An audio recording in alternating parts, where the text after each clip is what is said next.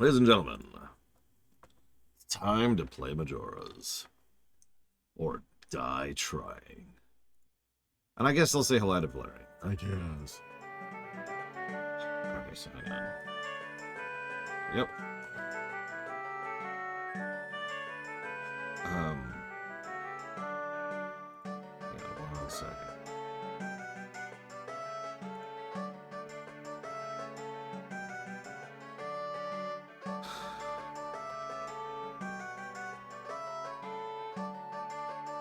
The what offshore Twitch account?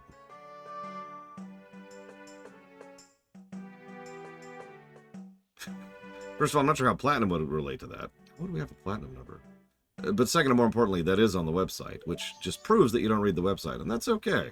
I don't blame you. Out loud, anyways. Secretly, though, I am filled with hatred towards you, so I should just be honest about that. It's like this infinite burning hatred thing. It's really quite unpleasant. Hold on. So... please. What am I doing? What am I doing? There is a heart piece we could try to get right now. But let's not waste our time with that. Let's try to do something else instead.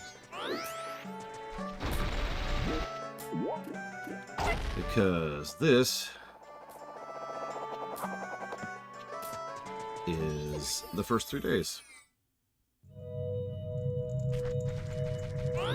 There's only so much we can do on the first 3 days. Oh, god damn it, I need 1 rupee. I need 1 rupee.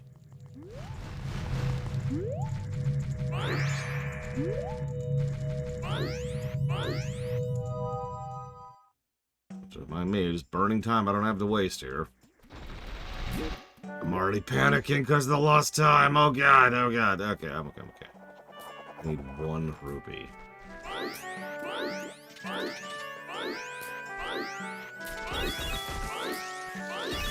In fairness, I should get as many as I can, because I'm probably going to fail this minigame.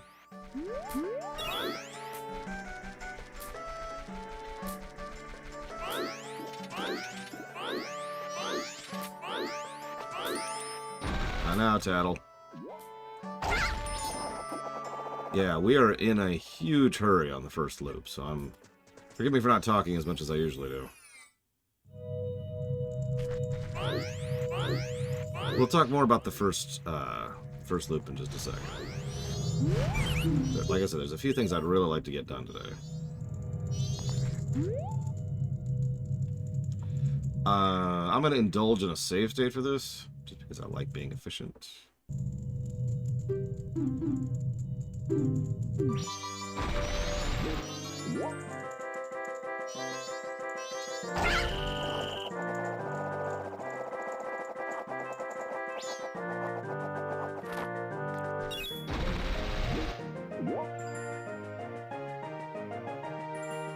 Sounds like a terrible, terrible idea, Valerian.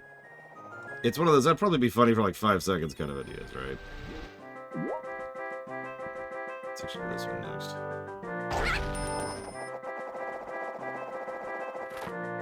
God, can you imagine doing this on the N64 version? Because I can. It'd just be insane. Only truly mad people would actually bother to do this on the N64. My God. Sorry, I'm mostly making fun of myself here, don't mind me. You gotta make fun of yourself, right?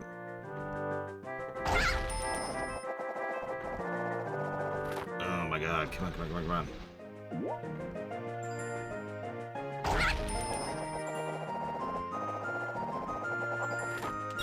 There we go. Okay, we're good, we're good. 1 of 3 down.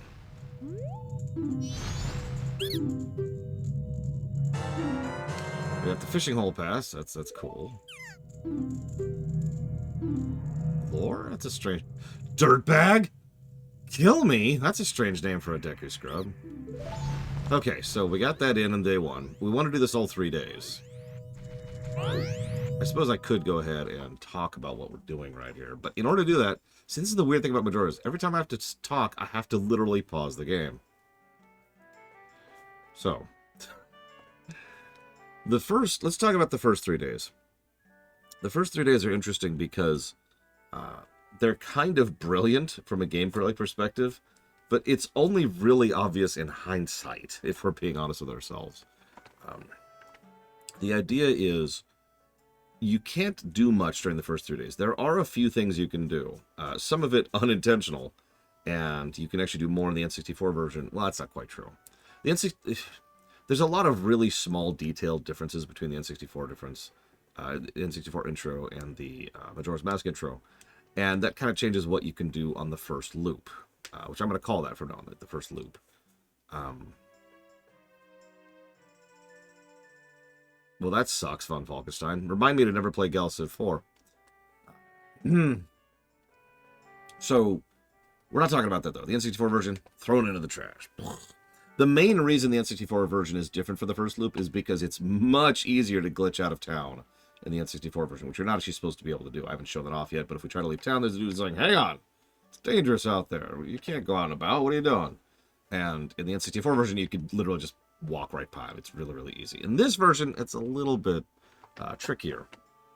Still possible, but there's also less stuff loaded out in the world during the first loop in the 3DS version. So there's quite literally less things you can do. But there are still a few things you can do. I knew it, Darkrai. So what you're saying is they really need to figure out those L's and R's. I don't know. How do they do the SNES? You know, sources disagree. This is one of those weird things for a game that's sped around this. Sources disagree on exactly what you can do on the first day, because it depends on how much you're willing to glitch the game, how much you're willing to completely crush the game into a tiny little ball in order to see what you can do. Now, having said all that, I do... Yeah, no, I know what I'm talking. Vetoed. Anyways, so... how much you do is kind of up to you, but let's be honest with ourselves. We're reviewing this game, and that means, well, I'm trying to show off as much as possible. We need to talk about what your experience is going to be the first time you actually play the game.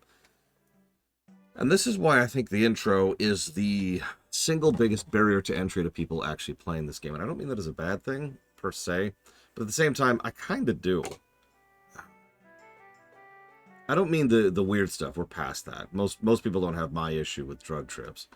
What I mean is we have 3 days where we kind of can't do anything and have no real direction to speak of. We have one quest thread we can follow, which, generally speaking, if you're following it even at a normal pace, you probably would have finished already.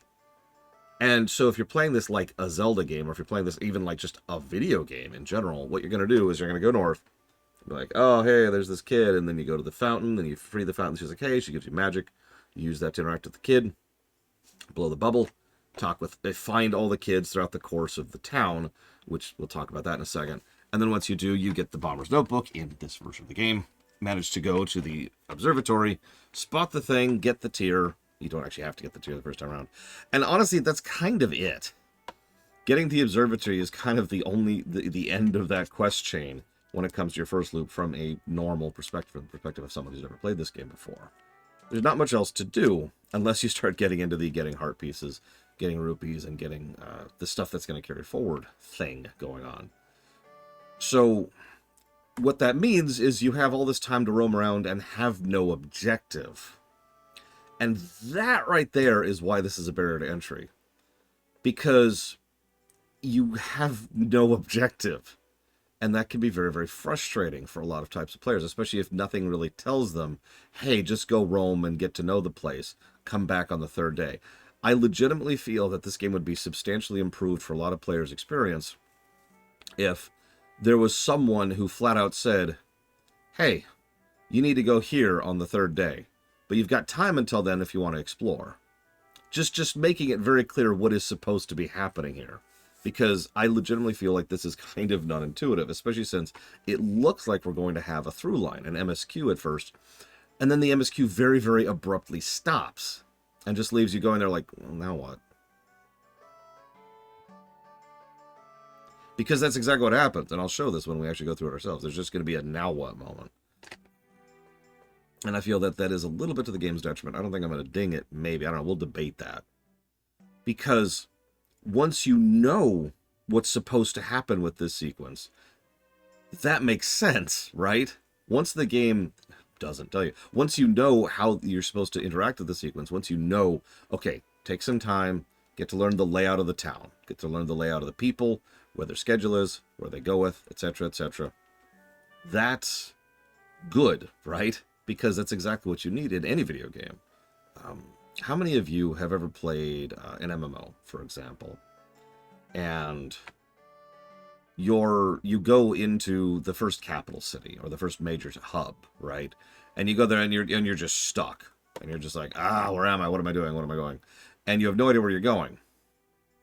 And then fast forward a few days or weeks or months or however, and by that point you go into town. It's like, I need to talk to this exact person, and you know exactly where they are, and you just beeline them because you actually spent the time and effort running around the town, learning where everyone is, and just kind of mentally mapping things out, right? You have memorized a general area. You may not have like a perfect mental map of the area, but you could generally think, oh yeah, that person's in like the cleft, right?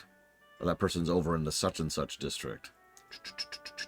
And it's the same thing with this place. The game wants you to take this time to learn the layout of Clocktown. Figure out where people are, figure out where objects are, figure out where interactions are, figure out where the various buildings are and the stuff you can do in them. And that's cool, and I'm with that if the game told you that. Instead, as Jesse's Mask says, the game basically just expects you to sit here and wait for the end with essentially nothing to do. Not a fan. Ugh. Hang on, I gotta read this Tingle thing. Let me scroll up here a little bit. Tingle represents, this is me reading from Jesse's Mask. Tingle represents the dangerous path Link is going down by chasing his lost childhood with the Navi hunt. He is running away from growing up, which is why it's perfect that he's stuck in the body of a child to the beginning of the game. Scroll down. He specifically says, you're a child with less freedom, and the pros and cons of different ages are a big theme in this game with Deku Child, Link Teens, or Adult, Grown Elder, which means you have lots of time to... Oh, I guess that's actually it, sorry. So, I guess I could see that, and it... Whoops, I didn't mean to hit that button. And it says, nope, pause. And it does mean... oh, that's actually interesting. It does mean that Tingle actually has a narrative purpose in this game. Enjoy that. It's the only time Tingle's actually had a narrative purpose in these freaking games. We've actually already met him a couple of times in some future 2D games, but screw him. Anyways. Okay, so we could try to get that, but we should probably go ahead and free the fairy first. We can also do that. We could try the Postman game. What time is it in game? It's almost 3. Unfortunately, I don't actually remember where the Postman is.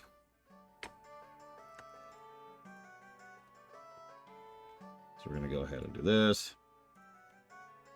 Oh yeah, one other thing. Sorry. Those of you who are new to me, hi. I don't believe in the concept of sacred cows. Hopefully that explains everything about my approach to reviewing. But I bring this up because of all of the Zelda games I've ever covered, there is only one that is treated as a sacred cow. It's this one. I have seen so much friction and so much resistance to any attempts at any kind of critique, criticism, or pushback against proposed changes, or alterations, or anything like whatsoever of any of the Zelda games, more so than this one. I just want to mention that because I'm not in that camp, for those of you who do not know me.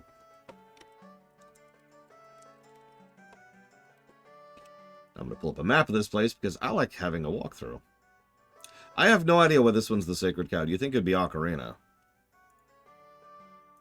But no. People are like, oh yeah, changes to Ocarina, do it, and it's awesome. And people don't mind criticizing Ocarina, even though, you know, they still hold it up as like a pinnacle. But this one, no. Okay, it looks like West Clocktown's where I want to go.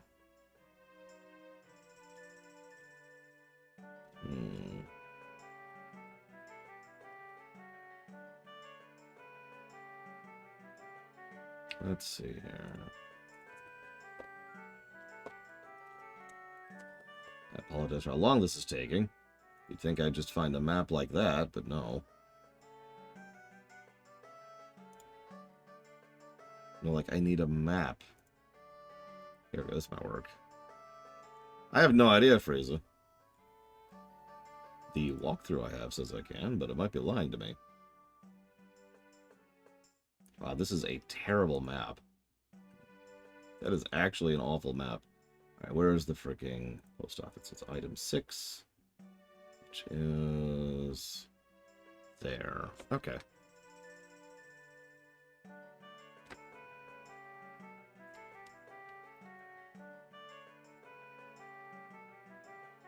I agree with half of what you said, Jesse's Mask. I do think later Zelda games hold your hand too much. Cough, cough, Skyward Sword. But it really is not that much to have a single line of dialogue that says, well, I guess we don't have anything to do but wait, why not explore the town? As you just said. That is one line of dialogue that is not particularly hand-holdy. I don't think that's asking too much.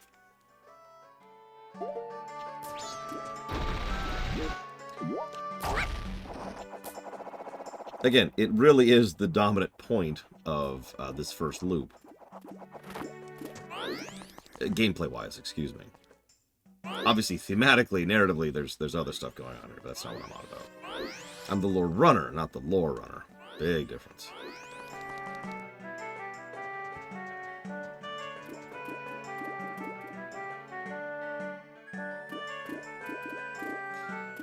I will also admit, and this is purely personally, I think it was to my personal benefit, that the first time I ever played this game, I sat down and I played it with a walkthrough.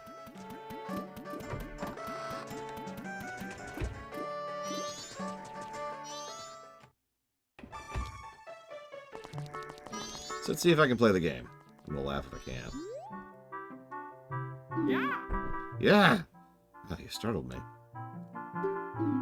Do not disrupt my training. In my mind, I'm running for exactly 10 seconds without looking at the clock.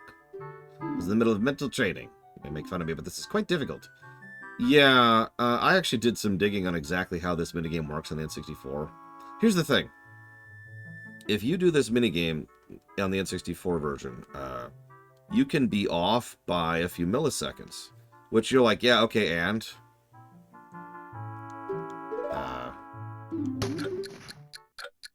there's a counter this time?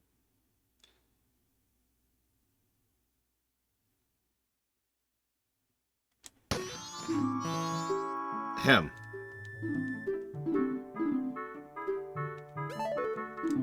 Hang on. Pause. That's not what I meant, Jesse Mass. The clock in the background.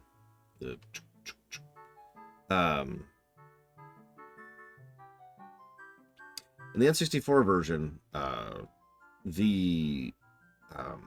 don't know if that was in the N64 version, the in the N64 version, the game runs at substantially less than 60 frames per second. And yet you can be off by a factor of like 0.0 something or 0.1 something, which doesn't quite line up because it literally cannot run that quickly. Like the cycles of the N64 don't run that quickly because the frame rate of what the game was capped at. And I was a little bit confused by that. I decided to look it up. It turns out if you manage to hit the input on the frame that is correct, there's a bit of RNG that goes on under the hood that determines whether or not you succeed or not. And that RNG can change even on the fly, even as you're doing it, but also you can seed it walking into the room. And I just think that's kind of cheap. That's all I wanted to talk about. It's what? Anyways, so here's what we're going to do. We're going to save state. Because, you know, I don't want to waste rupees here. I don't have a lot of rupees to waste. Yeah.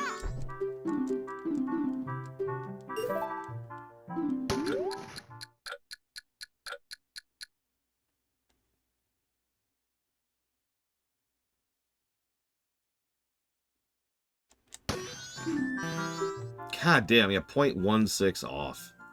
So, we are now going to load state.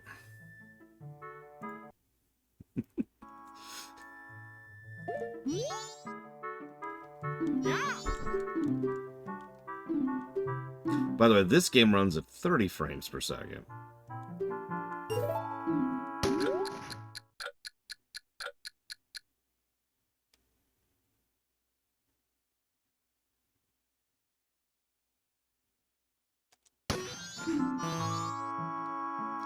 So, I disagree with that.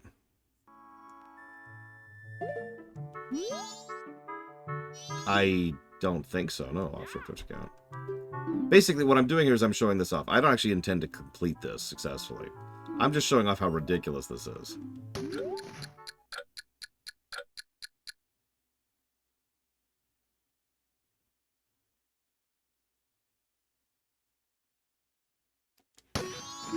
Look at that.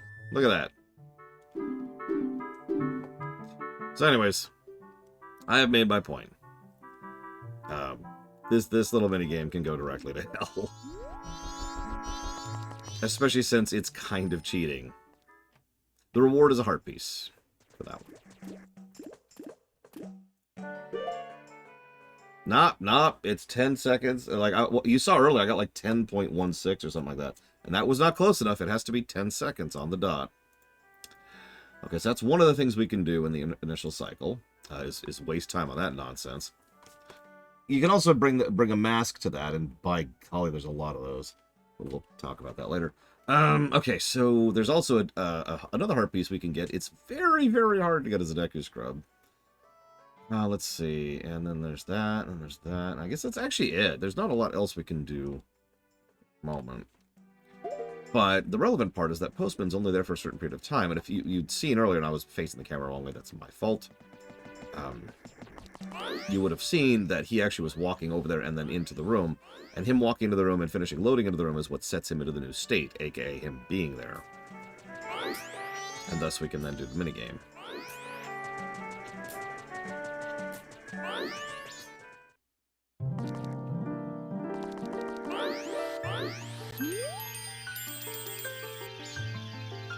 Oh no, what happened to the Great Fairy? No! Please hear my plea. I've been broken and shattered to pieces by the masked Skull Kid. Please find the one stray fairy in this town. Bring her to the fairy's fountain. But where is she?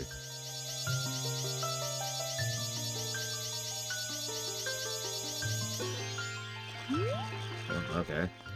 Find someone in town. Bit of a vague direction, but okay, we can work with that.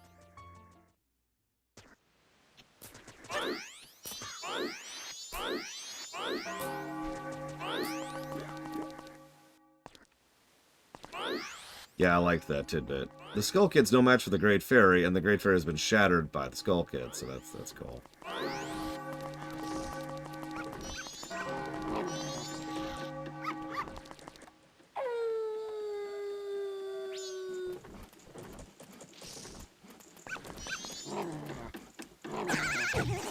Well, I have to find a fairy somewhere, and I kind of have to find a fairy to do anything else.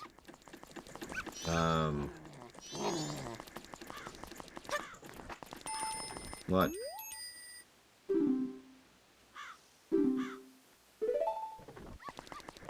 Not helpful. Sure, we'll try the lily pad. Okay, I'll look it up in a second. You know what? Yeah. So, anyway, so we're going to pause. Let's look it up. Let's see. I do actually have a traditional walkthrough here. Let's see. No, we haven't looked up yet. I'm actually deliberately... So, you could look up early, right? But I've noticed that most gamers have this tendency to not look up in general, right? So just hold on to that. Okay, so here we go. No, not the Bomber's Hat. This is before that. This is before that. Before that. Here we go.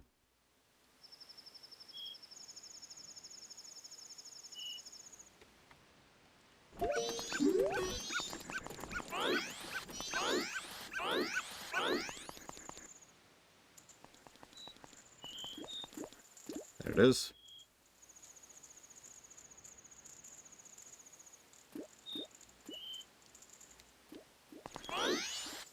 The only thing that could make the hint system even better than it already is if you could just pop it in a menu rather than having to go find a Sheikah Stone.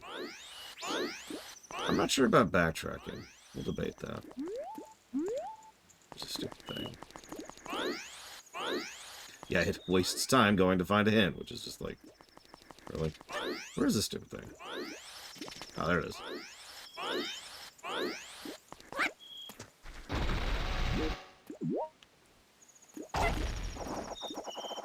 Come here, fairy piece.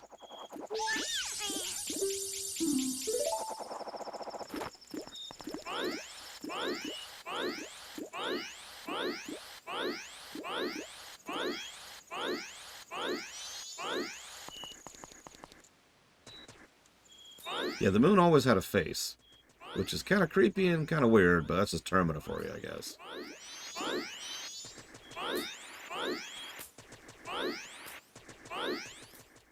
Hub design is something we talk about quite a bit when it comes to game design. So I don't know, offshore Twitch account.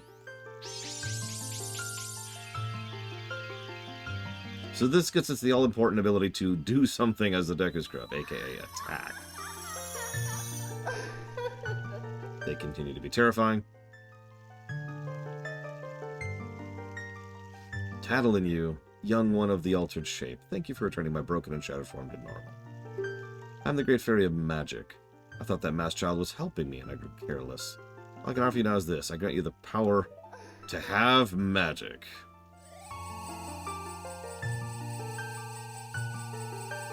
You got the bubbles. Time to play Bubble Bobble. So now we continue to have a bit of a quest objective thing here. Like I said, the MSQ, if you could call it that, is pretty solid up until it rather suddenly stops. The man who lives in the observatory outside town may know of Skull Kid's whereabouts. So there you go. There's your hint. Also come back when you've returned to your normal shape. That's the other thing she said. Now we have a magic bar, which means we can blow bubbles. I've always loved the root that pops out when you spin. So we pop out, and the first thing we see is this, which is both audibly and visibly gathering our attention. Yeah, this is some good guidance right here. He's been here making noises the whole time, and it's like, hey. And then you talk to him, he's like, hey, you the one who just popped that up there? Not bad for a Deku Scrub. We bombers have a hideout that leads to the observatory outside. Aha, and we already know we want to go there, right? You need a code to get in. Maybe I'll tell you what it is. But don't think you're getting away that easily. I can't just tell you what the code is. You have to pass my test first. You ready? Alright, line up, guys. The 5 of us will run and hide. So, this is the thing. Do I think the MSQ should have continued across the 3 days? It kind of does. As much as I mentioned that I wish the MSQ didn't just kind of abruptly end, really, my only complaint there is exactly what Jesse's Mask mockingly mentioned earlier. That I really wish at the end of the MSQ there was just a, well, nothing we can do, but wait, let's go explore. Just one line of dialogue indicating this is your time. Because, honestly, it is entirely feasible to spend the entirety of the 3 days just doing these few tiny little quests, right? Getting these 3... so... Finding the Raid Fairy, which has 2 locations, depending on if it's day or night. Going ahead and returning it, getting the ability to bubble, blowing the thing, talking to these guys, finding these 5 guys, and they're all over the place. They're not in every zone, but you get the point. There's several of these zones. Yeah, exactly, Jesse Best. You get my point. Basically, what I'm asking for is a fairly basic bit of programming. I forget what that's called. Someone who's a programmer. What's the term for that?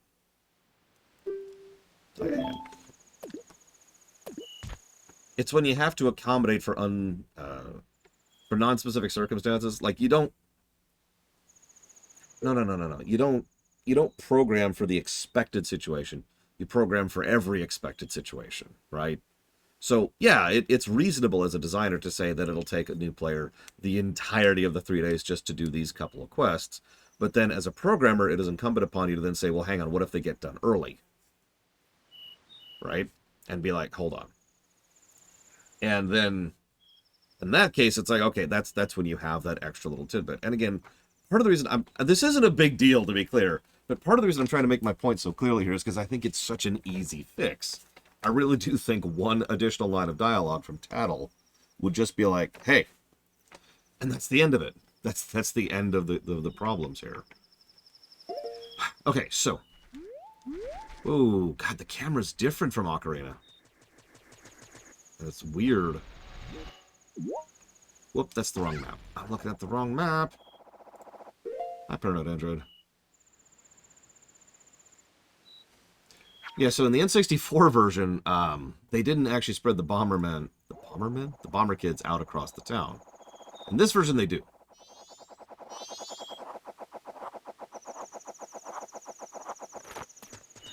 It is possible to get that heart piece as a Deku Scrub. It's actually pretty hard to do. I might not even bother. I'm not doing anything suspicious, really. Don't worry, I didn't poison you. Now have your peanut butter and jelly sandwich.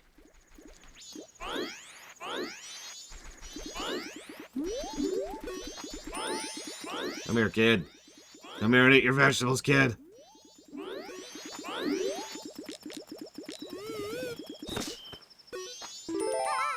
caught me. Now there's only 4 left. Yep.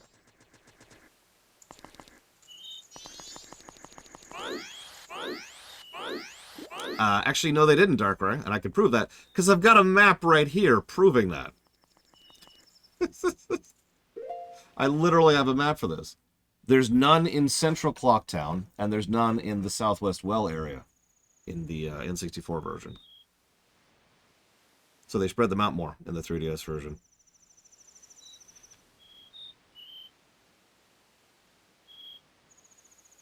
Oh, I do too. The audio design is so much better. I mean, what would you rather have? Yeah, sure, yeah, or the much better audio usage. Thank you, Samurai. Always appreciate. And if you want to put that up to 3, towards up to 3 future streams, please let me know.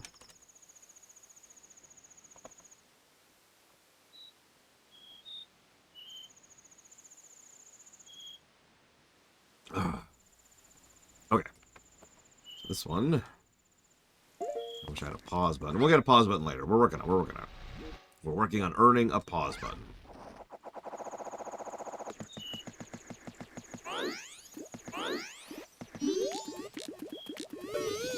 Wait, what? Die, monster. Okay. Next.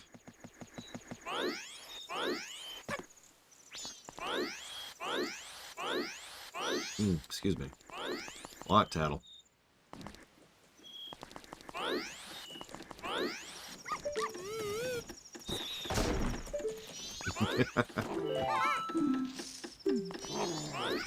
Playing fair is for losers. We're all winners here. I don't care how many times these people play Metal Gear Solid, it ain't ever gonna wake for them.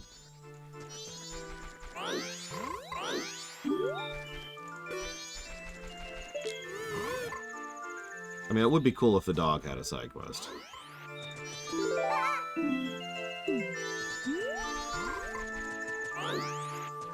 Still one of the better songs in the franchise.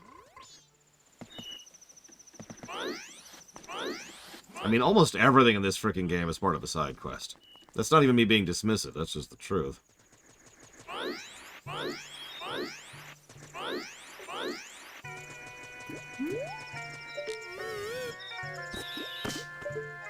There's even the dancing girls, they're part of a side quest. You're pretty good for a Deku scrub. If only he was human. Give you the original Bomber's Notebook, make you a member. What do you guys think? No way. No scrubs. Well, that's racist.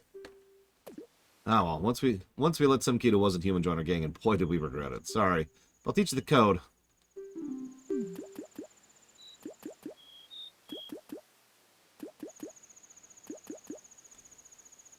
One 14253, and I'm gonna write that down. You really should write that down. 14253. You can just do the quest again, but I mean, honestly, we're going to be using this code a lot. Okay, so Samurai put it towards the FF Pixel remasters. FF audit run. And Dealer's Choice. You got it. Thank you again. Wait, seriously, Don? I've never seen that happen. I forget how the notebook logs it. But yes, the notebook will have the password in it. Once we get it, which if you're paying attention, we don't have it yet. That's why I wanted to make sure I wrote that down. Just in case. Just in case. In the N64 version, screw you. If there's one thing that I love most about the Majora's Mask version, it's the new save and fast travel. But if there's a second thing I love about the Majora's Mask version, it's the controls. But if there's a third thing I love about the Majora's Mask version, it's the notebook. I think the Bomber's Notebook is probably the single biggest, like, objectively biggest improvement to the game from a gameplay perspective. So that was the code that I just got, which I wrote down, of course. 14253. 14253.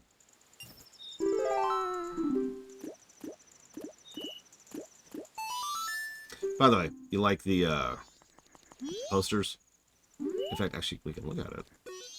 The Indie Go-Go's, the Zora band that's revived the deep sea sound with famous song with its famous song will be playing at the Carnival of Time. Contact Madame Aroma regarding performance and details.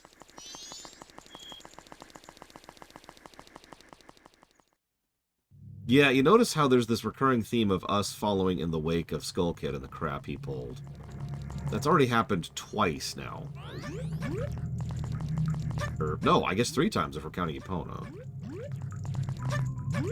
So, good tutorial section immediately there. Teaches us how we can interact with water as a Deku Scrub, and that's going to be very important when we get to the first dungeon. So a nice, good... It's more of that good tutorialization that Zelda's so good at.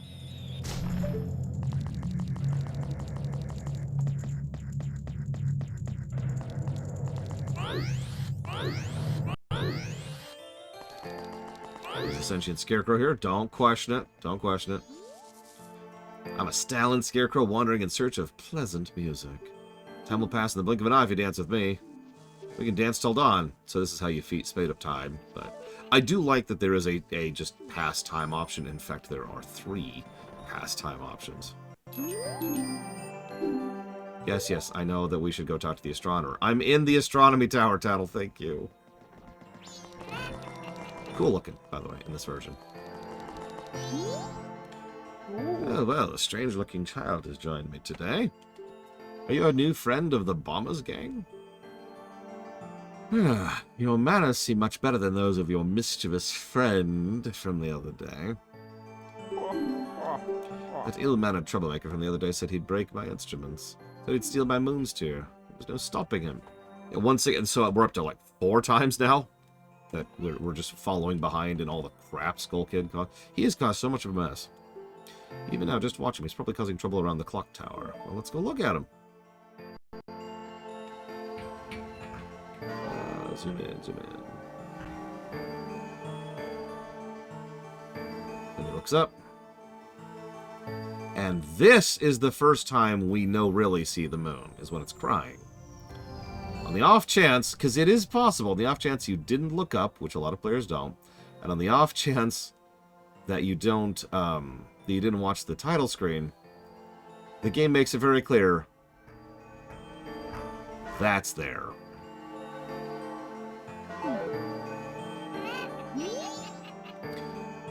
That loud noise, what was that? Perhaps another moon's tears falling around. Go through that door and look outside. But I wonder if how that troublemaker got on top of the clock tower. The only way up there is through the clock door, and that only opens on the eve of the carnival. And that's the end of the MSQ, by the way. Like right there. Oh, God damn it. Seconds. Seconds.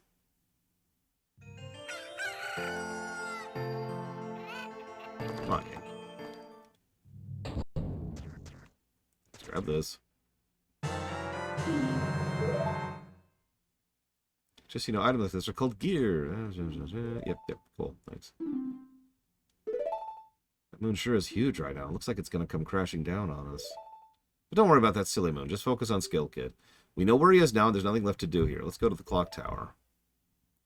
Right there. Right there would be the perfect place to put that line you mentioned, Jesse's Mask. Instead, the line seems to indicate, just go ahead and head back to town and get to the clock tower. But the guy already said we can't open until the 3rd day, and you can see why it's just kind of like, It's a bit of a strangeness, and you can see why I do take an issue with this. It's not the worst thing in the universe, as I had this whole speech yesterday. Oh, by the way, I like how the Bombers hideout just has a bunch of drawings they've chalked into the walls and floor. Anyways, it's not the end of the world. 1 negative is not 15 negatives, not 30 negatives. But I do think this is something that could and arguably should be improved. What? Let's go ask around the clock tower. Maybe we'll learn something.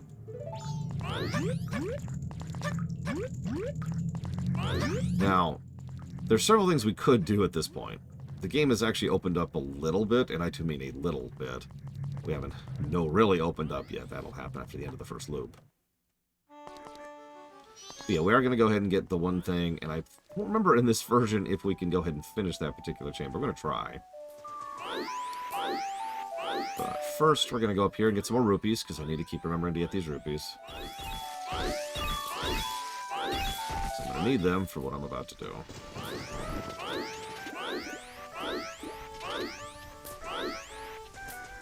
do actually want to finish this little mini game.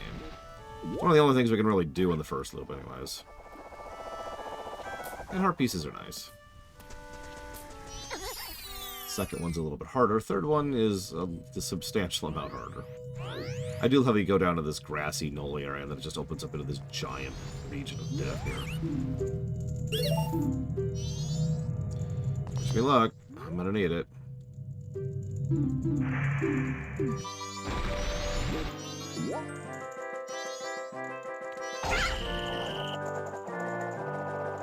I'm not gonna make that. Oh, yep, no. Oh, Jesus Christ, that was terrible. Right, we're gonna immediately give up on this forever. We'll run out of rupees. I mean, we've got 12 left, but let's just leave. We'll go do something else first.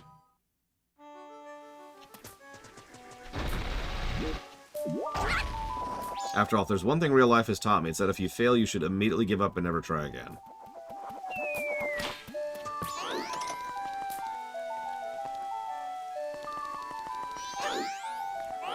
Hello there. That's the other thing. You can get the Giant's Wallet, which is actually a pretty good usage of your time with this one. Hi! I've already sold out my wares, and the carnival hasn't even begun. Thinking of closing up shop so I can buy a gift for my wife and return her to her in my village. I've heard a stone called a moon's tear shines brighter than any other in the land.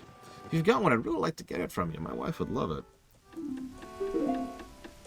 Ah, sure. Here you go, buddy. That stone, you must hand it to me in exchange. I'll give you the spot. Now I have the perfect souvenir for my wife. She hasn't set eyes on a jewel or strange sparkling stone like this in a very, very long time. The title deed should be in high demand amongst Dicka scribs, but you already know that. You don't need it anymore. You can always sell it.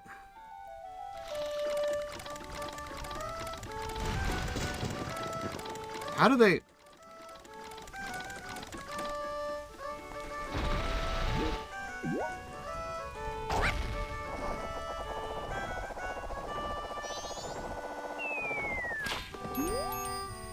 Yep.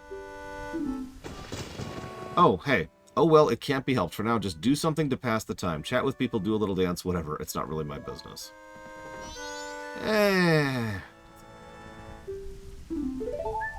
I still think that's not as clear as it could be, but I'll be willing to be talked down from a negative for that line right there.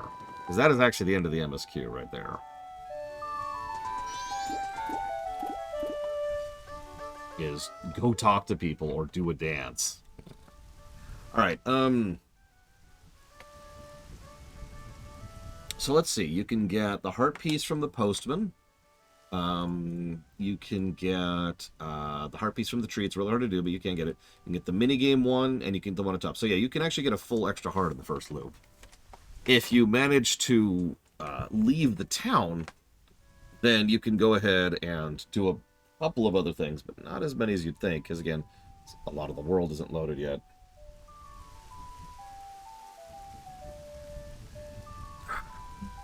Okay.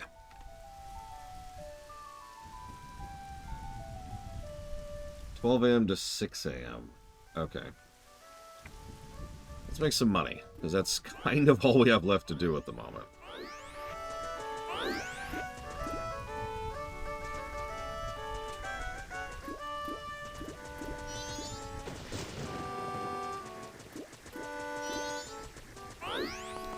We'll have to show it off at least once, Doom Rider. That's true, it does, Bionic Punk. You can still see... Hang on. No, game. You can still see, like, some of the general biomes around there in the upper... Excuse me, screen. My goodness. Let's see, where can I get some rupees?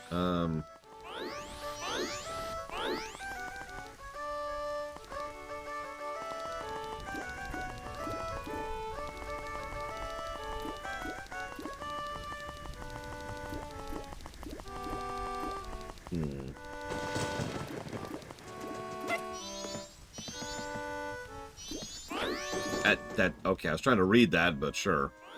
Not what I was going for.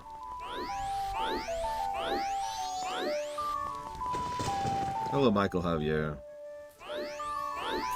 Well, we can try to get this heart piece. We're not going to succeed at it. I don't think I've ever gotten this heart piece before coming back as a small child.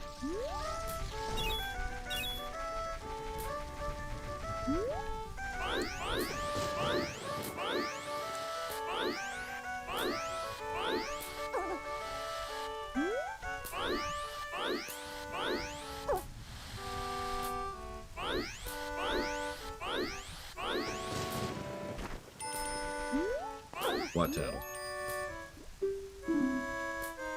Yeah, that's the exact same thing you just said, Tattle. Thank you for repeating yourself. I'm ready, Michael Javier. I'm ready.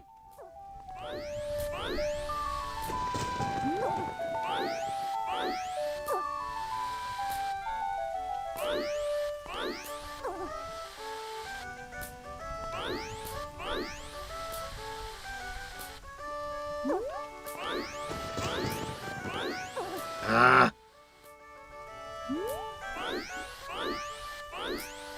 Like I said, I've never actually gotten this as a Deku Scrub.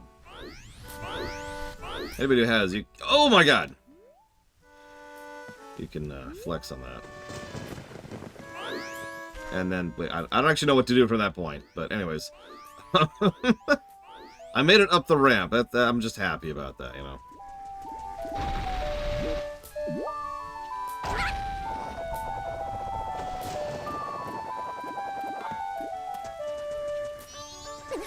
Let's go try this again.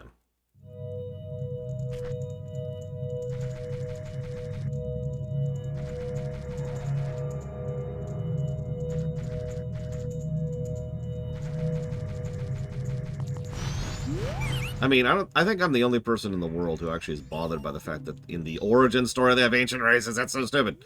Sorry. Hi. Nothing matters. Everything is prohibited.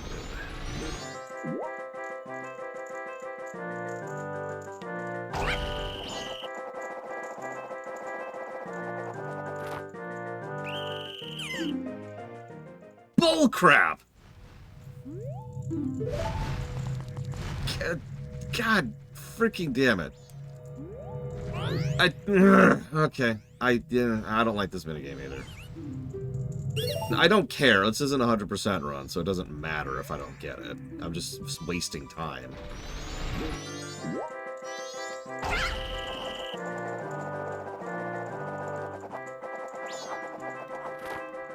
Oh my god. Okay.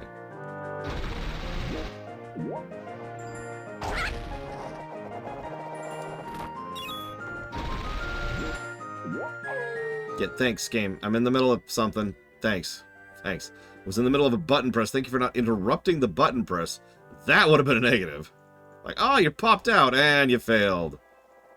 Because, you know, that would have sucked. So thank you for having some good programming. I appreciate it.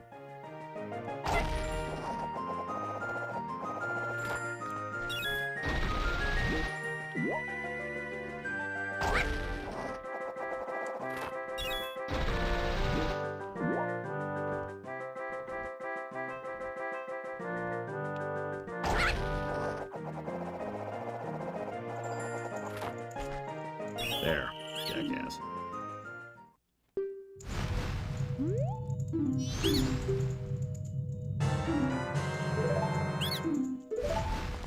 Okay. So now we just wait until it's midnight. We don't have much to do right now. Weirdly enough.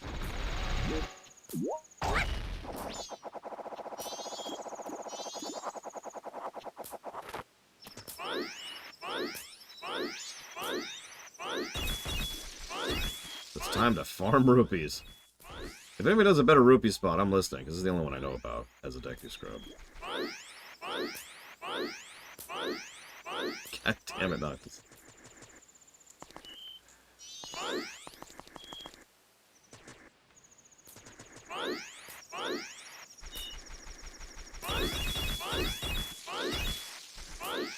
So why are the bushes scuttling? God, this whole realm is just so weird. We need to just burn Termina to the ground. It's too weird to be allowed to exist. We need, like, nice, gray, boring, wallpaper paste sludge in our video games. I mean, in our settings.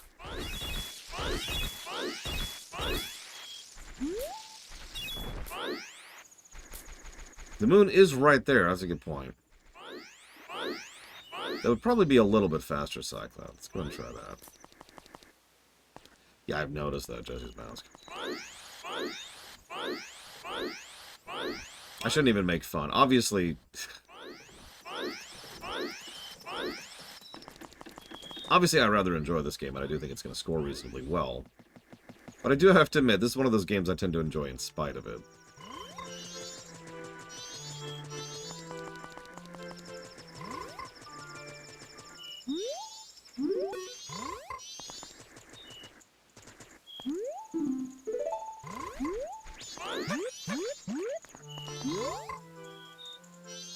They're taunting me. They're right there and they're taunting me. By the bench, by the bench. Oh, there it is. I didn't even see that.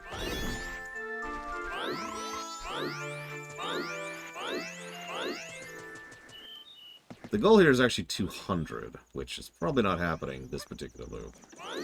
I've wasted too many rupees. Go around, man, I freaking love this town. Who's that frickin' guy? What's his thing and why?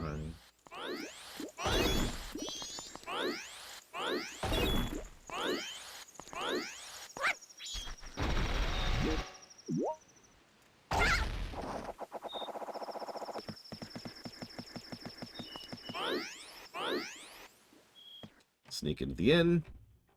Now we just need to find the toilet. Let's see, where's the toilet?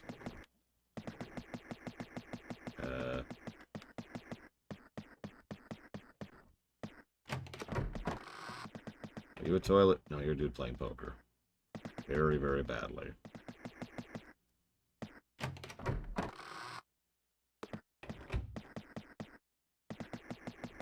Okay, so now I'm saying having one person saying upstairs and one person saying downstairs.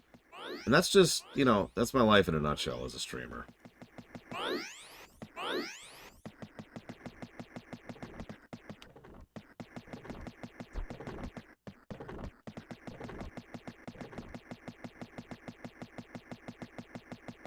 It's also helpful for remembering the layout.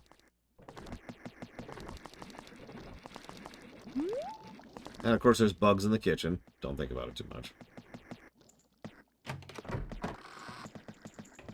No, no, no, no, no, no, no, no, no, no, no, no.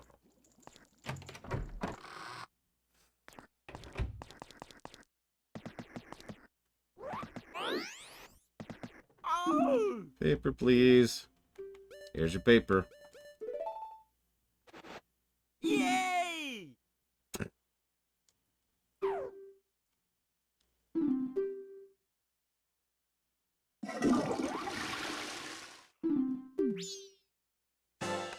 How did that fall down there? What is that person? Is that a person? Like, in Skyward, it was pretty clear it was a ghost, right?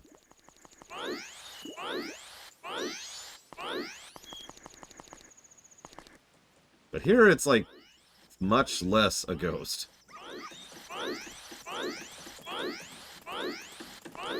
Yeah, there was also a flushing noise in a pit toilet.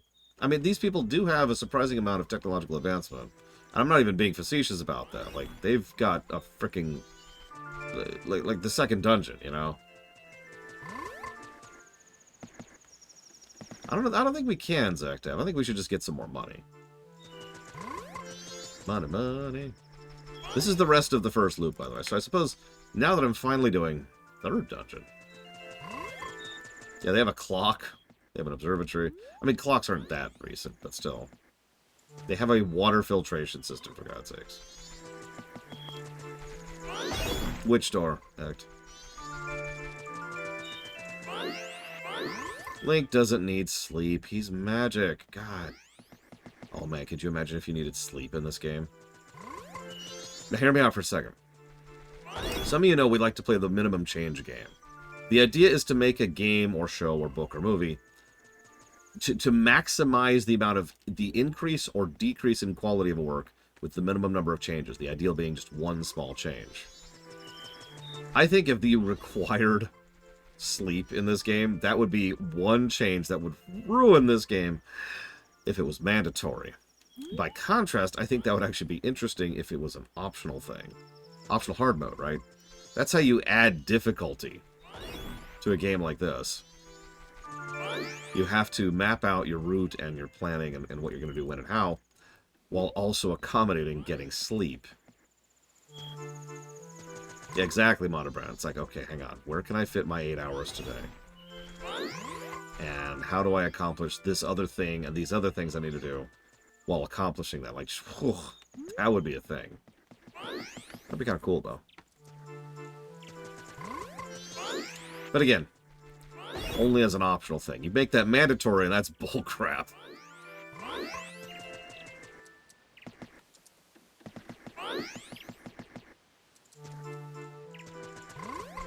You can also make sleeping a mechanic to pass time, although we do have Granny for that.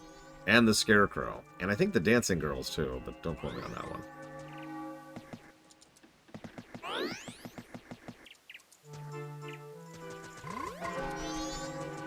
We'll do one more, and then we'll go make our bank account. Oh, no, we can do another one. We can do another one. See if we can get this in 5 seconds. Nope. That was 3. Dawn of the final day. I mean, let's be honest. If there's one thing that most human beings would do, if they found out they had 3 days left to live, it would be farm money. Because that's the stupidest goddamn thing they could be doing.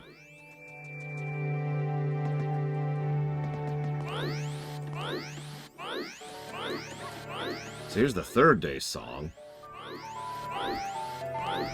Definitely getting a little bit more on the hectic side. Hello. Nowadays, even if people have money, they don't have deposit any. Nothing. Nothing! So for a little time, I'll give you a special gift based on how much you deposit. 200 rupees, huh? Well, I'd like to deposit.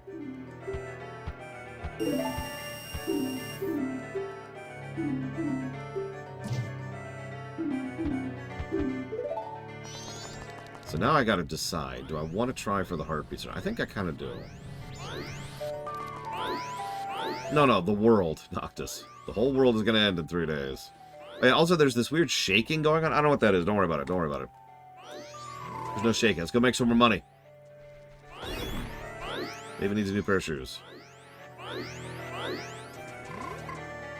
Yes, this is a way to save your money across resets.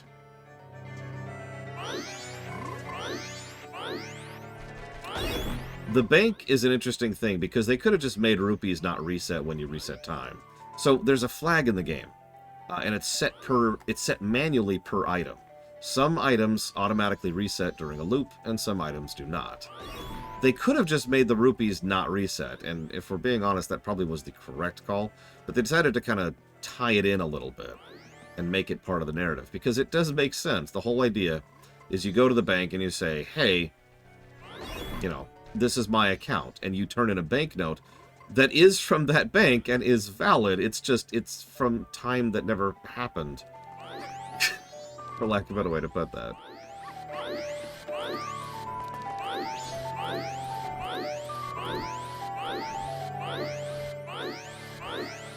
So, what you're effectively doing is you're running the bank bankrupt.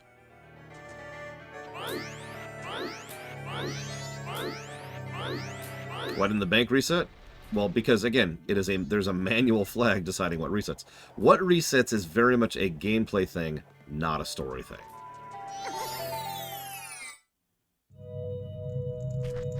Yeah, no, we're committing mass fraud. It's actually hysterical. Alright, let's go ahead and try this. Let's do the 3rd one. See if we can get our heartbeats.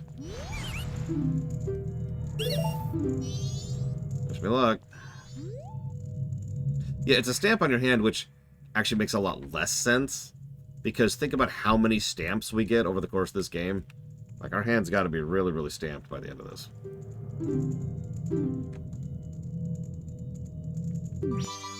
So that makes even less sense. Okay. I think I was a little bit too slow there. Oh, that was close.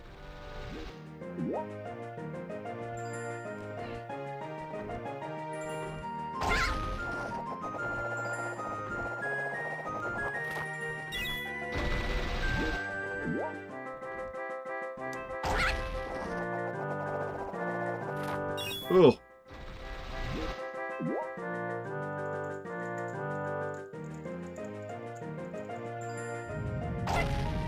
Yeah, I will admit, one of the few polishing past things I would probably do in this game, and I don't know which specifics, so don't ask me, is I'd probably take a good hard look at what resets and what doesn't. Most of the stuff that resets makes perfect sense. But I do think some of the things that reset were kind of a weird choice. And again, money is a perfect example of that. Even though they have a method to bypass it, there's kind of no real reason to reset money because there's a method to bypass it. All it does is serve as a bit of a time tax. Sorry, I should have read that loud. He says, wow, you're a real pro at this game. We don't like pros. Go away and don't come back. And he gives us a piece of a heart. Such a youthful face. We really were dealing with a fierce competitor. Okay, sorry, buddy. Ah, it's Lore. Hide. It's Dirtbag. Yeah, thankfully heart pieces do not reset, which is why I don't mind getting these. I mean, that is kind of the casino rule. This is actually a real thing. If you win a bunch in a casino, they will investigate you thoroughly to make sure you're not cheating. And assuming you are not cheating, they will say, thank you for coming by. Here's your winnings. Please don't come back. This is a real thing, at least in Vegas. The first time they were very respectful about it. If you decide to come back, they will actually then exercise their right to ban you from the premises.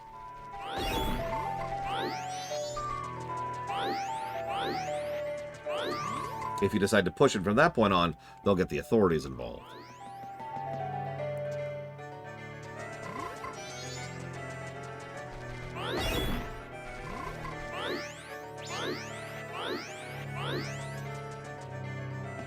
Yeah, cheaters don't like being cheated.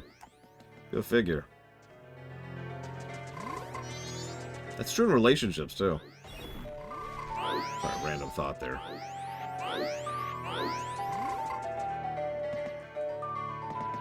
I mean, I do like violently murdering casinos. The people who run the casinos, obviously. I think we can make it. I think we can make it.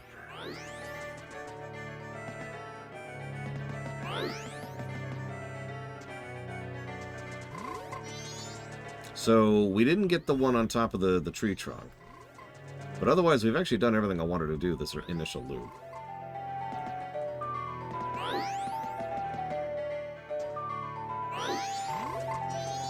So...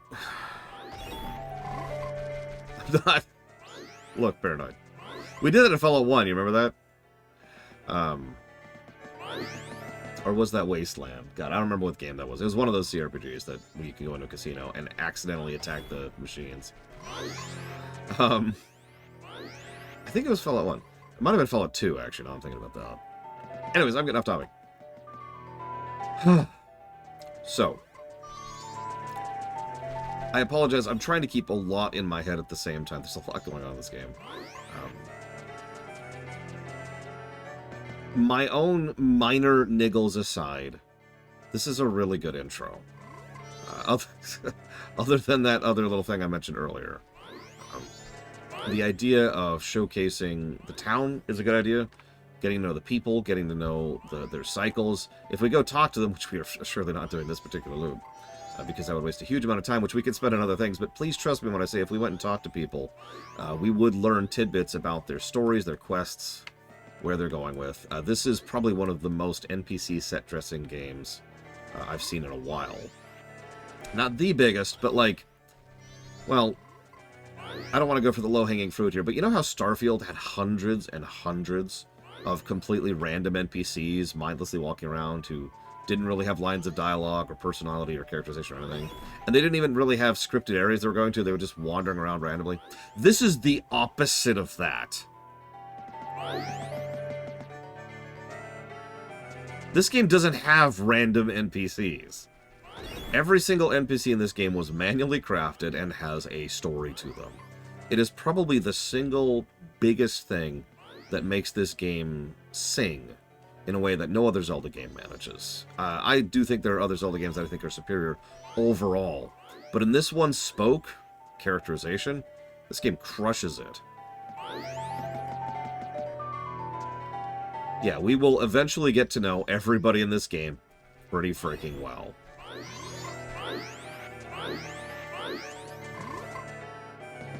So, that's awesome.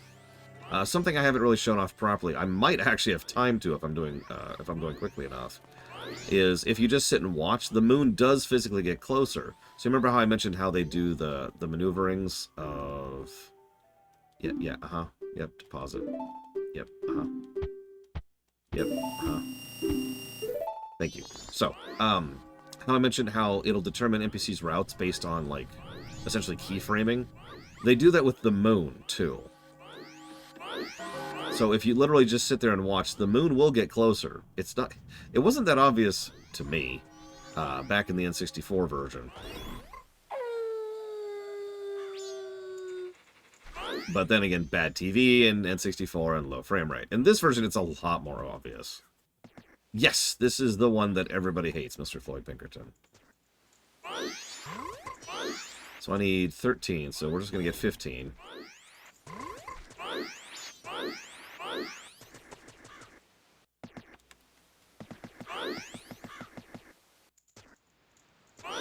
I mean, it's not like I can do much until then, a noble thing.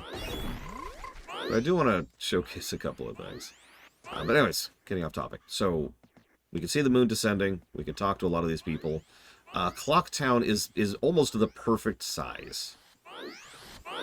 Like, it's the 5 zones. Each one is dense. And very, very few of them are wasted. Like, there's very, very little wasted space here. So there's our big wallet. That's almost everything I wanted to do. Yeah, it's not a pain to traverse. There's a good flow and layout to it. And, again, no wasted space to speak of.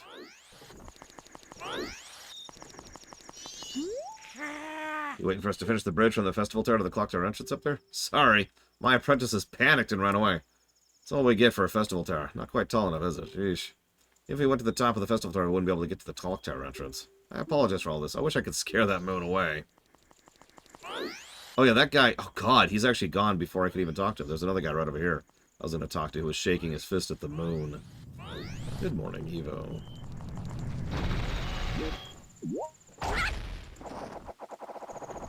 Turning up here for no reason.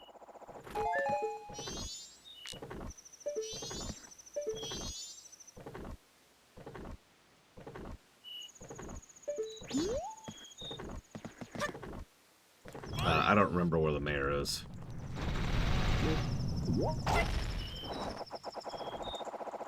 I forgot this chest was even here, honestly. What's in it?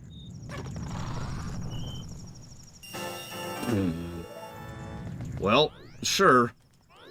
I need to make a deposit.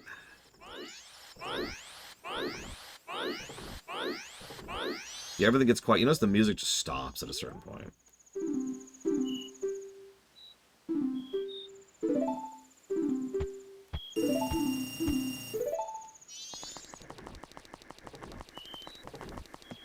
Gotta hit the bank before the world ends.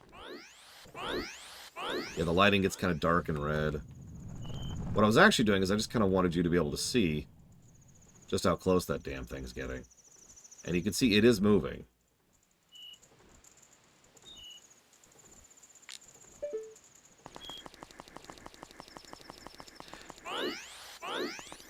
So where's the mayor? Building with the moon decoration above it.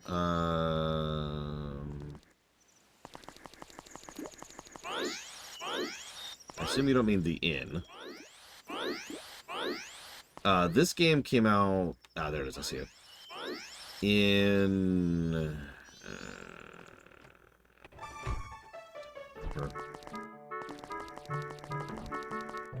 2013? No, it doesn't sound right.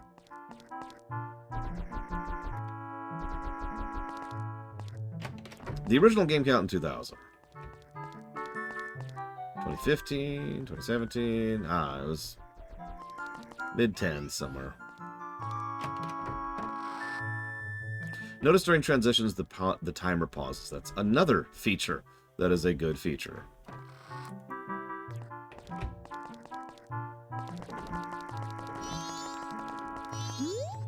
Captain Vissen, the mayor's orders are absolute.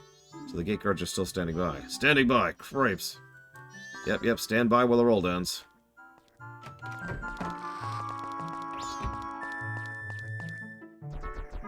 There's the mayor. I tell you, it's hard to figure out which way things will go. See, because Muto said he would call my wife, the carnival is on. Oh, okay, that's weird. Hey, you know you're about to die, right? I just want you to be aware of that.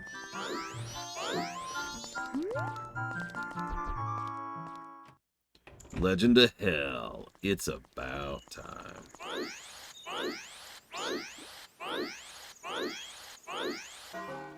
There it is.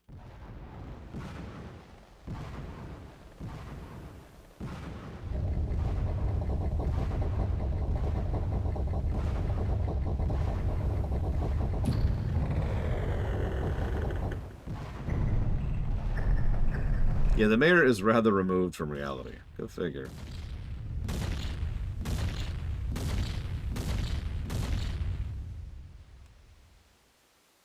Because they're all going to die. Which I figure you would like, you know. And there's our new timer. And our new music. Still hanging around? Wait a minute, you're not lost, are you? Is that you just a dopey and confused? Is that your normal face? I'm just kidding. There's a strange man selling maps, blah, blah. Okay, so he didn't say anything new. This is what we call the final hours. Just, God, listen to this music.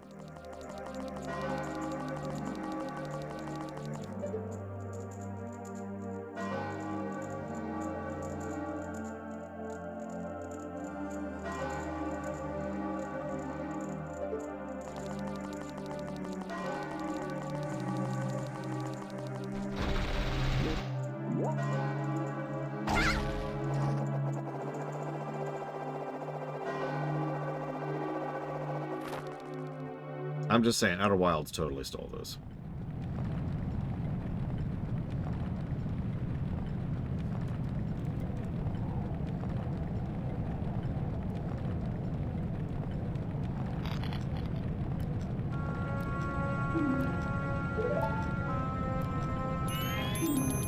What's this? I tell you, we've been looking for you two. Hey, Skull Kid. What do you think about that mask you're wearing now? Come on. You listening? Real? No. Swamp, mountain, ocean, canyon. Hurry, the four who are there. Bring them here. Plonk! Don't speak out of line. Stupid fairy. Oh, what are you doing to my brother? Skull Kid, do you still think you're our friend after that? Well, whatever. Even if they were to come now, they wouldn't be able to handle me. Let's look above you. If it's something that can be stopped, then just try to stop it.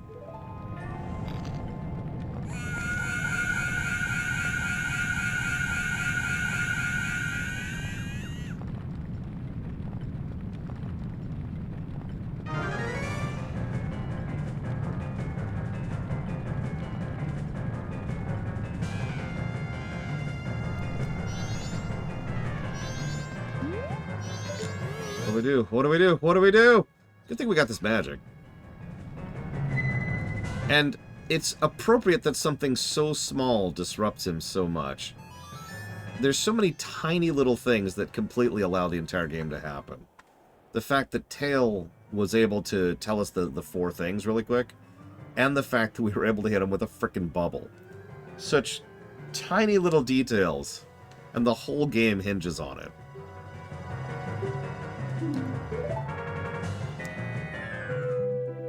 Meanwhile, in Zelda's only appearance in this game. Already leaving this land of Hyrule, aren't you?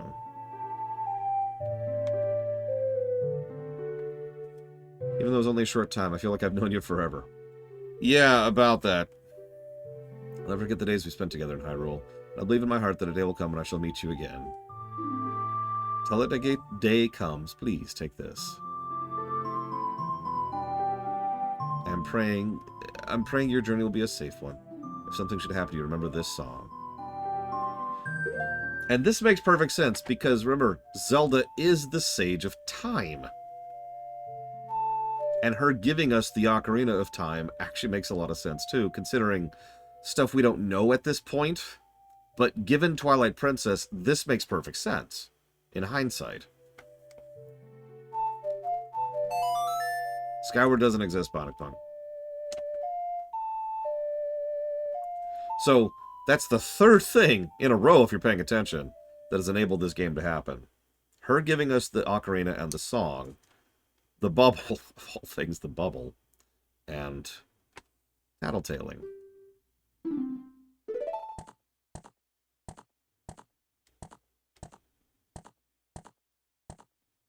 And now we have our premise.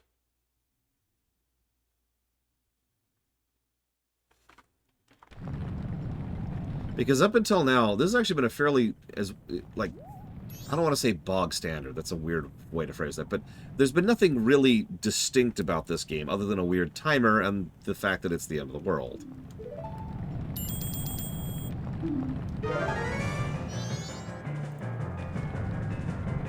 Huh? When did you... Don't think about it. Don't think about it.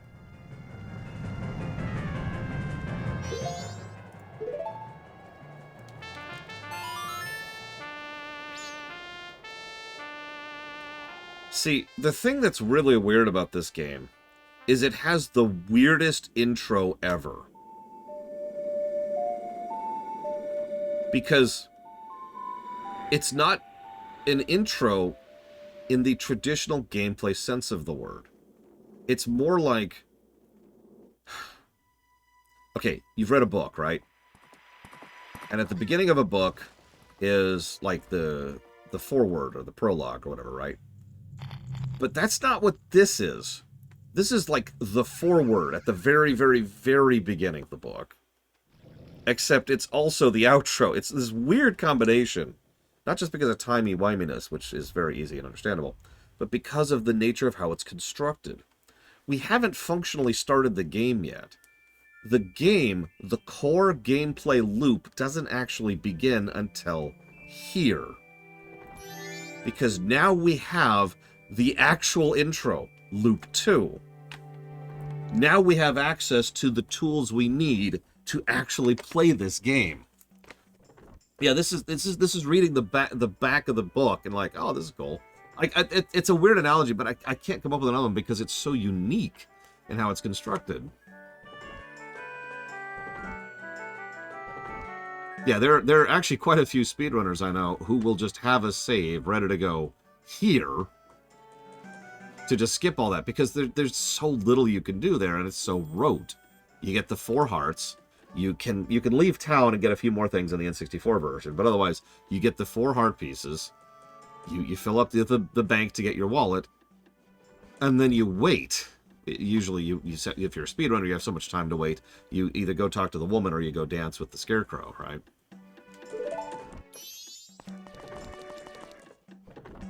And there's the moon, much higher up. What do you do? What are you, anyway? I love that question. Not who are you, what are you? That song you played, that instrument. Instrument? Wait, your instrument! The masked salesman said if you got back your precious thing that was stolen from you, he could return you to normal. Did you completely forget or what? I mean, Outer Wilds did come out a long time after this game. So I don't know if that's 100% fair, but I get your point. Okay, so... right. No, actually, sorry. Let's go do this really quick. Oh, that's actually news to me, Frieza. Link is currently cursed to being a Deku scrub. We'll talk about that in just a second. Were you able to recover your precious item? Yes! Good! Good! Yeah. Oh, you got it! You got it! You got it! You got it! Then listen to me. Yeah, sure thing, Miyamoto. Please play this song I'm about to perform and remember it well. The Song of Healing.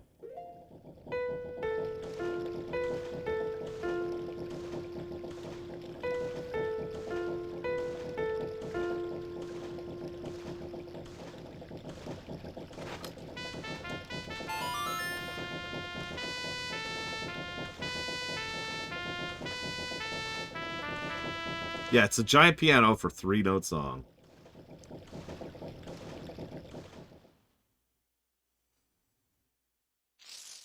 I remember some people back in the... Everyone knows this nowadays, but some people back there were confused why the Song of Healing manages to make it so that you can interact with some of these masks. But it makes so much sense. Remember, that was a person whose soul was ripped out of them, killing them, And that soul was then used to curse you.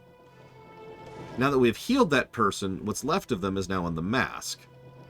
Oh, and by the way, yeah, we're healing their soul, quite literally, and that enables them to go from being a curse, well, to being a mask, which has a lot of implications in this setting.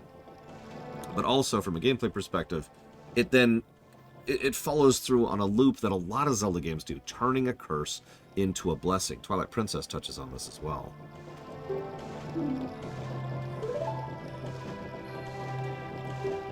Fear not, the magic has been sealed inside the mask. When you wear it, you'll transform into the shape you were, and when you remove it, you'll return to normal. So now we have the form of the Deku. That's one of the other major gameplay mechanics of the game. The masks actually change our forms, which change how we play the game. Much more so than young Link or old Link, each of these plays very substantially differently. I fulfill my promise to you. Please give me that which you promised me. This is when Miyamoto freaks out. Don't tell me. My mask.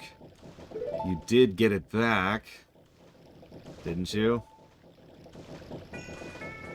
What have you done to me? Miyamoto? Miyamoto.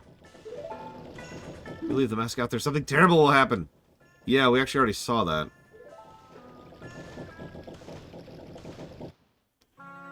Miyamoto trying... This is Miyamoto interacting with someone who insists a story should be in these games.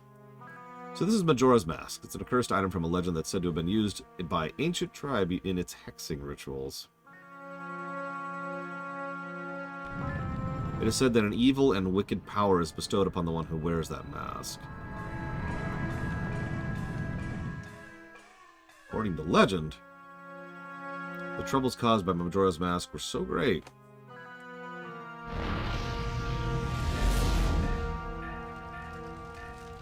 and the ancient ones, fearing such catastrophe, shield the mask in a shadow forever, preventing its misuse, which is why you had it. But now that tribe from legend has vanished, and no one really knows the true nature of the mask's power. But I feel it. I went to great lengths to get that legendary mask. Why? And when I finally had it, I could sense the doom of a dark omen brewing. It was that unwelcome feeling that makes your hair stand on end. And now the imp has it. I'm begging you, you must get that mask quickly or something horrible will happen. Again, yeah. I'm begging you, you must play this game, please. I'm certain you would tell me that. Oh, I nearly forgot. While you were gone, I found one of these. It happens to be one of those fancy notebooks. I have no use for things like this. Consider it a gift. I insist. No, really, take it. Use it now. Only good things can come of it.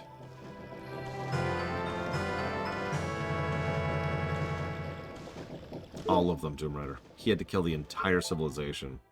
Whoa, we've already got quite a few entries, don't we? Look at that. You were right. It does enter the code automatically. Now, what events you see and schedules and blah, blah, blah. So this is our quest log. It is a good quest log. I'm confident you'll have no trouble handling the most urgent matter of the menacing mask. The fate of this land rests in your capable hands.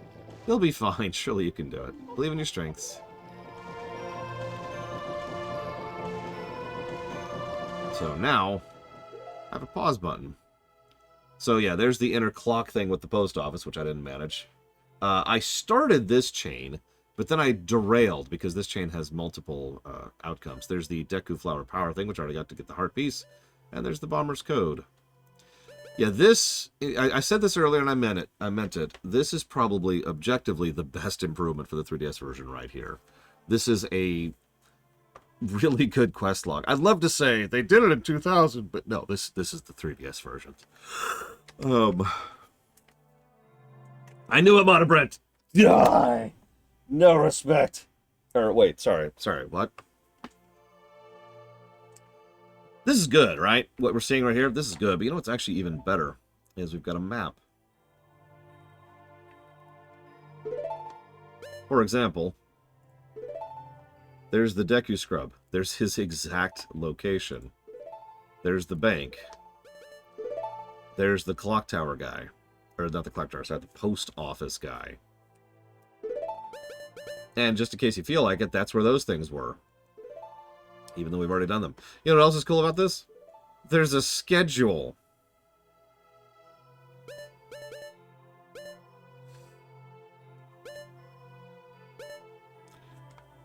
See? There, that event is from 3 to 12 on the first day, and then 5 to 12 on the second day. That's awesome.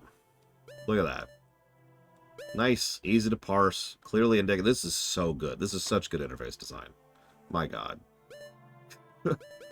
I know we haven't really seen that much of people yet, but this just positives. This is one of those weird situations where I have to sit and think about how many positives this is going to be because it's so good. Anyways, I hope that answers your question, Evo.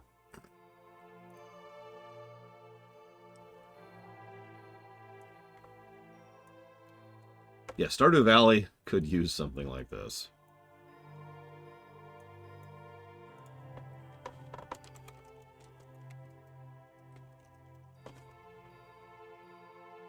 One moment, please. I'm curious of something.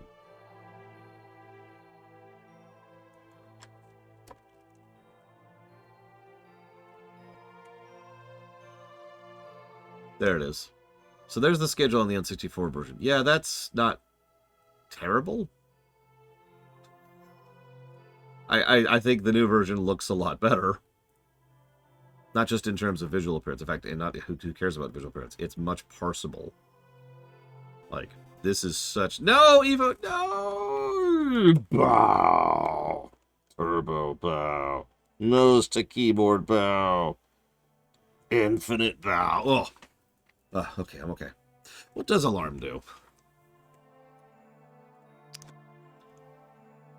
You can set an alarm with tattle. I don't think I even knew you could do that.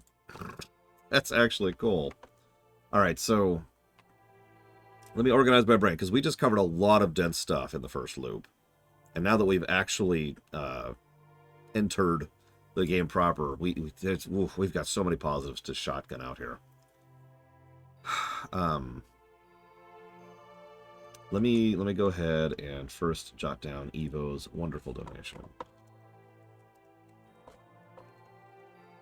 It's going towards Pathfinder, Author of the Righteous. Planescape, worst game ever.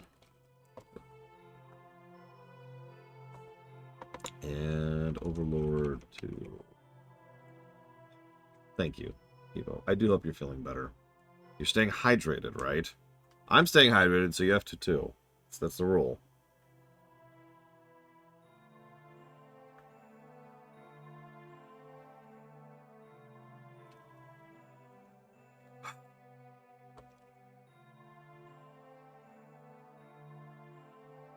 Yeah, the fact that the schedule shows which quests you've done and which ones you haven't on the schedule, which, by the way, is good cross-referencing. I know I talk about this all the time, but it always bears repeating.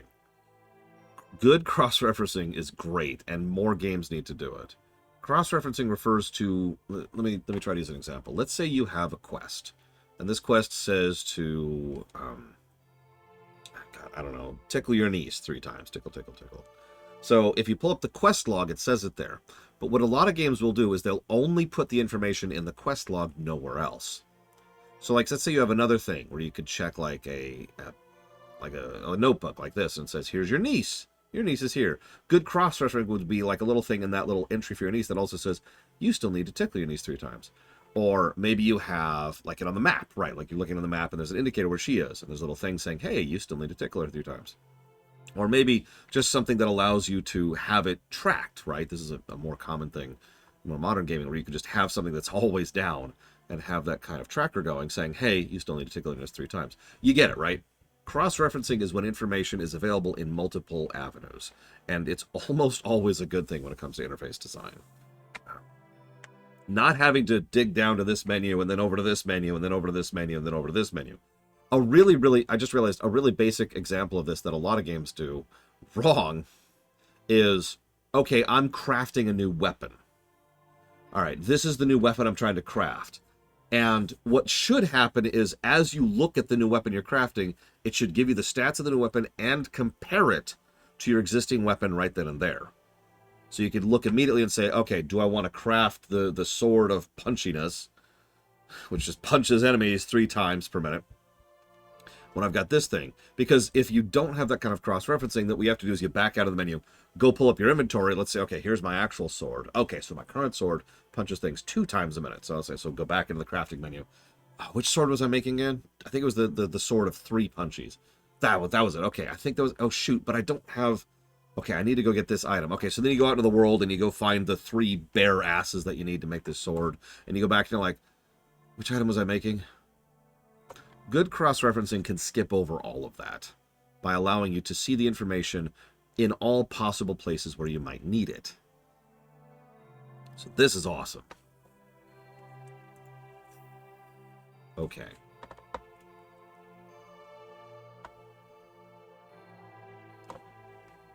It depends, Ect, but generally speaking, bad cross-referencing is the kind of thing, or absence of cross-referencing, is the kind of thing that I absolutely give negatives to interface design for. God, I have so much to jot down. Let me rewind my thoughts here for a second. See, the pressure's off. I can rewind time now. I can just let everyone die. Although I don't think the timer runs right now. I think the timer doesn't run while we're in here.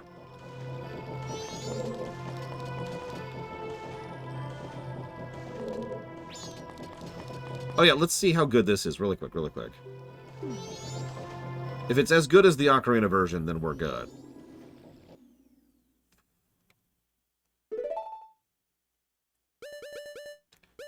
There's our MSQ for the first 3 days.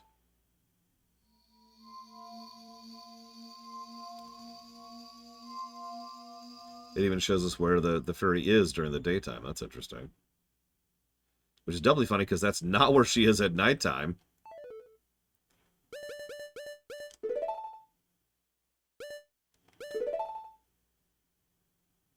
Oh, these are just pictures. That makes sense. I do appreciate these. I really do. There's no joke there. These are good stuff.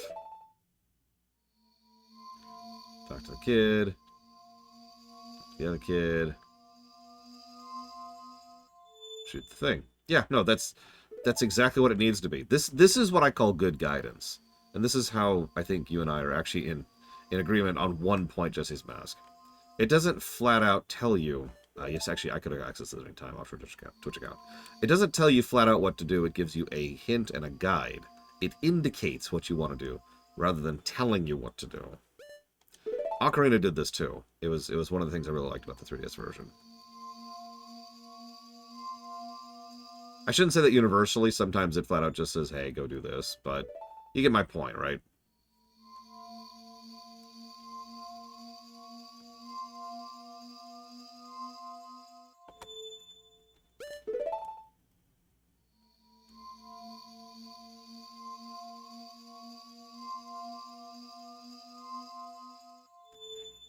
There we go. Anyways, just showing that off. We probably won't actually look at that again. But I do like that it's there quite a bit.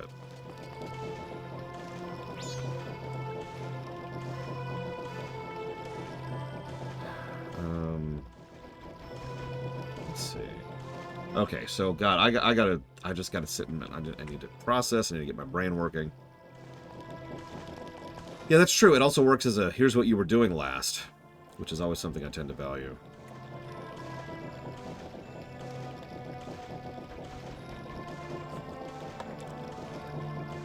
Kind of Jesse's Mask. They did a lot in that first day. It's kind of crazy. That first loop, excuse me. Day.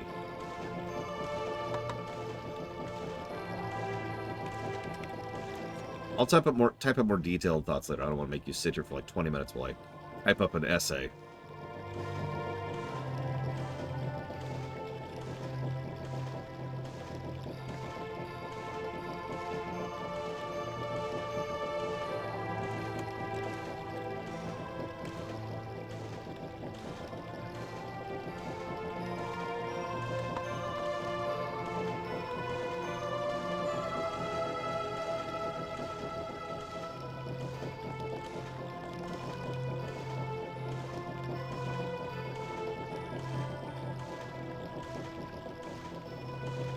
I mean, Majora will probably beat Ocarina in story. We all knew that. Elsewise, we'll see. They're both very good games, though. I wouldn't be surprised if this breaks the 200 marker. I wouldn't be surprised if it breaks the 300 marker.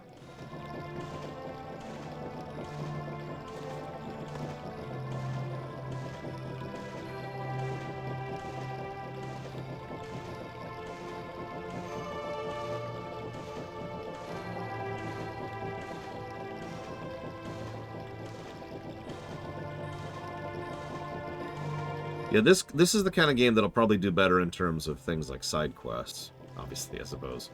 Whereas Ocarina just kind of crushed it on level design. Very few bad levels in Ocarina, not counting Master Quest. This is one of the biggest reasons why I think Twilight is going to crush everything. Name a bad dungeon in Twilight Princess. Good morning, Cool Noodles. I hope your day is going well. Am I a bigger fan of Master Quest or Hero Modes? Conceptually, I'm more in favor of Master Quest. I just haven't liked either of the two that exist so far, because they're both bullcrap.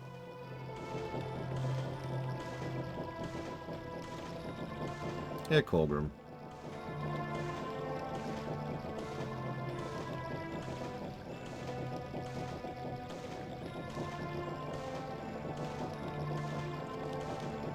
I mean, I anticipate that the fourth dungeon, which I can't think of the name right now, the tower, is going to score pretty well.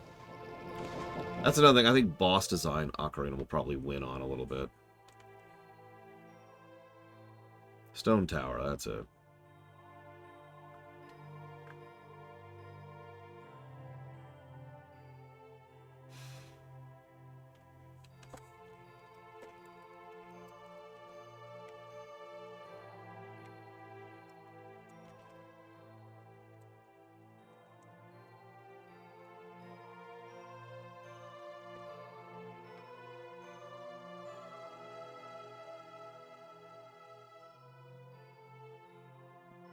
I mean, no, Cool Noodles.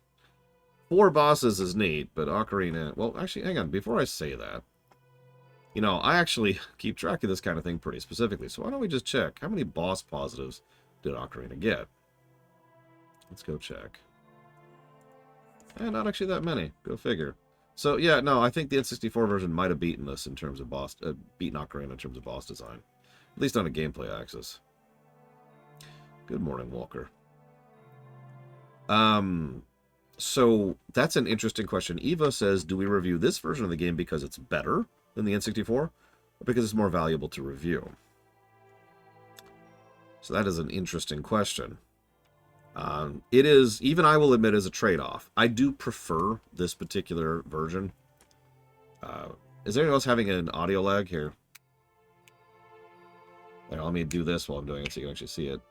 Anyways, I do prefer this version, but it is definitely a net positive situation. Because I absolutely do think that there are aspects of the N64 version which are superior to this version. But like the thing you see on your screen right now is way better in this version. The bomber's log and the controls and the fast travel and the saving is superior in the 3DS version, in my opinion. However, it does take into the pants in several other respects. Sorry, that was my left hand. No! Having said that, the reason that we're reviewing this version is because our general policy, in general, is to review the most recent version of any given game if a game is added to the list. There are precious few exceptions to that. Like if we're doing a deliberate comparison review, like we're going to be doing, say, FF1. Oh. Oof. Yeah, they really leaned into the eyeball thing in this version. I don't know why. I mean, I know eyeballs is kind of a thing for Zelda people, but I don't know why. Right. Let me look up something really quick here. Majora does have his peepers. That's almost surely what the developers were thinking. But no, I mean, like, all of Zelda just has this thing with eyeballs. I'm not even sure where that started, really.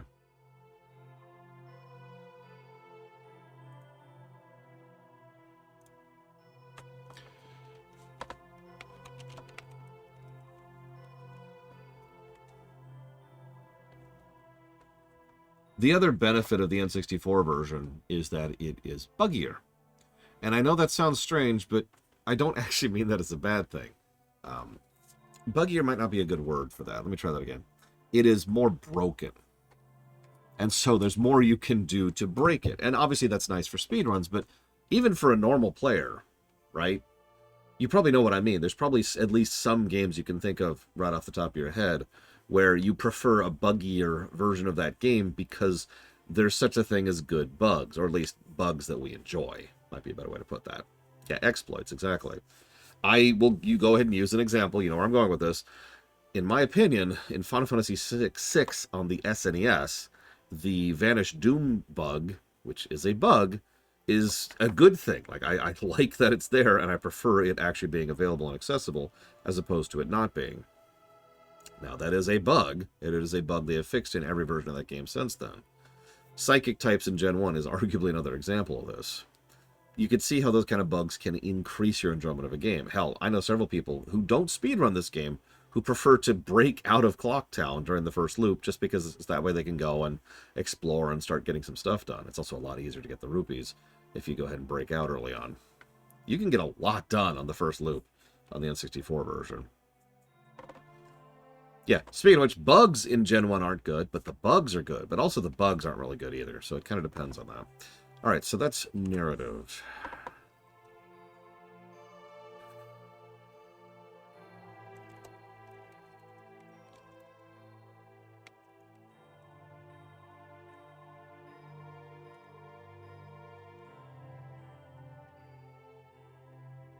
Oversight and bug, when zoomed out enough, look the same, which is why I just kind of categorize those both as bugs. But I do get your point, Darkrai. I know a lot of people prefer the N64 version of Ocarina for the exact same reason. Consequently.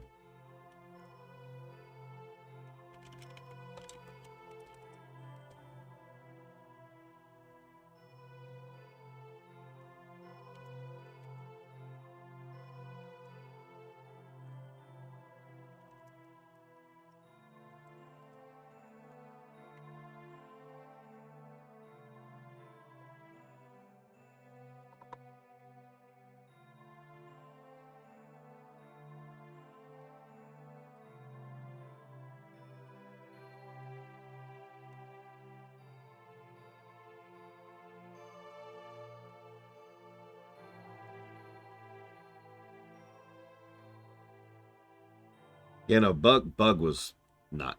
It's funny, Pokemon ostensibly came out of the idea of collecting bugs as a kid.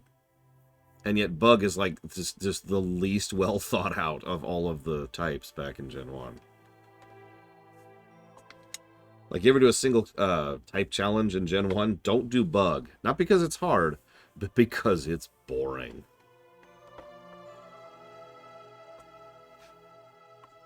It's like doing a one white mage only challenge in Final Fantasy 1. The solution is to go grind for days.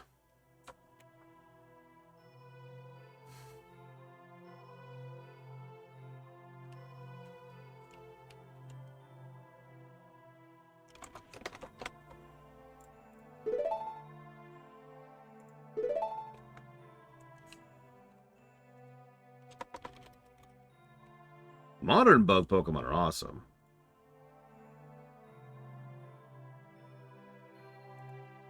Yeah, you're not the first person to tell me that, Memory. It's a pretty common thing.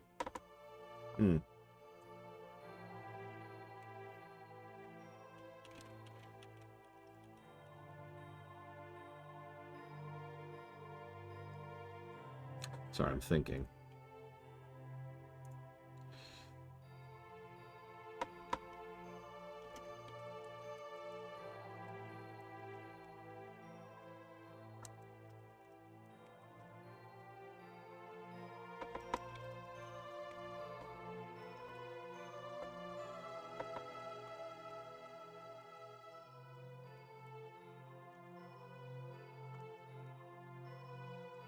Okay. I also need to jot down these while I'm thinking about it.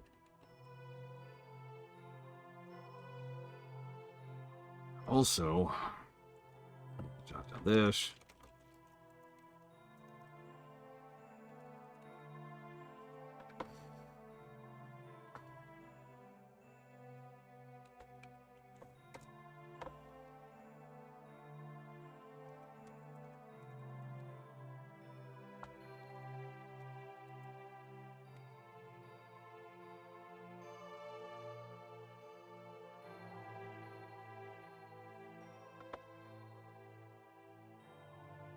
Yeah, almost everyone just dismisses you.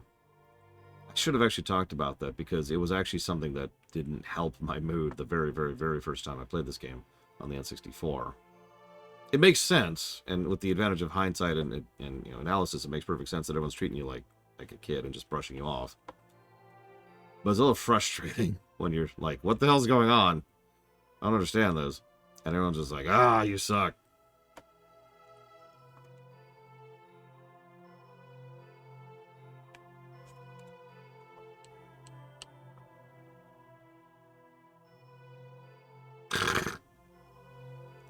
That is amusing, Ross. I do hope you manage to succeed in your endeavor, however. Yeah, getting treated like a scrub. That's the other thing I was right down. I mean, having a sword makes perfect sense, right? You see someone with a sword, and it's like, whoa. I mean, even if they are a kid, are you going to treat them like a kid? They've got a sword.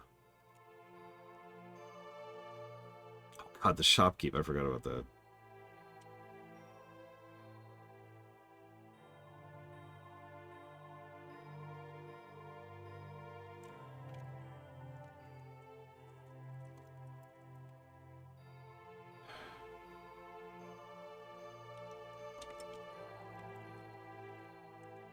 Okay, I think that's all my thoughts for right now.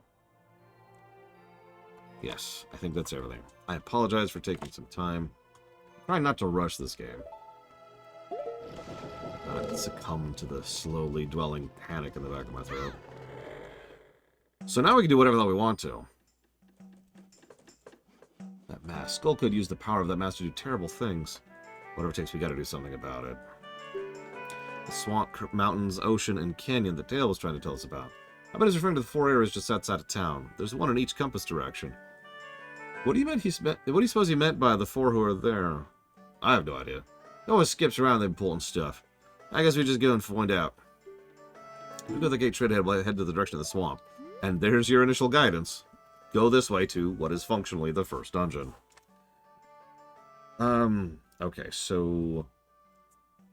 Let me... I actually need to do something really quick here. Hang on.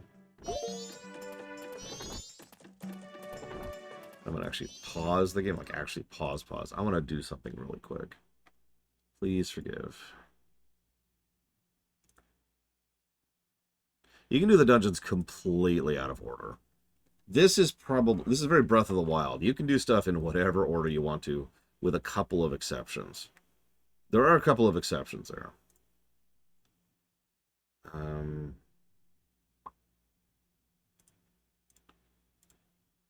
moment.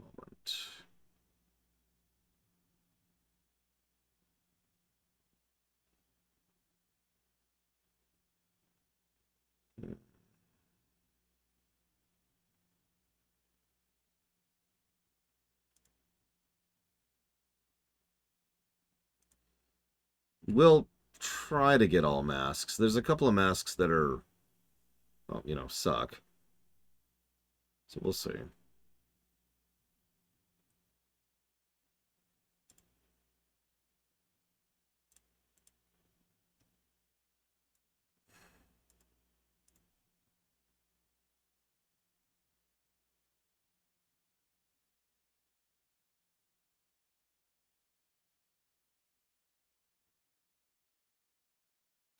Yeah, if you remember, the original Ocarina review was always fairly inaccurate. That's one of the reasons I was okay with auditing it.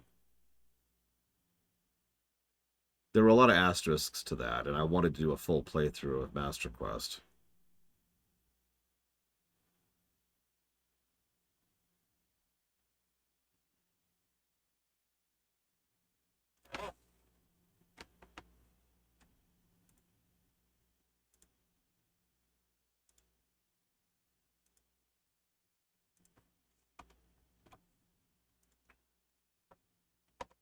It was one of the ones that slipped under the rug of the initial reviews. There's actually one still game outstanding like that, which I don't want to audit anytime soon. Mostly because it's really, really long. No, thankfully, only 2 Zelda games have Master Quests, and both of them were dragged down by that Master Quest existing, by the way.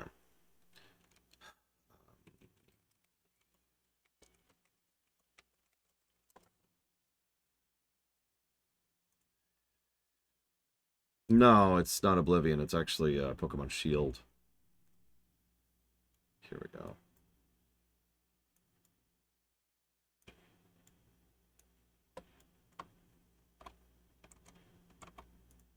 So this is in... I apologize. I want to get this set up now. It's going to be really helpful for this run.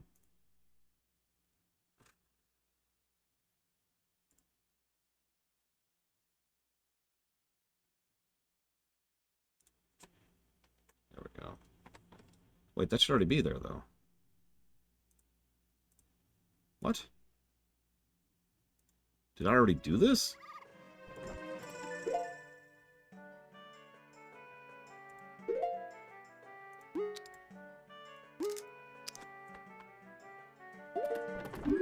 I did.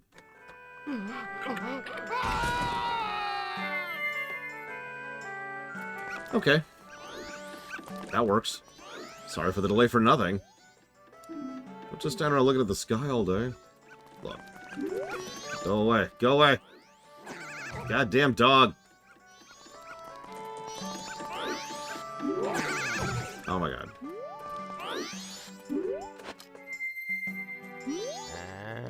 It's another all-nighter. I wonder if it'll get finished. I wouldn't worry too much about it. Die, dog. That's what you get. Yeah, FF6 is another one of those depth games. My goodness. And yeah, you can skip the animation. Just like that. See?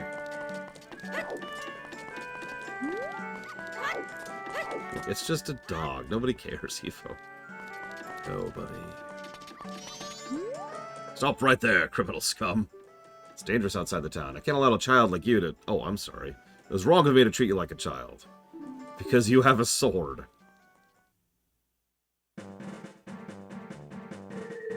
Hey, off the deeper end. I'm glad you've been enjoying them.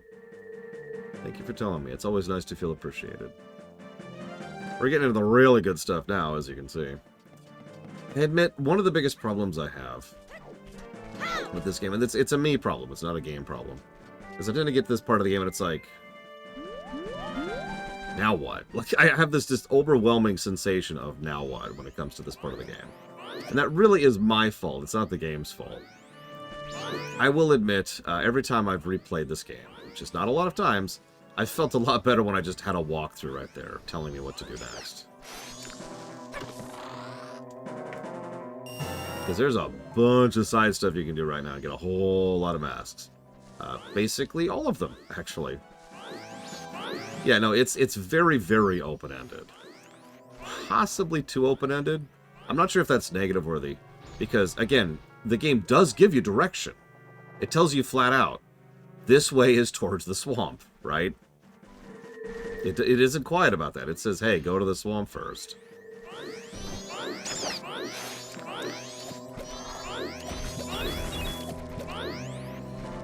I'm still kind of debating if we should... What do you think, Jesse's Mask? Do you think we should go mask it up, or do you think we should hit the swamp? Oh yeah, speaking of which, hang on, we need to do this. So let's look at the Song of Time here really quick.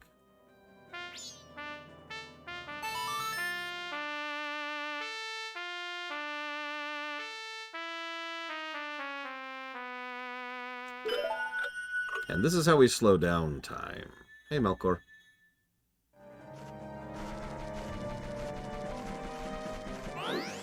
So now we have more time to do things.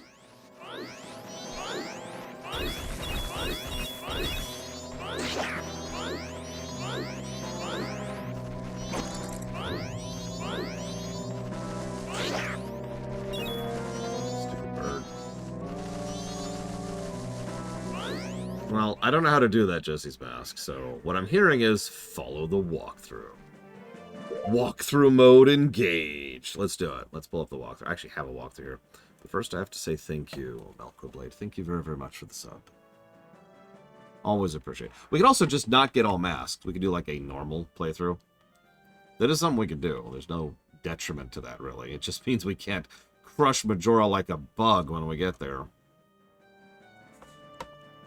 Zelda Dungeon is my preferred for Zelda walkthroughs, 100%. Back in the day, I used GameFAQs. Which, I mean, the old GameFAQs are still good.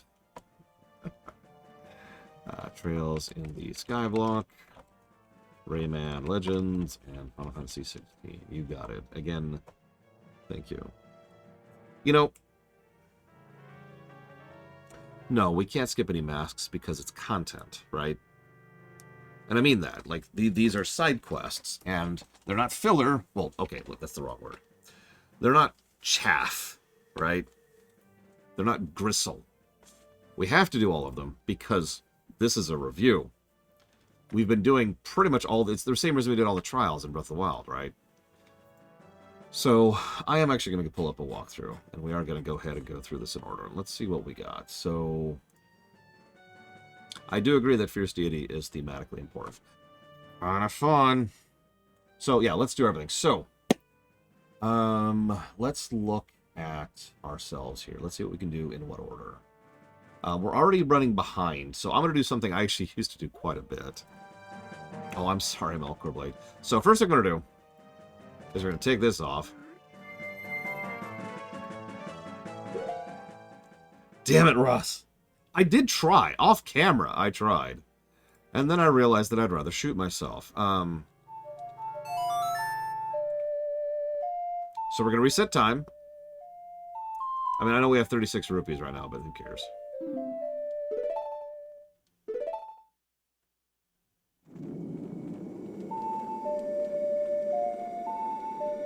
Start the day over.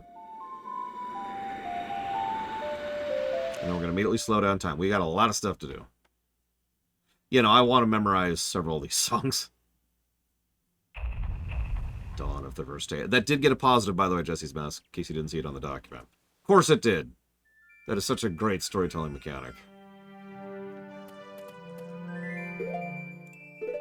So, speaking of songs I should probably have memorized. There will be a couple of times I don't want things to be slow, but really, it's like a couple of times. For the most part, I always want time to be slowed. At least the way I play it. No, I actually agree with you, Jesse's Mask. It's one of the reasons... I don't know if anybody else has this problem, but when I'm playing through the first loop, that's the only time I'm really stressed about the time mechanic. From that point onwards, you have infinite loops. Now, having said that, there are a couple of asterisks to that, because there are some very long-term things in this game, like the cafe quest, or some of the dungeons, which you can screw up, and if you do, that's a lot of time that you have lost. It's a lot of time you have burnt. But, other than that, you have infinite loops, so a lot of the pressure is off. She actually tells you about the Great Fairy, which is funny, because that's exactly where we're going. Oh, it's a terrifying game. It is. It's just, it's also a very good kind of terror, in my opinion. Oh, right. We need to go get the fairy piece. It's at the well, right? The water area. The laundry pool, that's it, the laundry pool. I knew it was a watery thing.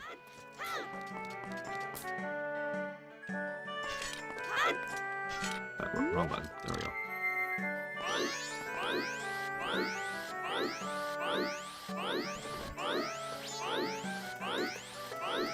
I'll avoid that cutscene. Hey, there's Cafe. You'll notice how much slower he's moving. It's because we slowed time. I already pointed this out. In some cases, it's actually really fascinating to watch. I'll try to show off at least one example of it later. But,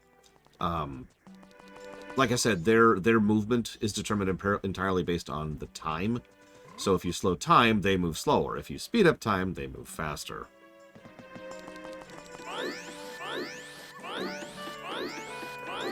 And if I timed this correctly, I should be able to show you some of that in just a few seconds here.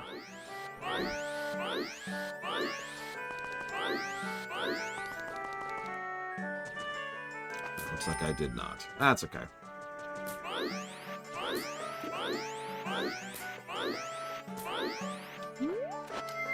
And because we already did that one minigame, we don't have to do that again. So we can just walk away from that. So let's restore her again. The last time we'll be doing this, I believe.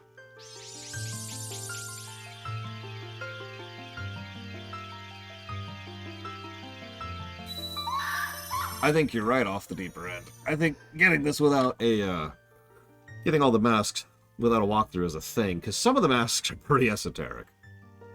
Thank you, kind one. Thank you for turning my broken and shattered body normal. I'm looking for magic. Yeah, thanks. But please give me the thing I want from you. Give it to me or be destroyed. Yep. So she tells us about the 4 temples, and then she mentions the great fairies in each of the temples. She also gives us the fairy mask. Stray fairies will fly to it. You'll be close to a fairy, blah, blah. It's useful specifically for her minigame, essentially. She's wearing leaves, Evo. Quest complete.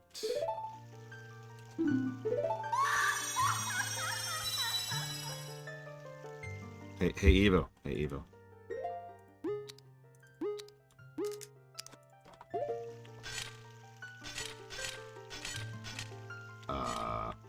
That's strange. There we go. How do I look? How do I look? Behold my glory. Okay, no, let's take that thing off.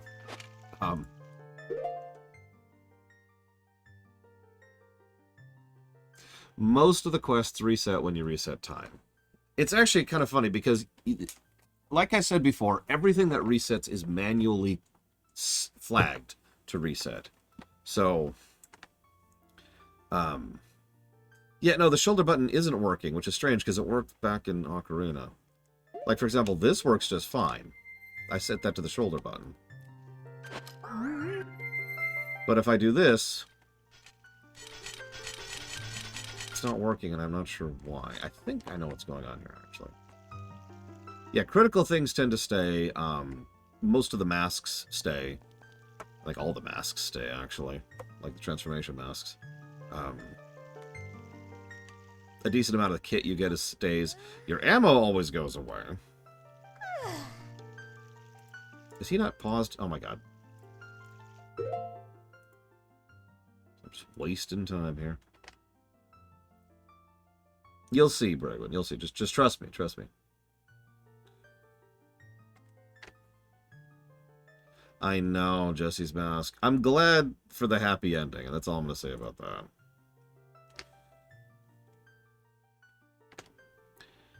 Oh, I see why. Okay, so can I, like...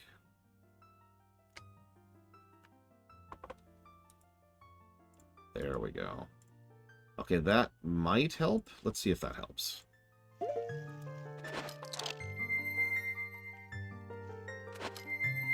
Hey, there we go. Okay. I just had to unbind ZL and RL. Or ZR, excuse me. ZR. Anyways. Okay, so... In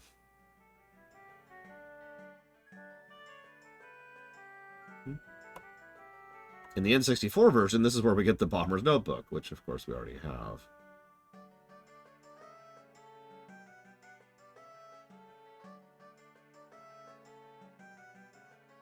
I'm just making sure to read this thoroughly. We already got the adult wallet.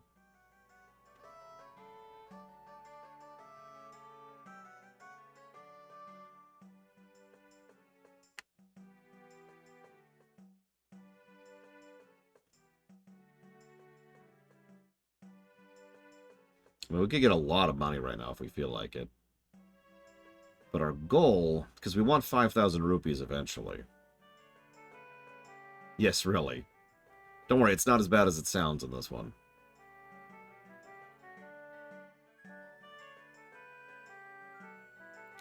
So we... Looks like we're actually doing nothing on the first day that we haven't already done, other than we're going to get that heart piece, we already got the mask, and we're going to go ahead and we're going to get rupees. So it looks like our goal is rupees right now. This will be a good time to just kind of chat about stuff, just to kind of take it easy. But we need to be back in town before midnight. That's our goal. We want to be at the northern exit around midnight. Excuse me, outside of town. Outside of town, northern exit, midnight. Okay, that's our next point. So, let's go make some money. We want to start red. Whoop, whoop, whoop, whoop.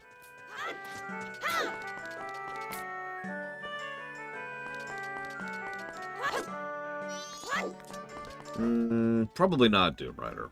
by all accounts and purposes, this is just another one of those parallel dimension things like Low Rule, or like a dozen other examples across the Zelda series. Let me out, please. Thank you.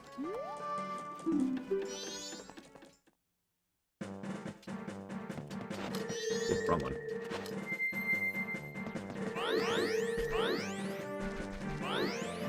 Okay, what are we doing? What are we doing?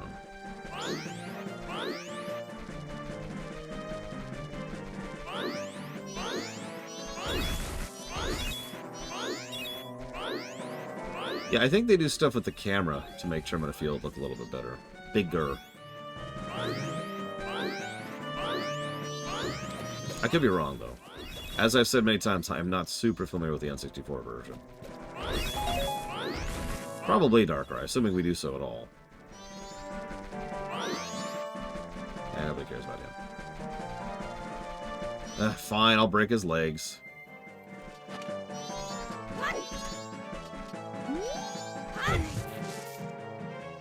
He didn't need that leg anyways. I'll take your money, though. I stole those rupees from a crow. Don't go stealing them, man. Yeah, sorry, bye. Don't worry, I'll rewind timeline and it'll never have happened. Huh? What are you talking about?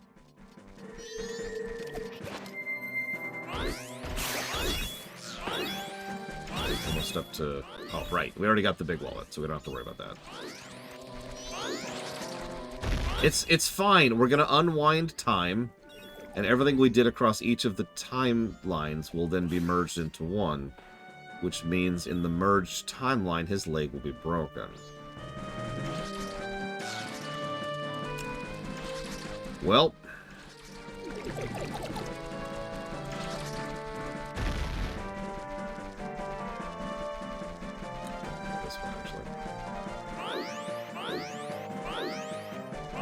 You find a doctor. My leg is broken. Yeah, you're dead.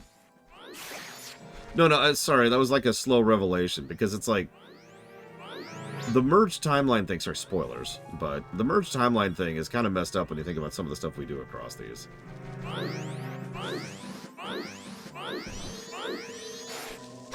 Well, this is, by all accounts, Type 2 time travel Cool Noodles, aka anytime... There's one timeline. Anytime you rewind, you're rewinding along the same strip. Make sense? We're not crafting a new timeline each time. We're just rewinding it. Now, that can be debated. But given the way the game ends, and given the way the Goddess of Time is kind of personally overseeing this whole event, that makes sense.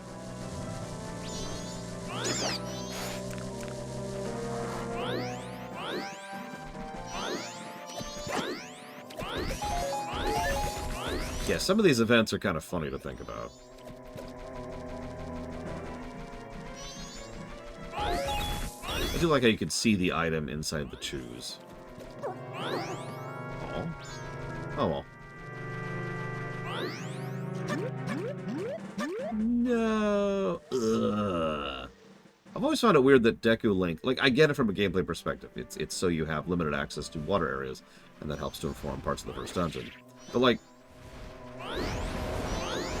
Why do we die in the water as a Deku scrub? Oh god, this game would be really messed up if we're crafting a new timeline each time we rewind time. I'm not sure I could enjoy the game at that point. I would probably have to coat that over with a healthy layer of headcanon to enjoy the game if that was true. My god.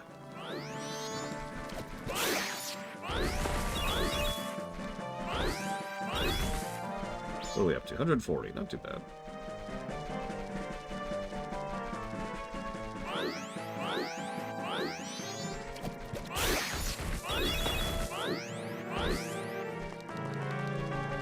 Yeah, I do like how this place... This place feels like a crafted domain, if I'm being honest. I mean, look at this. There's just, you know, there's the ice spot, there's the desert spot, there's the swamp spot, there's the mountain spot. And each of them drift into this field, which has Clocktown at the middle. This place feels built. I don't mean that in a bad way, because considering the four giants and the nature of them, well, that actually kind of makes sense, right? So maybe this place literally was a constructed realm.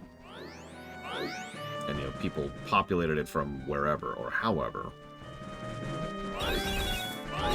Also, yeah, given the temples and their function. Yeah, that's why I'm not even trying for these. I mean, I could. But I'm not trying to kill this guy. Come here and die.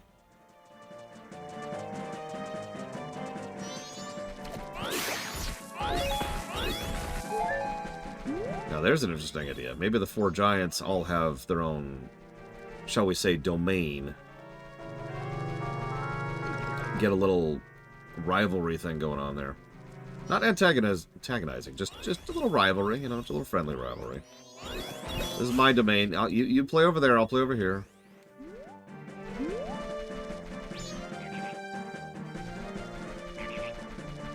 What are we up to? 175. Eh, not too shabby. I just also noticed this is taking absolutely forever. No, not in the terms of the money. Like, we're getting tons of money.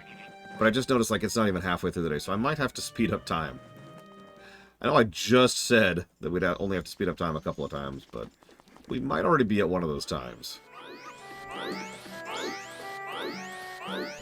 Let's go turn our money in really quick. Hang on.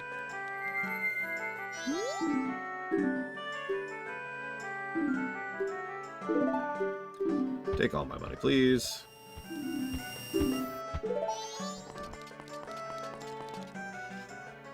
Let's see.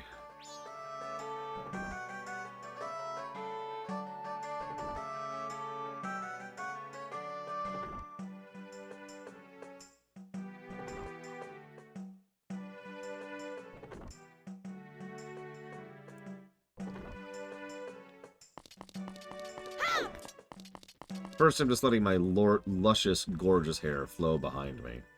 Magically enchanted in the air like this. As it should be. That's how all people's hair should operate. You wake up in the morning. I'm angry now. Don't speak to me. Sure thing, Luigi. You must be joking. Now what am I to do? We found a new person. Leader of a traveling troupe.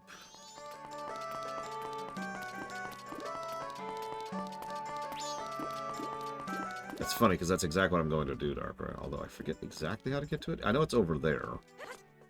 But I don't remember exactly how to get to it.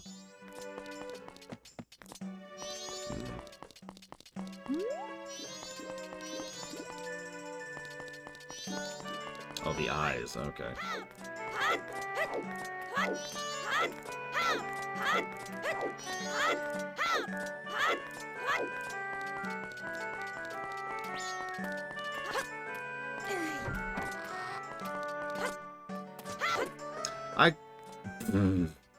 I actually know a few people. You know, you're supposed to learn the layout of the town during the first loop. I know quite a few people who get to the second loop, you know, when the game is actually started, and then they decide to go around and learn the layout of the town. Not really on purpose, just because, like, again, the pressure's kind of off at that point, so it's just whatever. God damn. Okay.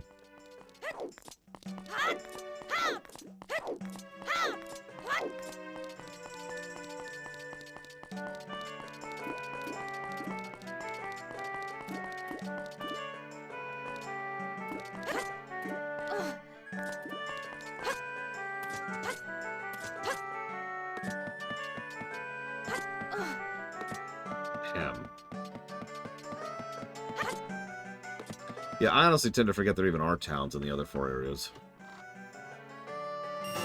Like I just forgot just now until you said something. And yeah, you can get that 100 rupees every single loop, by the way. Ah, here we go. This is a perfect way to explain the slowed down time. This is someone moving with slowed down time. It's most obvious with him because he's got a running animation, but, I mean, look at him.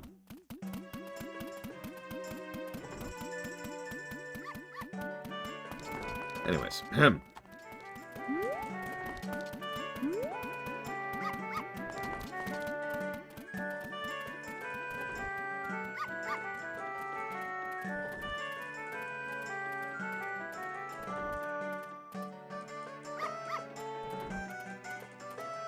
Yes, in Oceans.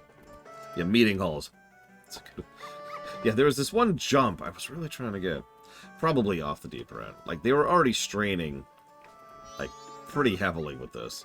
So it wouldn't surprise me if it was just straight up not possible to really do more than they already did. So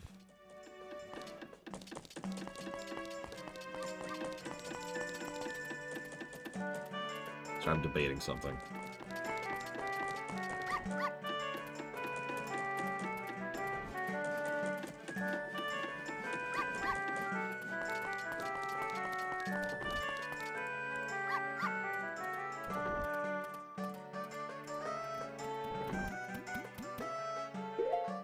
Well, that's easy, Blue Fusion Volt. I actually answered that during the first stream. So they had very, very limited development time and development resources and budget to make this game. So they just reused all the assets from Ocarina of Time. This led to the concept of a parallel dimension. They'd already done alternate dimensions with Link's Awakening and LTTP, but this led to the concept of parallel dimensions, which they would use in future Zeldas as well.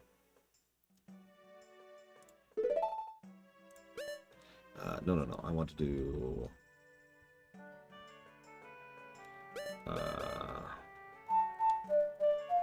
there it is.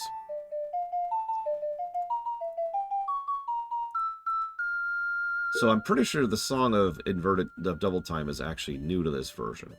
And gets its own positive, by the way. This is another great quality of life feature. I just want to skip ahead to a specific hour in time. Boom. It's now 11 p.m.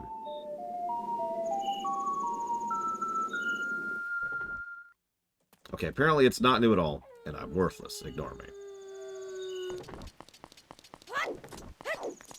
So, someone please explain to me why my walkthrough is lying to me and mentioning that what I just did is only available in the 3DS version.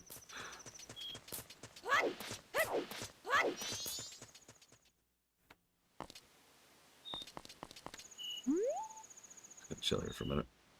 Oh, so it wasn't as good. Okay, that makes more sense.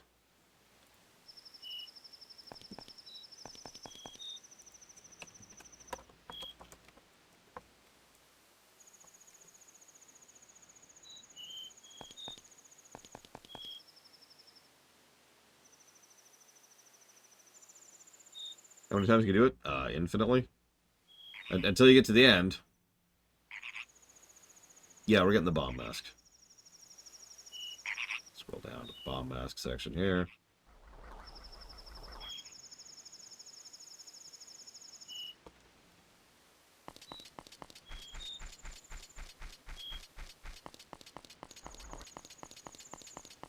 Oh, whoops. Sorry.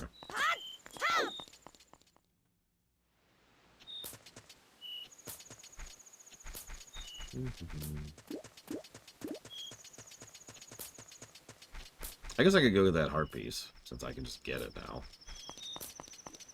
I thought I could get it, but I was wrong. There's no getting this heart piece. It's never happening. Oh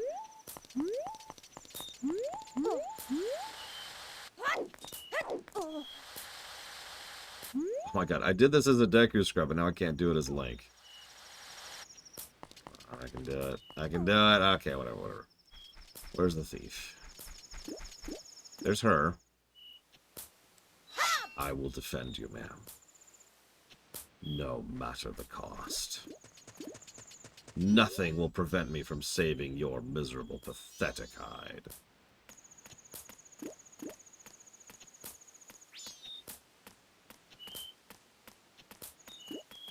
Okay, game.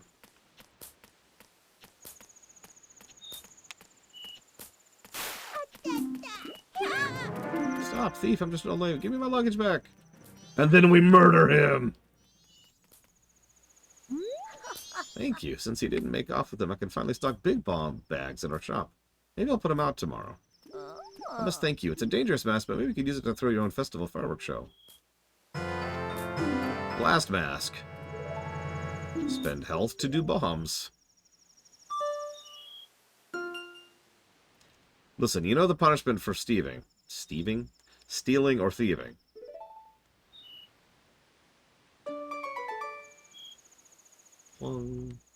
Mask get. Okay, what time is it? Okay, I've got a little tiny bit of time. Get away, get away. Hang on, I'll show it off in just a sec. So, oh, god damn it! Because ironically, I'm in a hurry now that I've wasted my entire first day. God damn it. Come on, work with me, work with me.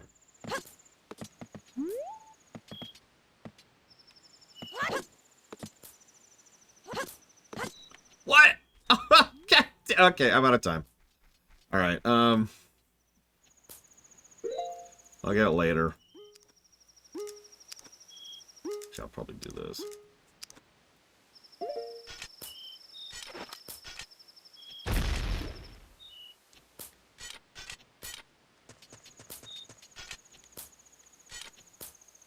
Can I only explode once per zone? Jesus. Alright, whatever. So we need to go to...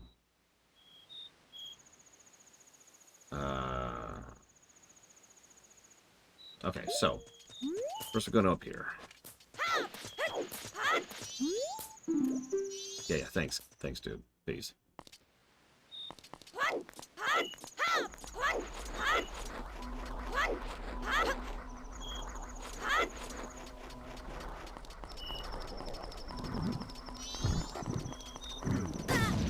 Cool.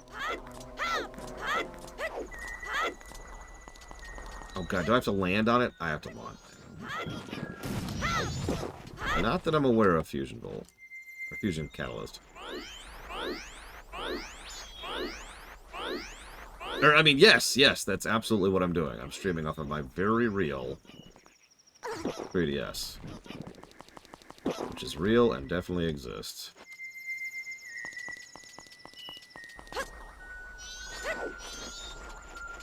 I'm no longer part of the living, my sadness to the moon. I haven't left my dance to the world, I am filled with regret. I am disappointed, O moon, I have died. I planned to bring the world together and stir it into a giant melting pot with my dance. If only I had taught my new dance to someone.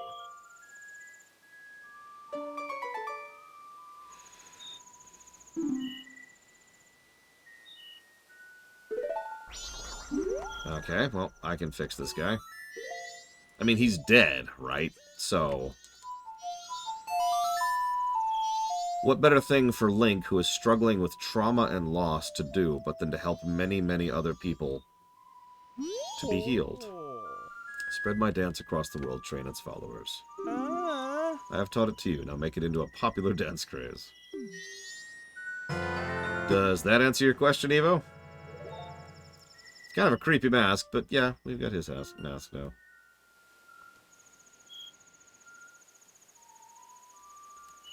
Alright, 1 second. So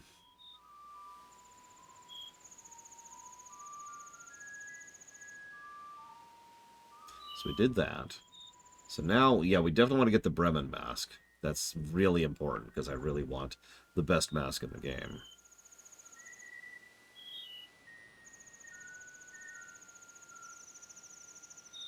What do you mean, Luca? And he moves on. There you go, just for you. There you go, there's our new mask. Behold the terror.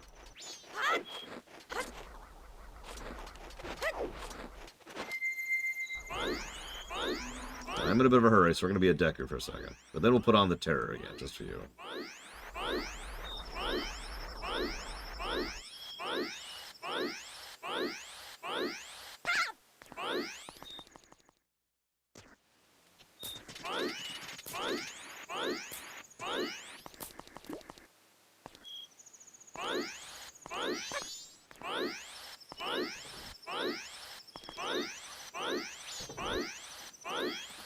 Must go faster. Must go faster.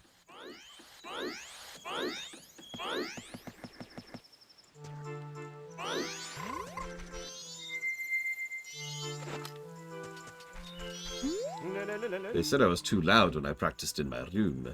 They got mad, now I'm sad. I'll just think about my past to keep my mind off the bad. Ah, yes, I'll do that. Dearest spectator, long ago, I was in an animal troop with dogs, donkeys and such. Why could a man join? It's because a man is an animal too, my boy. They're all great, but there was one thing I didn't like about it. Why was the dog the leader? Well, was it because something was wrong with me, sir? Oh, that dog was an amazing leader. He always had a stellar troop, no matter what animals he had to work with. That's why I stole it. The dog's mask. I stole it. I wanted it because it was the leader's mask. But I no longer need it, so I give it to you. Not a very useful mask, except in that it gets us one of the best masks in the game. The leader was a good instructor. His members matured quickly, and they became adults in an instant. Hint, hint.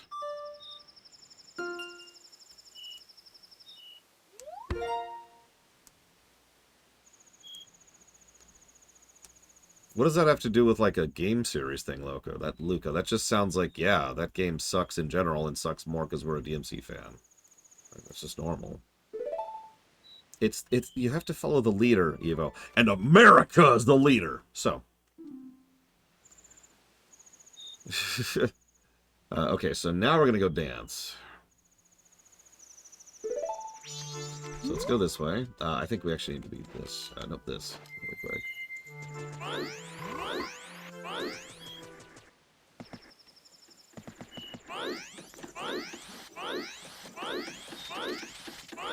I think we're still in time.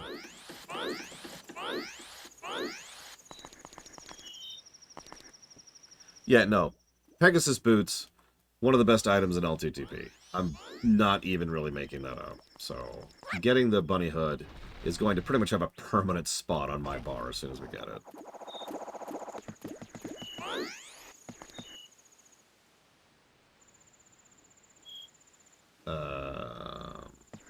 You're right. My walkthrough is terrible. No, you're right. The Rosa sisters are staying at the Stock Pot Inn. If you speak to them during the day, you'll find out they need some dance moves. They're stumped with this. So, and it's like, it's such a terribly written walkthrough. It's already night in the walkthrough. It's already in the middle of the night. You specifically said make sure to get here at night in order to get this in time. Like, why would you include such completely irrelevant information that's actually misleading? Jesus.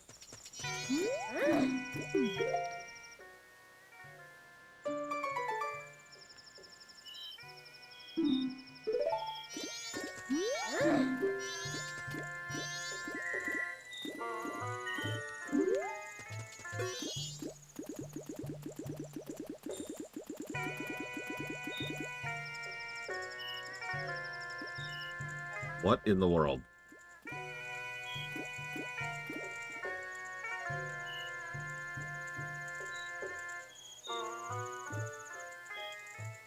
The Bomber Kid's like, oh yeah, I'm with it too. I'm dancing too. Yeah, yeah.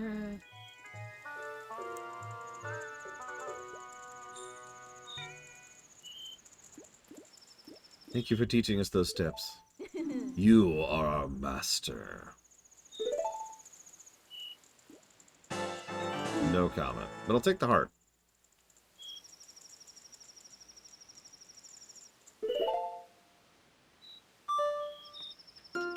Okay, so we got the heart piece from that. Let's scroll down a little bit here.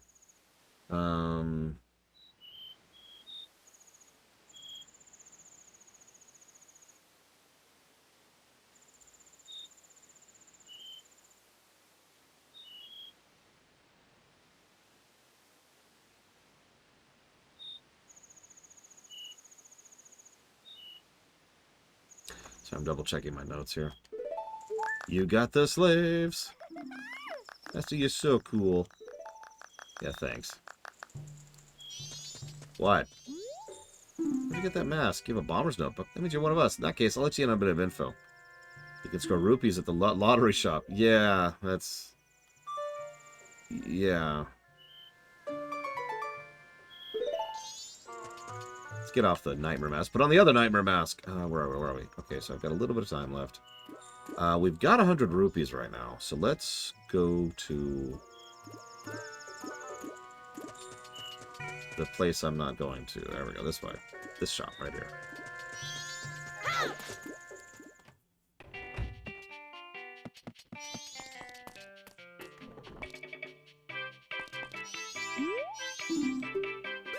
I would like to buy the bomb bag, please.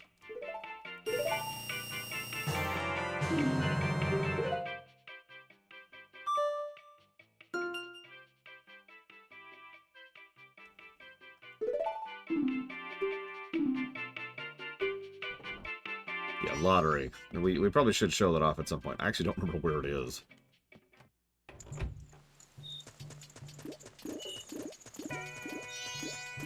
Where'd the kid go? Oh, there it is.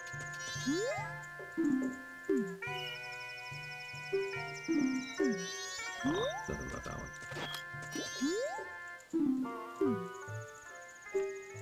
Ah. Okay, so we got the big bomb bag for saving the lady. Also, that means we can get bombs now.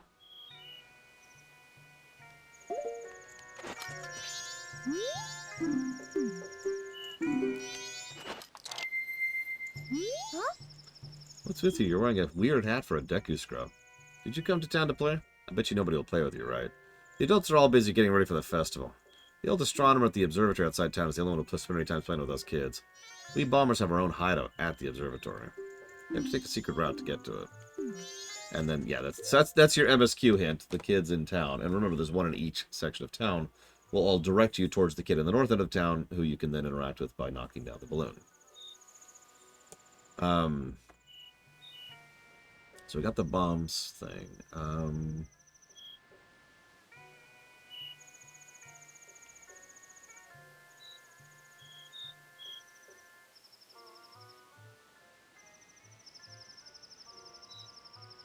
Yeah, sure, while we're here.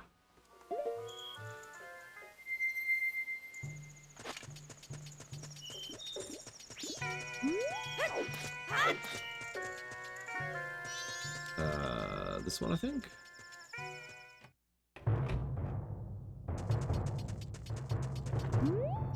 Nice hair. This training center has friendly, polite, 24-hour one-on-one training that will noticeably improve your sword skills. Citation needed. From now until the end of the carnival, enjoy a special discount. Yes, the expert course, please.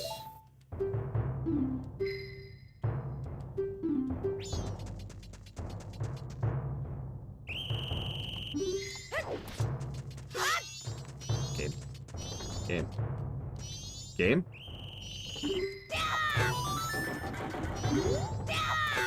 I think I failed that because it wouldn't target the damn thing.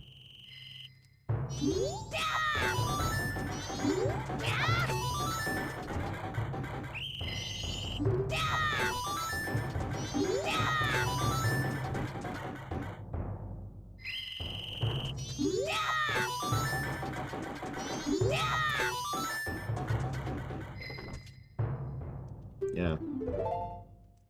Well, okay, let's go get some rupees really quick.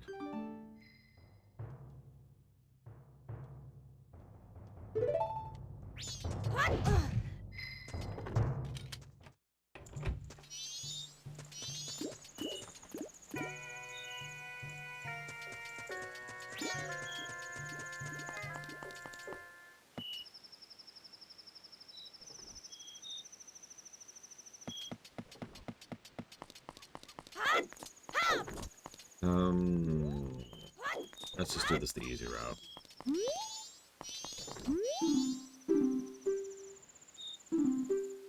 I would like my money back, please.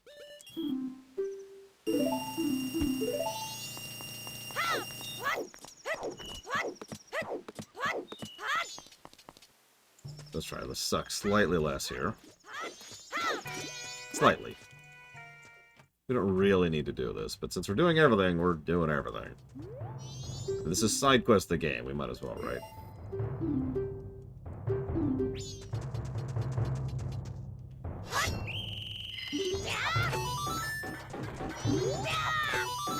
Of course I am, Evo. Are you? I mean, I know you're not, because you hate me. But if the game was here and I was not, you'd probably be enjoying this a lot more, I'm sure.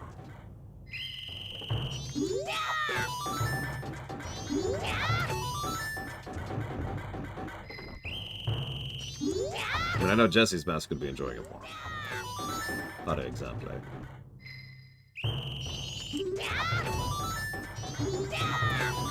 There we go. Give me my paper. Give it to me. Woo.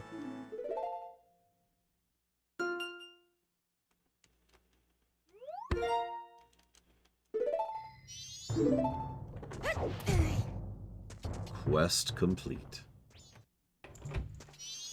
It is kind of shocking how many things we can get right now. It's a fairly large list. And yeah, there are a lot of heart pieces in this one. Not as many as Breath of the Wild. I don't remember if Twilight has more or not. But it has a lot. Excuse me, sir. Although, actually, since we have a little bit of time, just a couple of minutes, let's do this one more attempt. Try to get yet another heart piece. Also, I need bombs anyways. Any bombs? Any bombs? Oh, okay. That's cool. That's cool. I didn't want bombs anyways. Bombs are for lamos. Me. Who need bombs? God damn it, give me the bombs! Oh, God, why is that so hard to aim? I just want to go straight. The game's like, no. I'm like, straight? The game's like, no. Yeah, no, this... I have no proof of this whatsoever, of course. But I've often suspected that Breath of the Wild was at least partially inspired by Majora's Mask because of the way it schedules it, because of the way it designs the onerous quantity of content around side stuff, optional stuff. Now, it might not be a huge inspiration, but it's probably at least a little bit of inspiration, especially given the fact that there are a few games that do this, right? Like, there's a few games out there where the majority of the game is go do the fun side stuff. Honestly, a lot of open world games qualify for this. And yes, Skyrim, let's... The game that main content forgot. Where am I going? Where am I going? Is that inside or outside? I can't tell where that is. Where is that? Okay, I know where that is. I know where that is.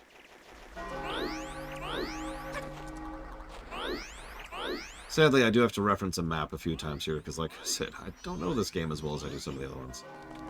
I do hope you can forgive me for that, and my beautiful, luscious hair.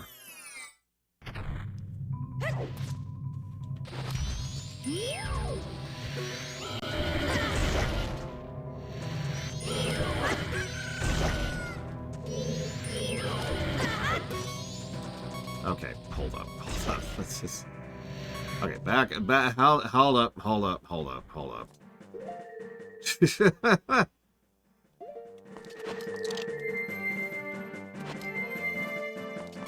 Okay, so...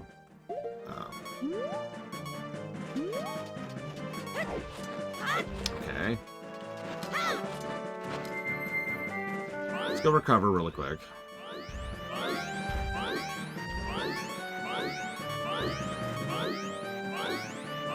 You, chew.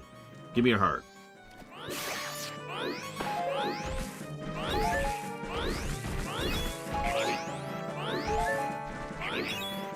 That works too.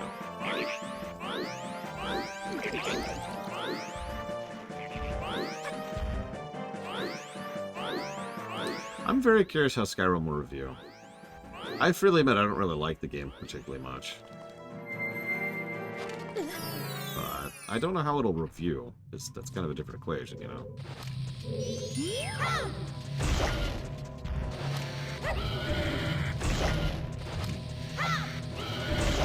Is it just me, or are these way bigger than they were in Ocarina?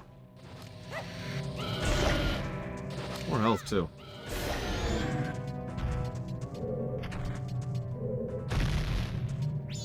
I'll take that. God dang, I was trying to get out of that.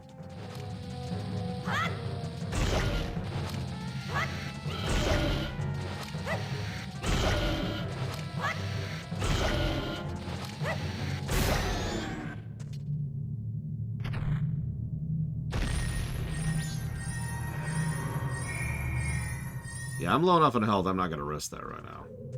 Especially since I haven't saved lately.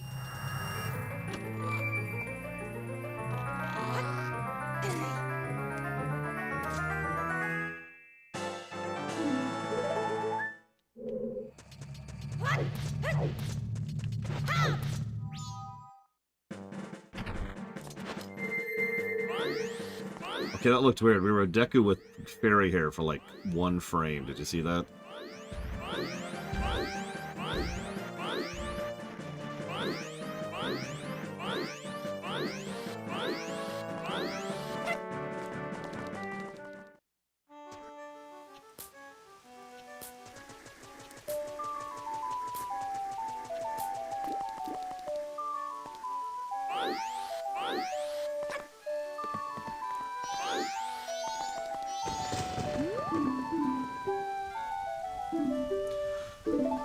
Deposit all my rupees.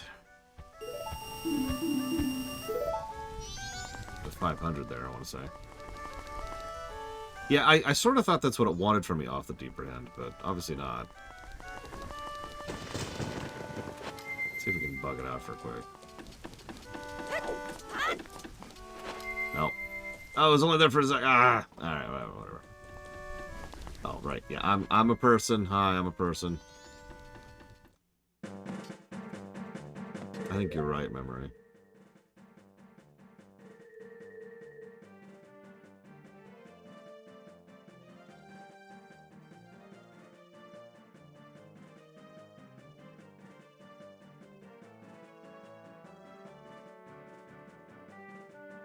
Okay. Yeah, we are not a squid. Don't worry, and it's daytime. This is perfect timing. So go to this now.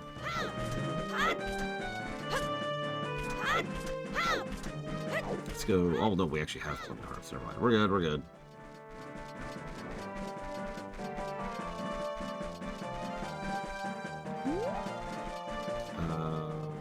I went too far. I went too far. Run! Run! That frickin' bird. There we go. Maybe? This doesn't look right. Hold on. This isn't right. Where am I? Where am I?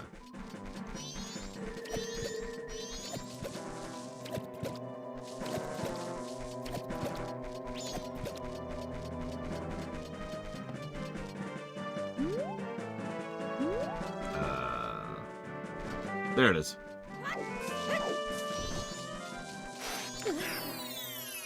Couldn't see the darn thing. Come to me, my minion. Yes. Keep attacking me with your weak point. It's the only way.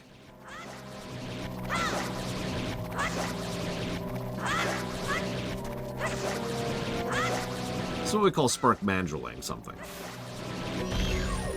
If you get that reference without me having to explain it, you earn bonus points. I don't know what they're used for, but when I take over the world, you can turn in bonus points in order to gain actual currency. In order to do things like play video games, or get a little more time with the holodeck, you know, stuff like that. I'll take that heart up, too. Alright, so now it looks like it wants us to go to the ranch. Yeah, getting the Gilded Sword is going to be a rather big upgrade, noticeable upgrade when we get there.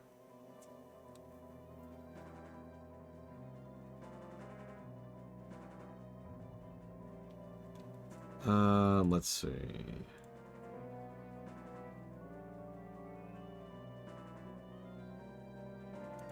We obviously want some rupees. We have no rupees on us. Let's fix that really quick. Super quick, super quick. We're going to do a quick run through, just get some money. We could try to kill the bird. I really don't feel like that's a worthwhile use of our time right now, though. Oh yeah, we've reset time, haven't we? We could go break the guy's leg again. Just imagine that guy has to experience every single time we break his leg. Like, all in one instant. Like, you just fold all of the leg breaks into one, we'll call it like a dragon break. Because of how big the breaking of his leg is.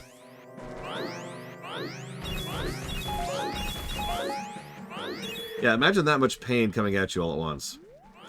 I don't have to imagine that. What's really funny... I guess funny is the wrong word. I don't know. I find it interesting. At a certain point, the brain... Oh, is he gone? Oh, it's day 2. It's day 2. Damn it. I'm pretty sure.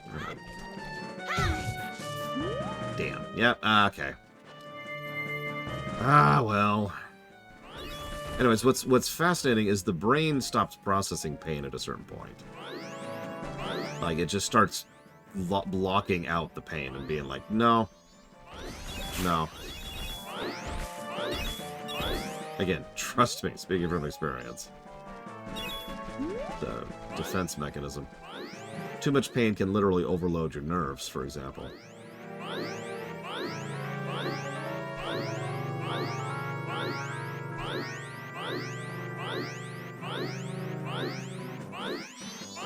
Let's go and say thank you to Tingle for actually being useful for the only game in the series.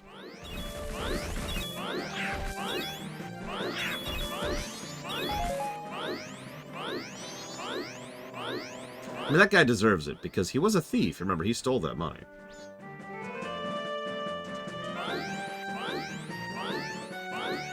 Let's go ahead and unlock our fast travel point. Very important. Might as well get a hard save in while we're here.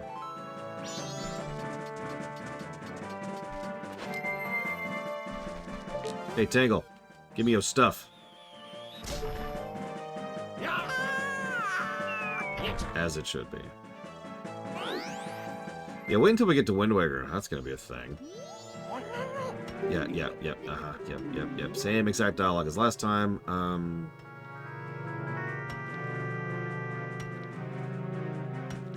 Let's buy this. That's true. That money was never stolen in this particular iteration. He's working his way through there, so that's a thing. Let's see here. Oh, by the way, Skull Kid caused the rocks. I guess I could just talk to you, but Skull Kid caused this. So this is yet another example of Skull Kid causing issues before we got here. Just yet another example of that.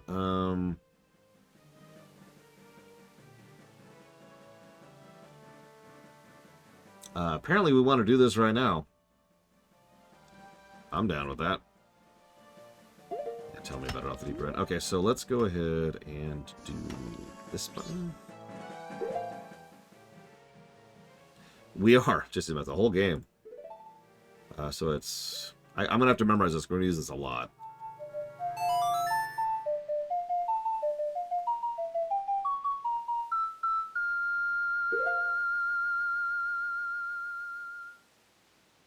So I think we just need to go ahead to day 3. Almost positive. So let's just do that. You can also skip that cutscene, by the way. Speaking of cutscene skipping.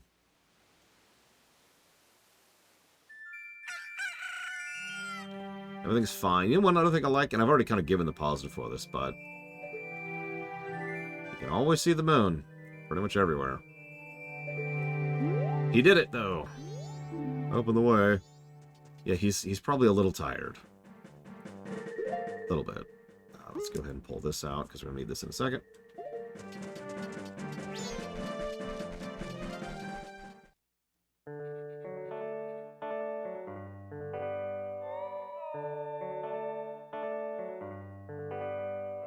It's fine. It's fine. Don't worry about it. Don't worry about it.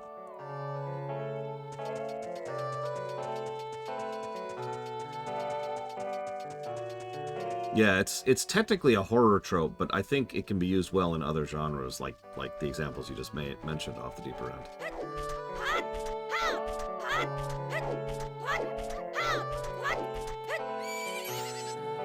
What? What? Yep, imagine being lobotomized and also not in the compressed timeline.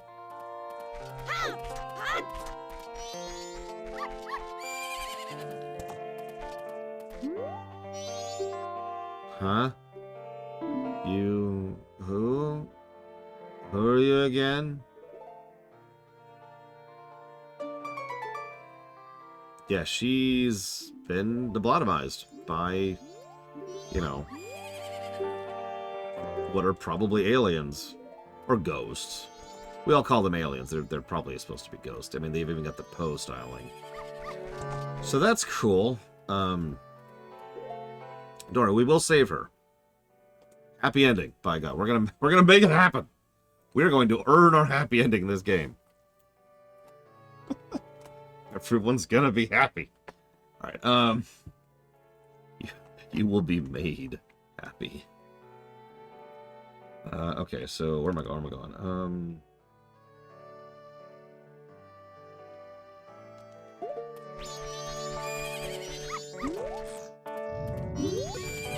Ignore the moonquakes. It's fine. It's fine.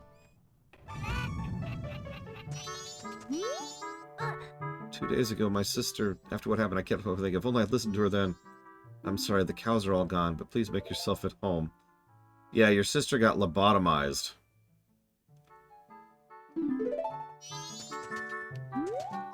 Don't worry, we'll save her. We'll save her. We will. I don't know why you keep looking at me like that. We're gonna save her.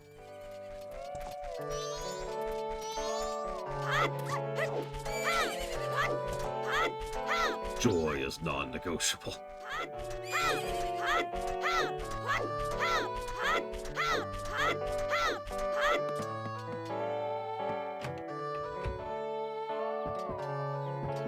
Yes, we're not here for that. We're here for something much more important.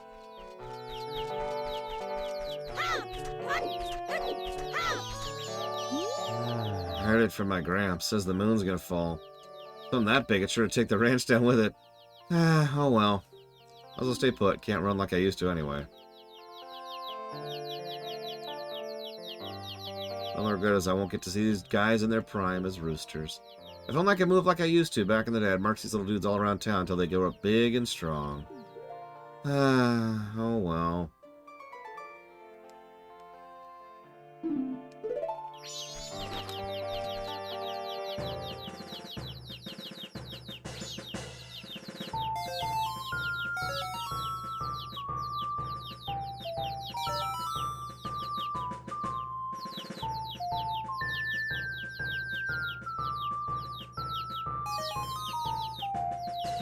I do like this little thing. Just enough gameplay to make it engaging, and not just a cutscene. Oh, to my knowledge, this is the earliest we can do this, by the way, Loop 2. And as you're seeing, it's one of the first things I'm doing, because of course it freaking is. Why wouldn't I get the bunny hood immediately?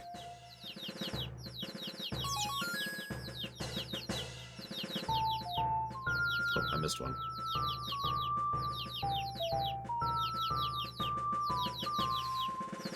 No, I think I missed more than one.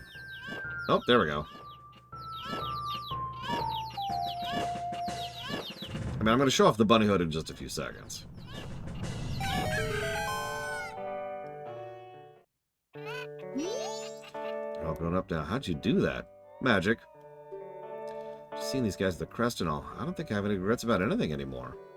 Perfectly satisfied. Here, you can have this from me. Nothing fancy. It's just an old mask I used to wear in my running days. Best item in the game. I'm exaggerating a little bit. But this does make the entire rest of the run a lot smoother. So we're going to go ahead and put it up here. And pretty much permanently leave it there. The bunny hood just makes you run faster. That's really it. I mean, there's a couple of other uses for it, but yeah, this, as you can see, is not a small increase in speed. As was pointed out earlier, this is functionally the equivalent of the Pegasus shoes in previous games. Honestly, I kind of wish Ocarina had those. In fact, if you're remembering, several of you were like, hey, the bunny hood, and I'm like, yeah, it doesn't make you faster in this version. I was like, oh, yeah. And yeah, we no longer need to go, ha, ha, ha, because we're literally faster than that now. Now, I believe we have enough time to go do the timer thing. He's not there, though, is he? Hang on, where's his schedule? He's not there. Yeah, he's not there. So we actually can't go do the bomber guy. Or the bomber guy, the postman guy. That's okay. Double checking. According to the walkthrough, there's nothing else I can do this particular loop.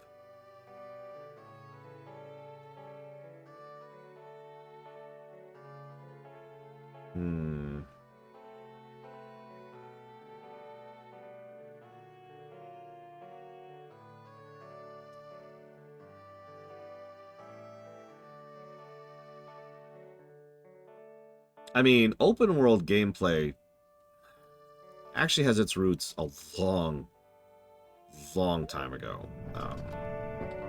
Back in early PC gaming. Having said that, Final Fantasy VI also predates this game, which also had open world gameplay. I believe this is actually slower. Either that or it's the same speed. I did actually see that Blue Fusion Bolt.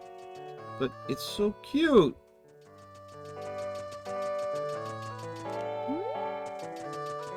I'm not sure if this is actually faster or not. I'm actually not sure of the 100% fastest movement in this game. Now that I'm thinking about that out loud.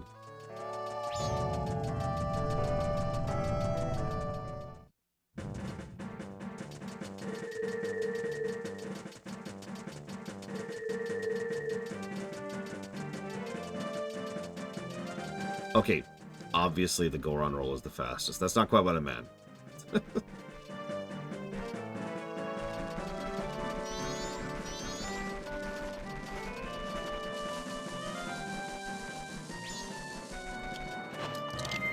I meant just straight up movement tech.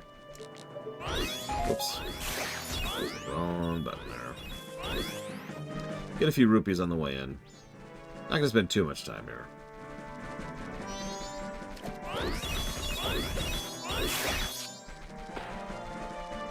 So we don't care about anything else at the moment.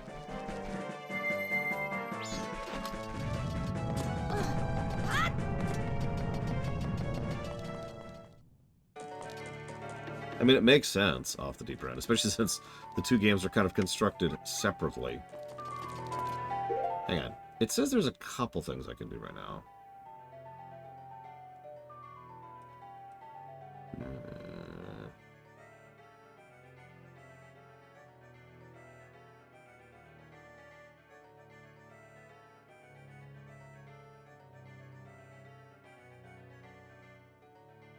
We could try to finish the title deed chain. I don't know, you think we could finish that in just the third day?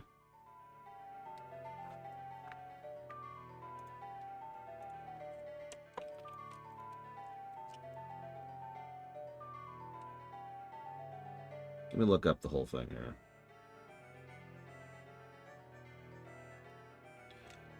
Thing is, I need to know where I'm going. So we need to get the initial title deed. That's easy. We take that to the guy in the swamp, which is about the tourist center, so I know where that is. We take that to the mountain. Ah, we don't actually have access to the Goron village right now. Yeah. Yeah, okay. We'll go ahead and wait on that then. It's probably technically possible, but I'd have to know more about what I'm doing. And screw it.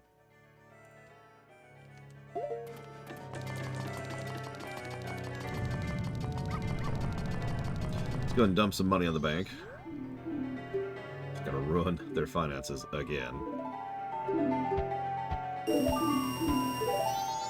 We're 1/10 of the way there. Go grab a save. And then let's pop this. And of course, I don't remember the thing. Hang on. Nope.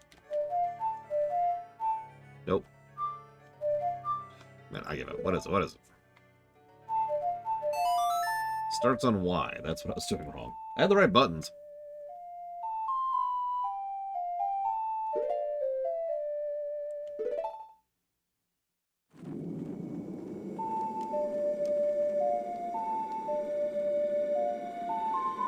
My bombs! No!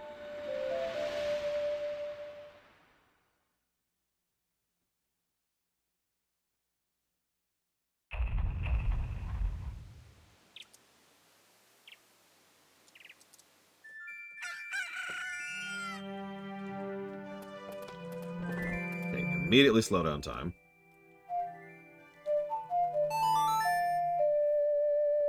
That's true, I can attach a bomb to my face.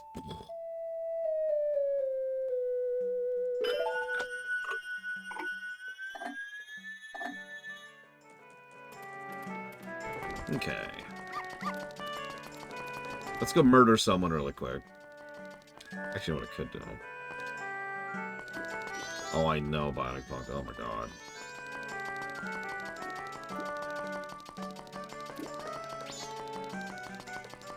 Like, this is one of those games where it'd be really easy to completely screw up the game. Like, imagine if nothing saved across a loop. So in other words, functionally, you would have to do everything in one loop. Yeah.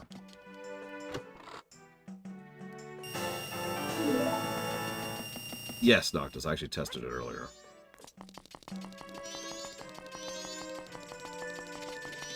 Yes, I have a sword, I have a sword, I have a sword, thank you. Yeah, a true Groundhog Day loop. You would have to do everything in one loop. Yeah, let's go break this guy's leg. Coming for you, buddy. I know what you did. I know what you did. And you're gonna pay for it.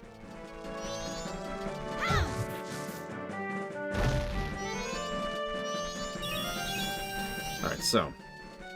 That would be insane! Can you imagine having to restart Zelda 2 every time you lost your lives? God, that would be awful. That game's already awful. Well, bad. Alright, what am I doing?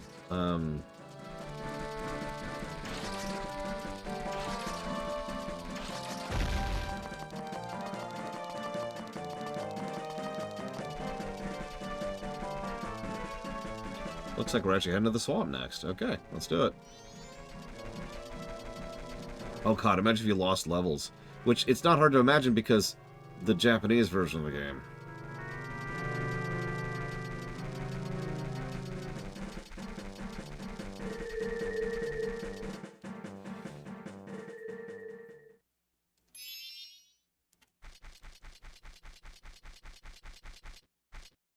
Aw. I remember this. Tail and I do this with Skullkid when we first met him. He told us he had been fighting with his friends and they had left him all alone.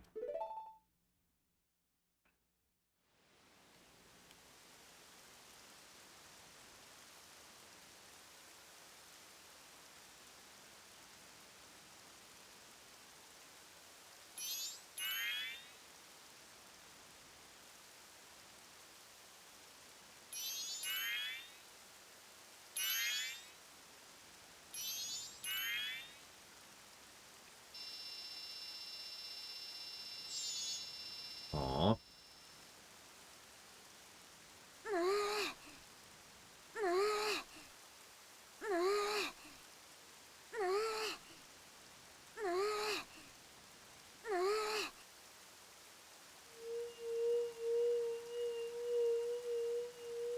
Huddling together for warmth.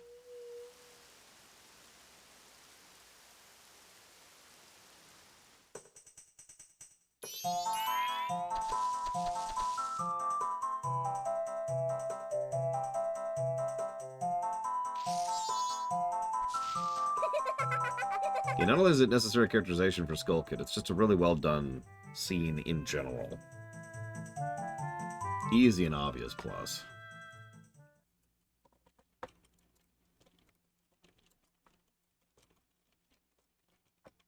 I'm sure it was because he was always playing his tricks. Nobody wanted to play with him. But to do what he did just because of that... Ugh.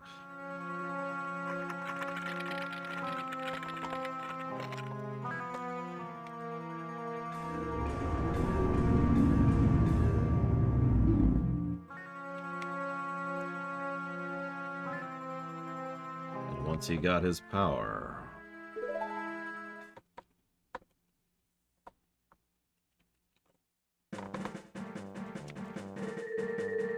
How's the end of that? It's okay. Corruptive Force. We got it. Unlike Ganondorf, he's not really a dick. Yeah, Majora's theme is so wonderfully off-tone? Off-pitch? I'm not sure what the right word is there. If Lunarith was here, she could tell me about it.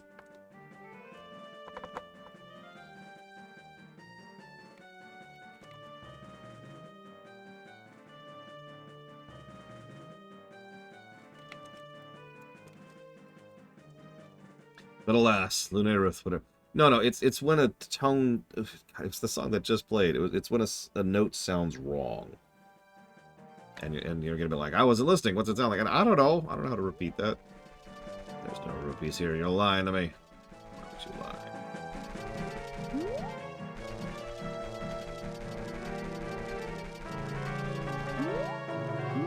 Yeah, I remember that. On the second or third day, I forget which, he's just standing there twitching. Rather than, like, you know, being a person. It's really quite messed up. I'll try to make a point of showing it off at least once during one of the cycles.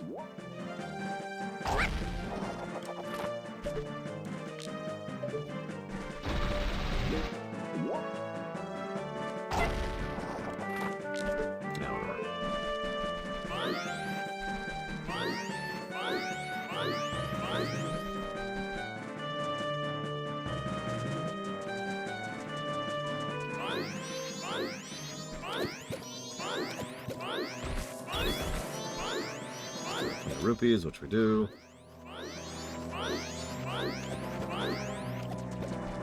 Hey, jackass. I'm kidding. He's fine. He's fine. So it's really hard to separate my hatred of Tingle, you know, from this character.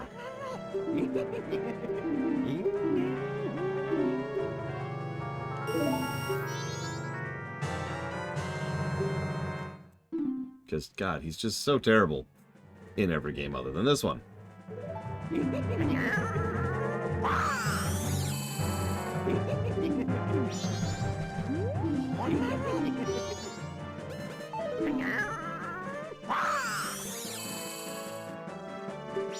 Yeah, hey, going to be a jackass in the future.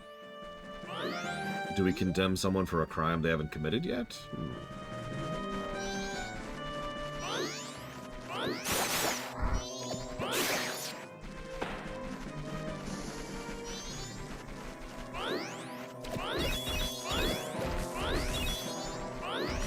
Yes, this is Minority Report. Alright, hold up.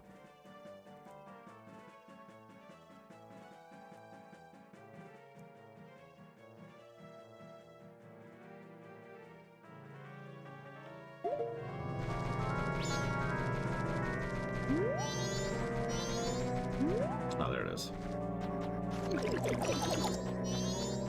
That's a good point. I've been breaking that guy's legs for a while now.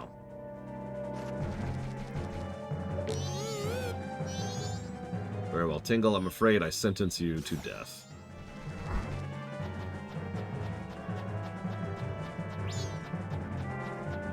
Ignore the giant skull-like moon in the distance.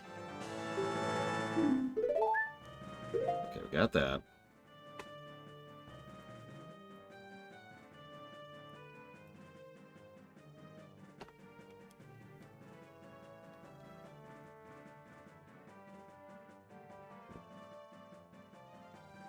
Yeah, the moon's not real. The moon's not real. The moon's not real. Damn.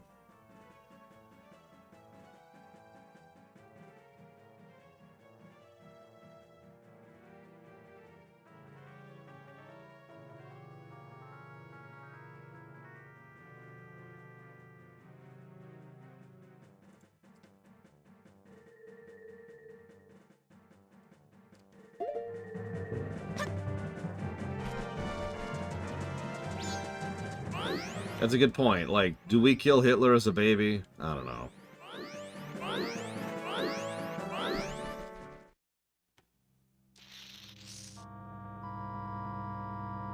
Nice place.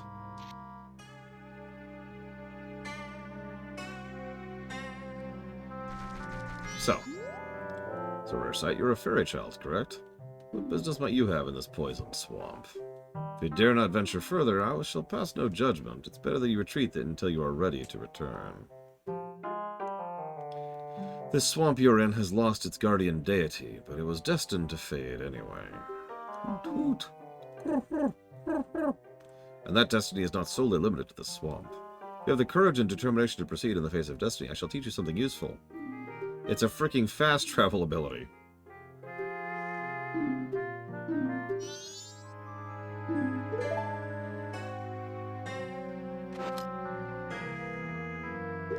This one I want to memorize because we're going to use this all the time.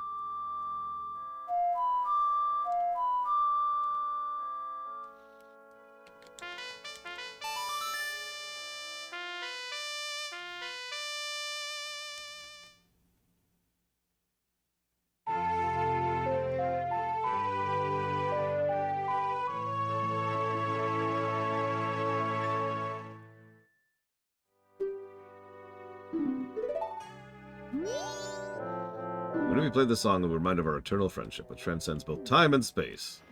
Yeah, so I don't think this is the Kebora Gabora, especially since he doesn't seem to memorize, like, really know us. But even if he is, like, it's just kind of weird that he's here, and I don't know. I don't have much to add about him. Especially since I don't think he was even in the original version of the game, so he wasn't even planned for originally.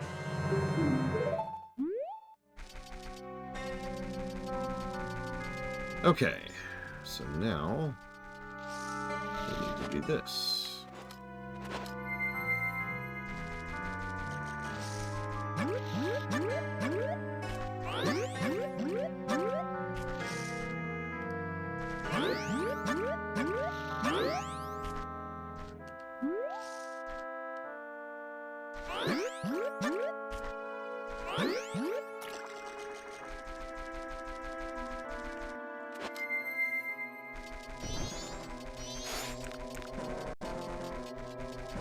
Oh, this is Gibora Kibora. Oh, okay.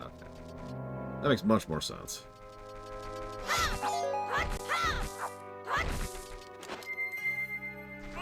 This is a very, very, very minor complaint, but I kind of wish one of the things they added in the 3DS version was just a toggle to, like, always skip transformation cutscenes. It's a really minor point, but it would save, like, having to mash B every single time I transform. Whoa there, game. Okay, I won't do that again. Jesus. I don't know what that was about. Okay, so hold on. Okay, fine. Just for you, Davis. Just for you. Here we go. Jesus Christ. That is the intent, yes, Lunaruth. But is there actually a connection between them? No. Only in my writing. Yeah, that stone's like, what? I'm doing that. Alright, so let me double check my route here, because this is day 1.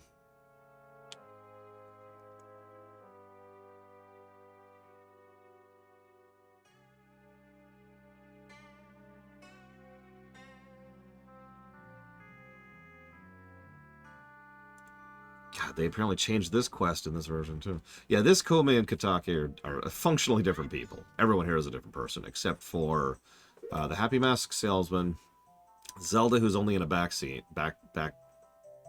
cutscene, Link, obviously,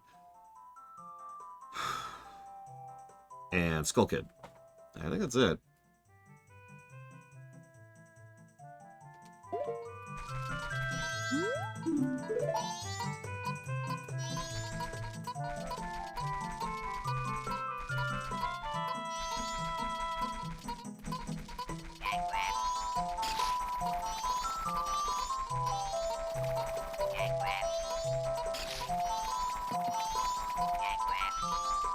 That would be funny. Ganondorf's just there and he's just like, what's up? So listen. And he like trains us or something. Help me. It's Lunaruth. Yes, off the deeper end. I was just busy minding my own business, picking mushrooms, and got hit by from behind. That pesky Skull Kid. Just keeps showing up. Do you think an old hag wouldn't recognize him if he hit his face? Oh, to think he's that powerful and now I can't even move. You! Don't you have anything that gives you energy? Well, actually, no, I do not.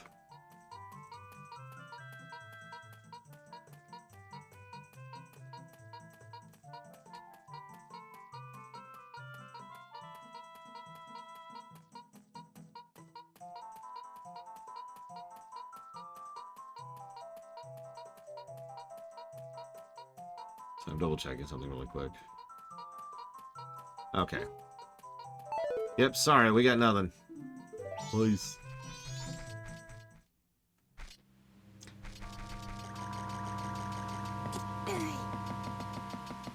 Yeah, this music is such a hot beat. Not this one, the other earlier one.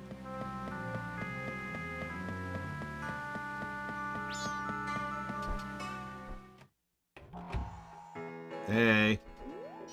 Wake up. Welcome. My potions work very well. They do. What's that Skull Kid got to Kome? That's ridiculous. If it's just the Skull Kid, what harm could he possibly do? Well, yeah, take this potion to her. This isn't good. Got our first bottle. Okay, I'll take the potion to her. God.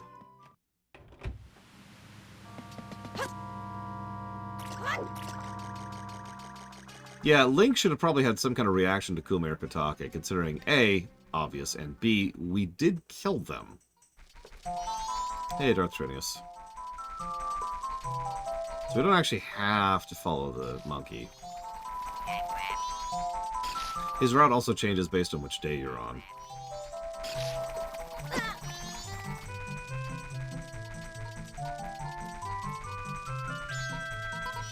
Well, they're not. These aren't Kume and Katake. These are Kume and Katake, completely different people.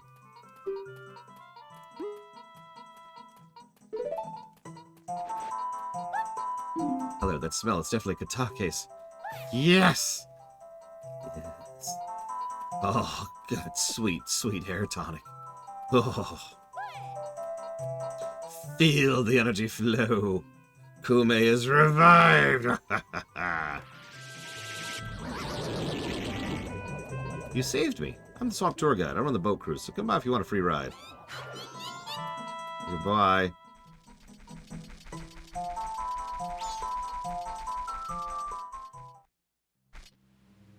Why do we help her? Because now we have a bottle. Free bottle. Come on. Why wouldn't you? Okay, so we did that.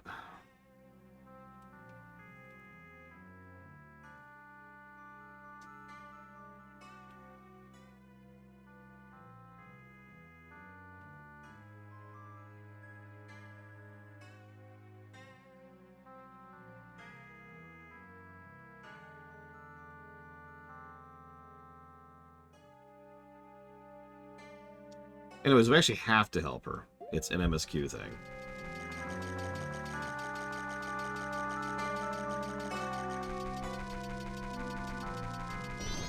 Political asylum. I mean, again, they died in another timeline. The originals. Look, I don't know why they didn't rename them, okay? Don't look at me. I don't know nothing.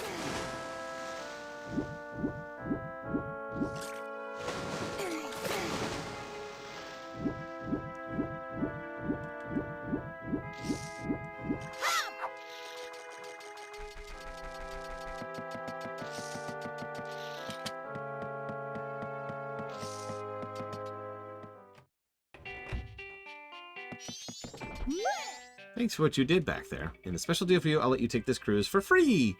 We got a special going on right now, so we're giving this out for free. You got a pictograph.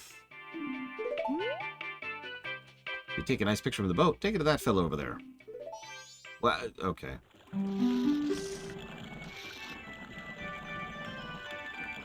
Who's driving the boat, by the way? Like, there's nobody here. So...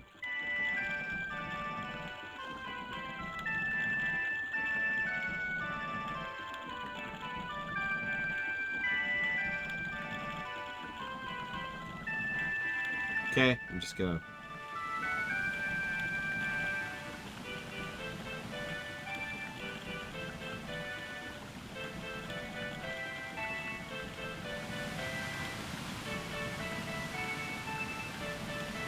What's playing the music? Up ahead, you'll see a rowdy big octo blocking the way. When that is through, we'll be nudging the big guy momentarily, so hold on to your britches. Yeah, that would hurt. So, I don't blame him for dying there. But there's no music box! There's no speakers! There's nothing there! Link's just like, just completely losing it right now. We've now arrived at Deku Palace. Swamp water's poisonous, so please watch your step. You have strange powers, no? You've been watching you from forest. Lately, the swamp filled with poison water. Woodfall Temple across swamp, strange, but you know able to find temple entrance. Temple for Deku only. Brother went to Deku Princess to find temple. It don't go well. Now brother captured by Deku. Brother in palace. He and swamp in big danger. Help.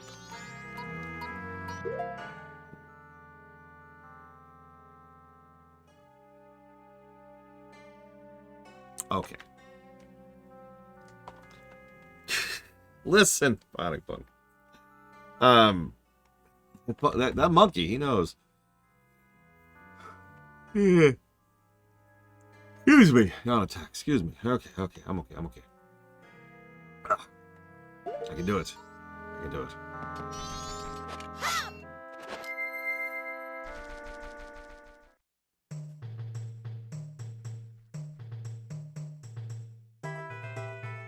Ignore that moon in the distance. It's fine. It's fine.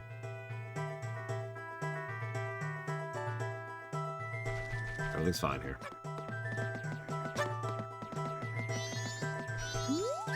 This is the palace of the Deku Kingdom. Only those on official business may enter. But you may enter to see the public humiliation of the foolish monkey who angered our king. Follow this hall straight to the royal chamber. Do not enter any other areas whatsoever. Mandatory stealth sections are the best part of every Zelda game.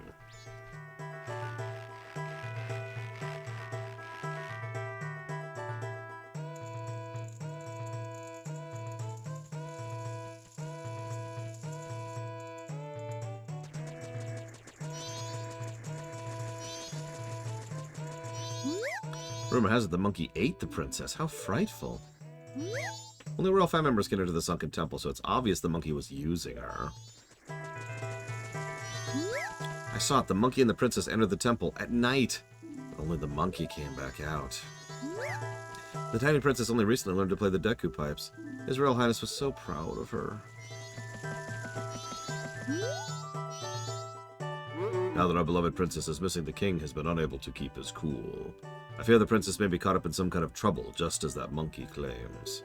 But in his current state, the king can't even send troops out to look for her. What are we to do? Obviously depose the king, or do it anyways behind his back. I haven't seen your face before. Are you visiting? Usually I wouldn't allow the likes of you in my realm, but today's different. We're about to punish the foolish monkey who kidnapped the Deku princess. He's insulted the royal family. I'll show him what happens when you do that. That foolish monkey's up in the cave. Take a good look at his face. Oh yeah, by the way, I'm kind of like your son. It's complicated. Bye. Yeah, no, this king is a terrible king. A common trend in this particular area. Termina's not a great place. I keep saying I kidnapped her. No matter how many times I say it, it's not going to... No matter how many times they say it, it's not going to bring the princess back. If they're not careful, the princess will fall victim to a monster. So, just to make this very, very clear. This monkey is friends with the princess. Monkey and princess decided to go off into the temple. Monkey escaped to try and get help to save princess. Princess is still trapped in the temple and is about to die.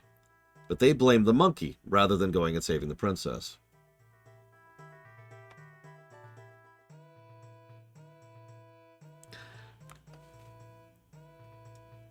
Little too real for me, but that's okay. Let's see. I'm double checking my notes here. We want to go west first. And we want to get that.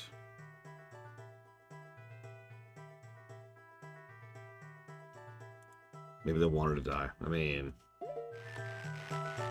let's go ahead and get a bottle here, because we're going to need this in a minute. So I think about the visuals in this game. I mean, it's... I don't say this to be dismissive, but it's basically the same visuals as the previous game. I mean, obviously the individual artwork is different, but the stylings and the approach are the same. And therefore good. What do you think, Evo? Is my brother all right? Did you see the entrance to the cage? We know a secret route there.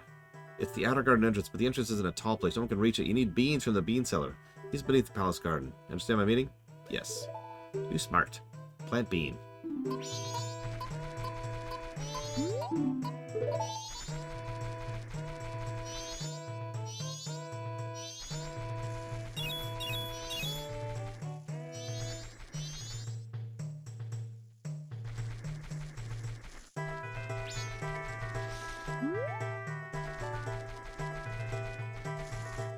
I mean, they do hate the monkeys. There's a lot of speciesism in Termina.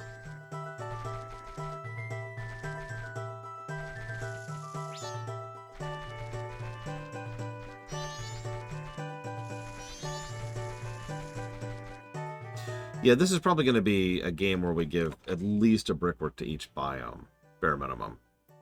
We'll think about the actual dungeons when we get there. I'll go and just jot that down right now while I'm thinking about it.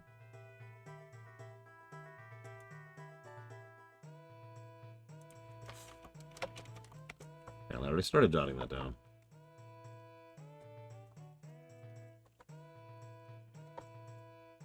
Me too, Evo. Me too. Desert. That's the last one. I'm going to be very curious what you think of Twilight when we get there.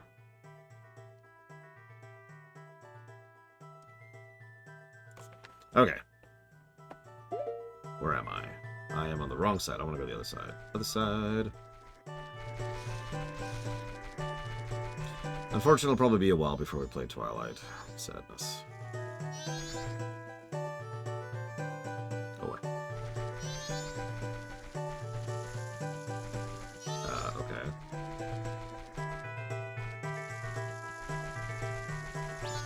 Yes, the guards are blind. Thank you for asking.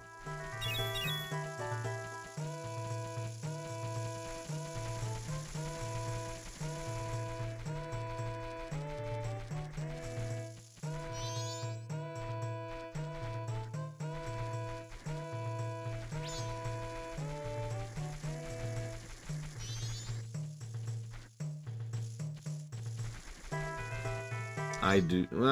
it depends, because the move is kind of a multi-step process, right? I'm going to pause streaming in about a week now. It's a Saturday, right? So a week and 1 day. I'm going to pause streaming, and I'm just going to really, really focus, along with my sister, on getting the house into a saleable state. How long between then and actually moving is a giant question mark. I think the swamp looks much better in the remake, recently. I'm not sure about the other zones, because I'm not staring at them, but, I mean, this looks pretty sharp to me.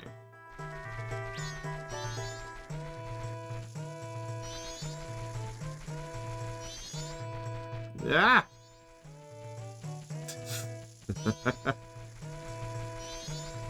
I 100% will not be able to beat the Zelda block by then, if nothing else because of Tears of the Kingdom.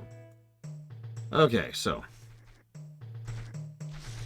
Now I've got to go find the bean salesman. By the way, if it's not obvious, this is a stealth section.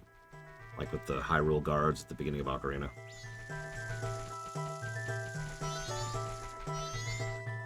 Whoop, whoop, whoop, whoop, whoop.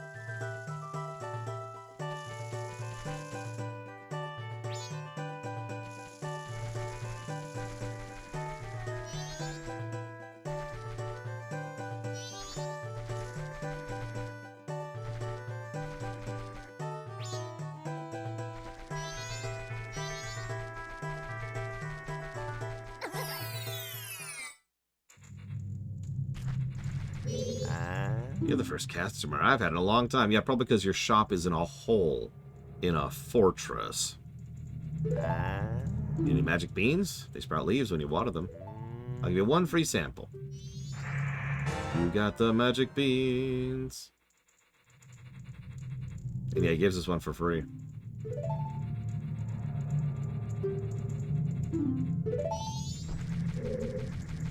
And while we're here, get some water. Yeah, he's a drug dealer. Oh my god.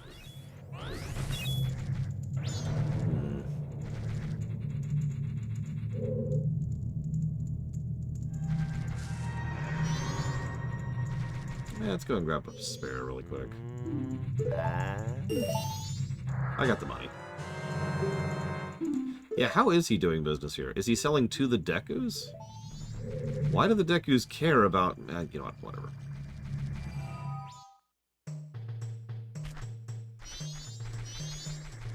I gotta do this manually.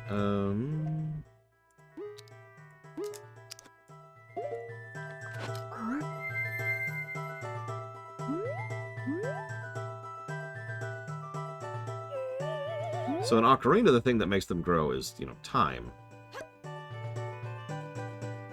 Here we have to actually water the suckers, and then they go boom instantly.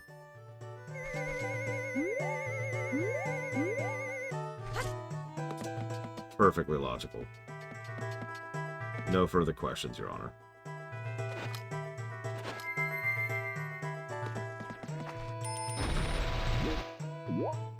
So now those guys are awake.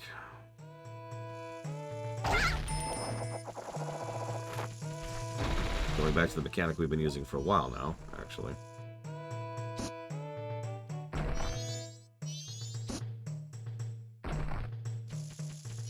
I'm just gonna wait a second because I forgot what the button was. No, not the launch button, the other button. Oh, I don't have any right now. Okay. Well, I killed him. Okay. Not quite what I wanted to do, but alright, hang on. Let's make this work.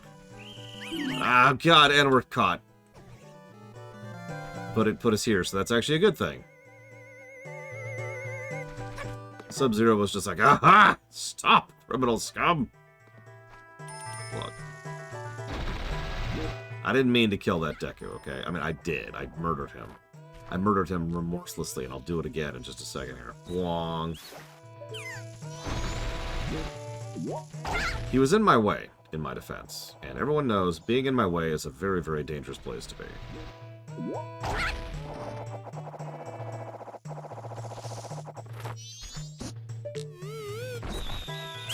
Oh, by the way, aiming, as usual in this game, is much better with the gyro. As it should be.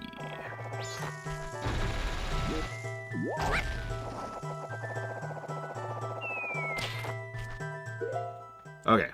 Now I'm stuck. Where else is it gonna go? Death? The underworld? Like, I don't know, Giga. We could boil him, mash him, and stick him in a stew if we want to. As long as he gets out of my way, that's all I care about.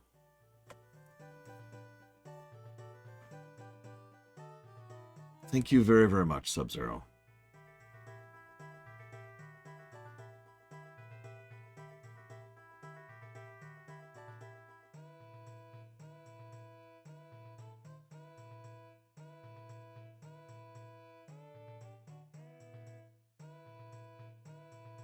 Always appreciate your support. Thank you. Give me a moment. I'll go ahead and jot that down.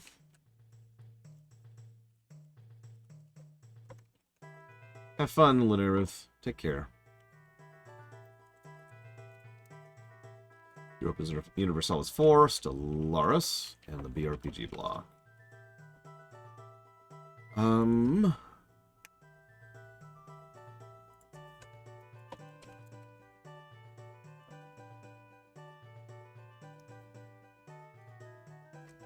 I think I need to give another positive to Ocarina, because I think I missed one.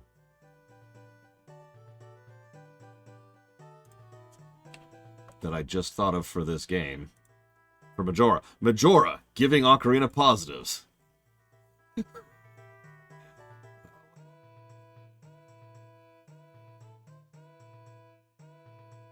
I do? Wow. Okay. I'll do that later.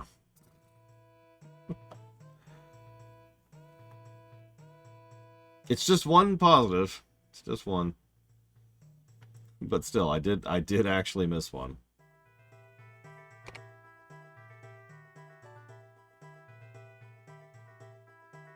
I'm just double checking if there's something I'm missing on the way here. Looks like no. I'm going to get in there. I'm going to get the song.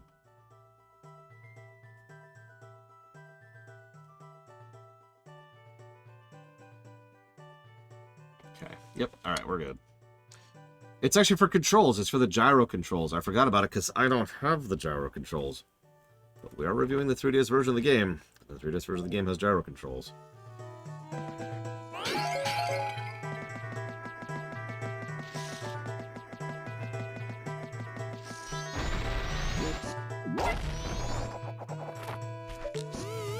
I was just thinking to myself, because I remember going through this on my 3DS. The one and only time I played it. Oh, I guess I've actually played it twice, now that I think about it. The original time. I was thinking about this the original time I played this. And,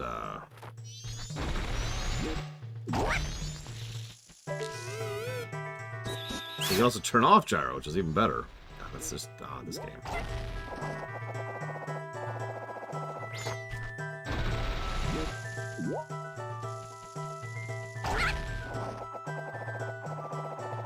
And I was thinking about how smooth several of these sections were when you could just gyro your way to victory. Don't quote that out of context.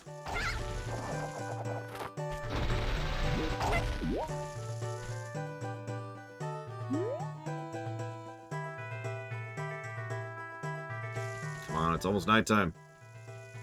I'd like to get to the first dungeon before... Well, that's not happening. Ow.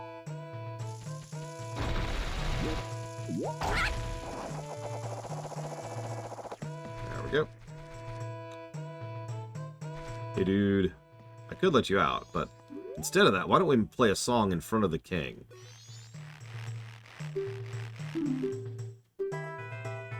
Fine, I get it. I shall say nothing more to you. Punish me to do what else you might. But no, oh, sorry, I'm a Deku. How did you get in here? Shh! They see you, they'll capture you. Let's not make any loud noises. What, my brother asked for your help? Oh, I'm terribly sorry. Just try to cut my rope. We'll talk after that. Okay.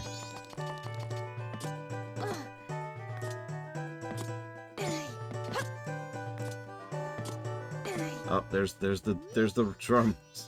Not the drums, the bells. But you don't have to something like a noise, like a loud instrument with sound that carries a long way. If you have one, show it to me.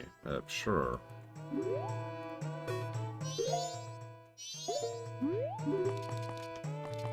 Here. Dude, I need you to acknowledge that I have this. Don't I have something else? Actually, I do.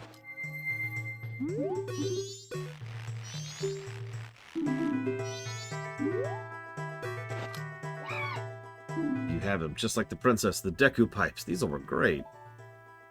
By the way, who are you? It's not important now. Just listen to me. I had to find out about the poison in the swamp, so I went to the Woodfall Temple above the waterfall. The temple had become a monster's lair. The princess was captured by the monster. Since the Deku King thinks I kidnapped the princess, he won't listen to a word I say. Now the princess is in trouble, so I must somehow hurry to the temple and save her. You understand my plight? Yeah. You'll go in my place and save the princess?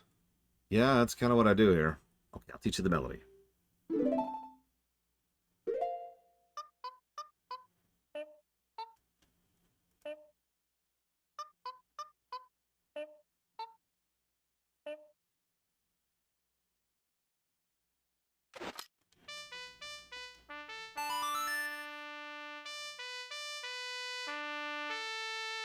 Link, we're trying to be quiet. Link.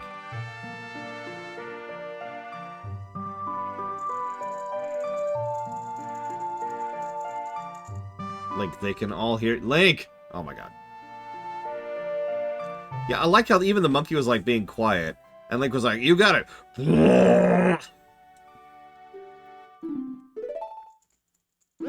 Did you hear that? This melody, which only the Deku royal family knows, it proves the monkey deceived the princess so he could enter the temple. Let the monkey's punishment commence.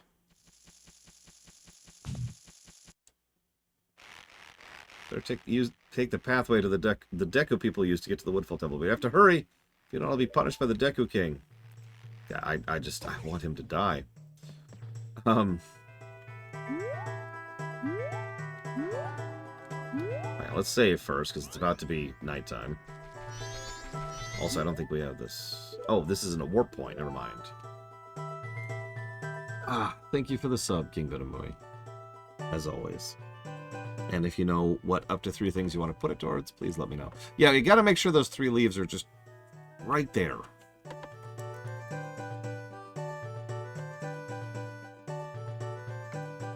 Yeah, the monkey does actually get tortured, by the way. Isn't that great? I mean, if you don't save him, obviously. Oh, God.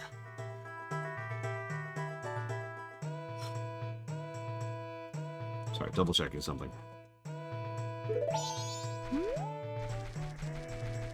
He's not dead. He's fine.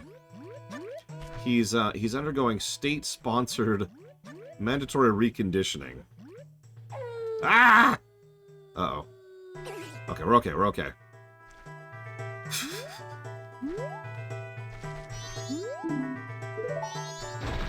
Yep, plus the story. Monkey torture. Although, actually, hang on.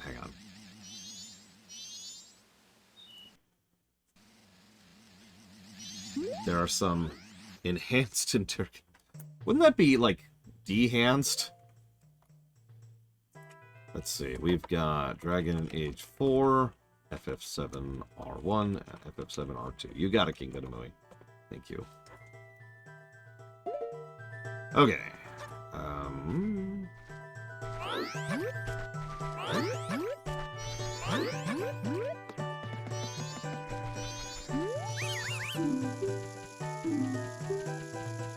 Okay. I will not enter any place but the royal chambers, I swear. So anyways, there's the monkey. And he's lowered into the boiling pot right in front of us. And he's pulled out. Yep. And then they keep saying a kidnapper. Yeah, and they just keep dipping him into a boiling pot. And then back out. And then he stops talking for some strange reason. I'm not sure why.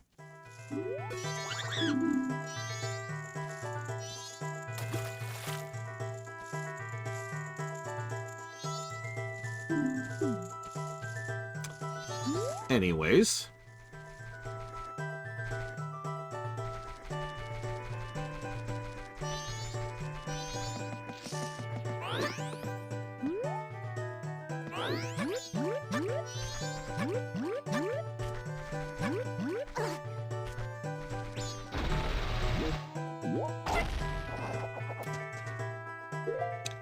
Yeah, it's hard to do PG torture. It's almost like the word torture is such a word for a reason. It implies certain things for a reason. Let's see if Dragon Age 4 is going to be... Speaking of torture, let's see if Dragon Age 4 is going to be good. This is it, Giga. This is it. This is the one. Oh my god, it's actually heads. There you go. Dragon Age 4 will be greater than 0.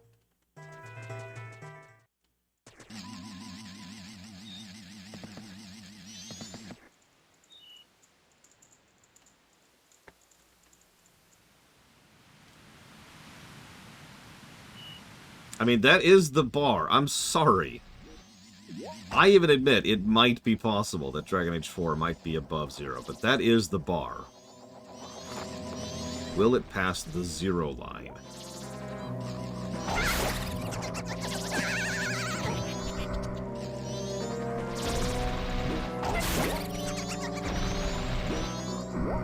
Yeah,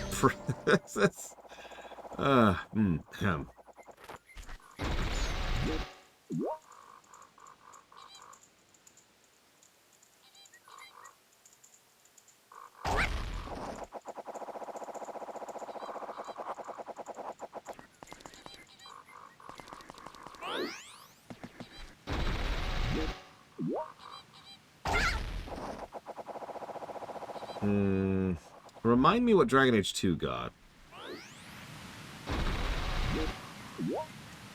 I know Origins scored pretty well. I know Inquisition scored pretty badly.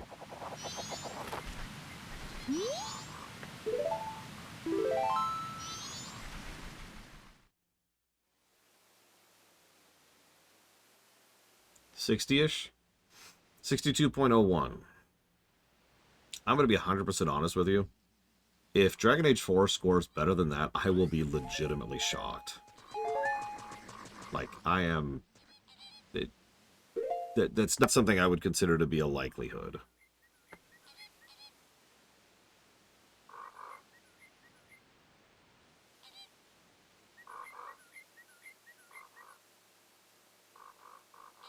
So I'm just double-checking something really quick.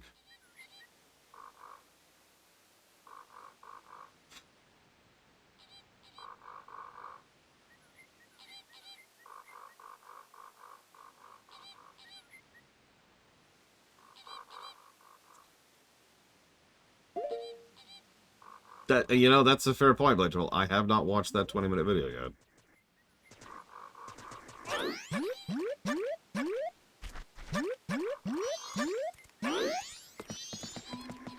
You know what's really funny? One of the most likely times I'll have to be able to have time to watch that is while I am packing and moving stuff. Just have it up, you know, and not really paying attention to it. Which I guess doesn't really count as watching a video now that I'm saying that out loud. You know, listening to it while it's in the background, I don't know. Does that count?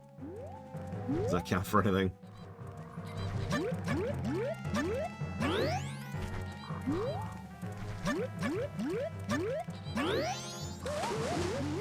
Yeah, let's just reset.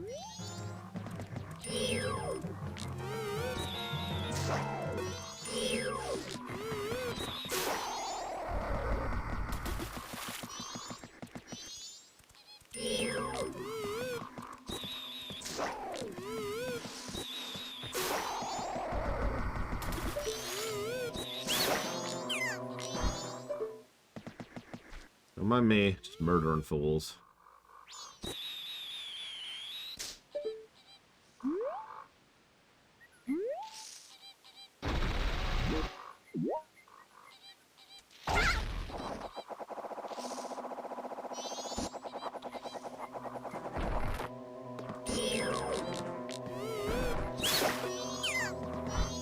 Yeah, I've often wondered how much worse Dragon Age Inquisition would have scored if we hadn't cheated.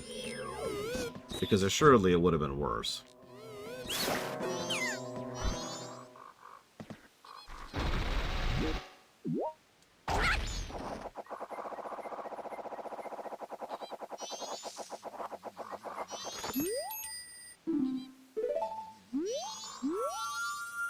Flight path. Oh, my mood would have been much worse. Which, ironically, may or may not affect the review. But I would have been doing a lot worse, yeah.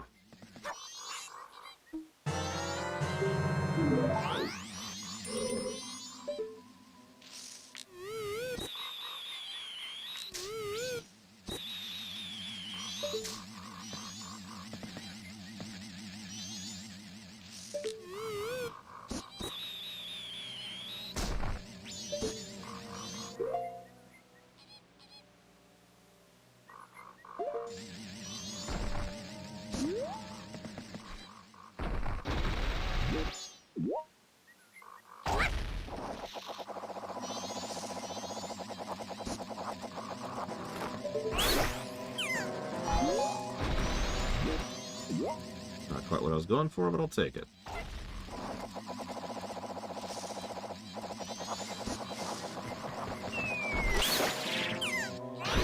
I can't believe that even worked. Hang on. Die, please. No! Okay. No, that's okay. That's recoverable. Frustrating, but recoverable. You're dead, boy. You! Jackass.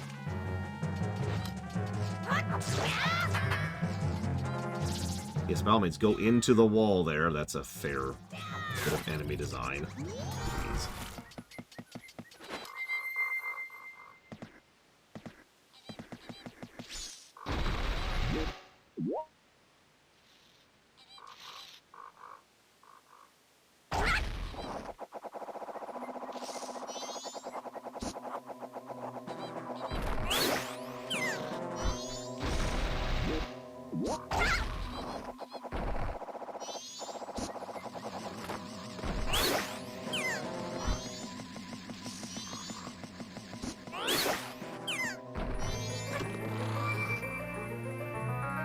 I mean, I'm not a Deku, Bionic Punk. Art piece. Okay. Let's see.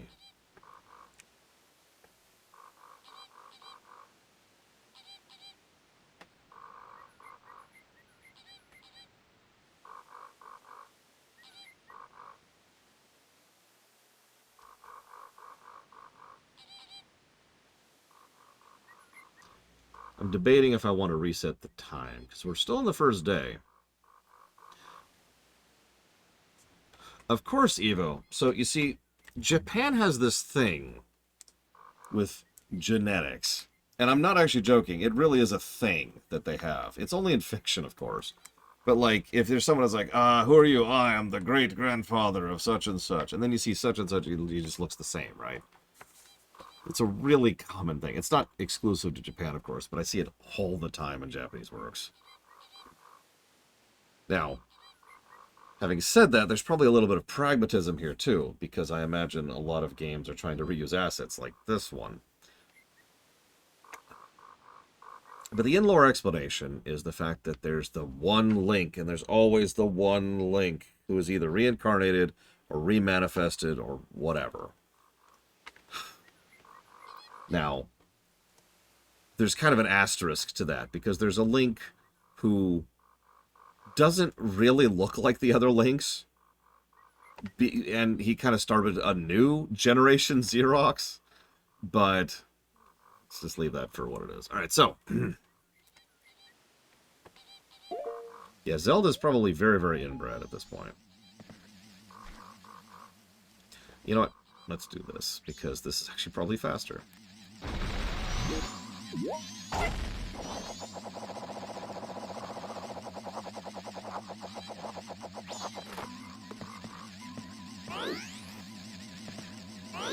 Come on. The dragonfly's like 3 inches from me. Yeah, okay, so we're gonna do a thing. Jesus, game.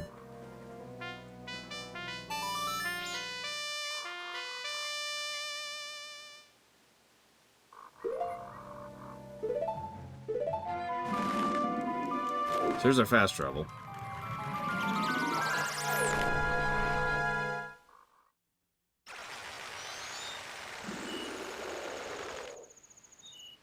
We're just here to drop off rupees. That's literally all we're doing.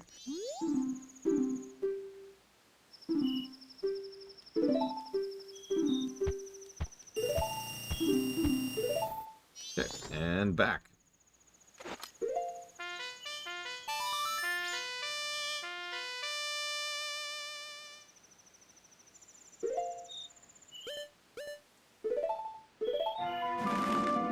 Yeah, it was actually really smart of them to put the warp spot literally right next to the bank, and I am sure they did that on purpose. I should write that down too while I'm thinking about it. Gonna wait for this so I can pause so I don't lose time.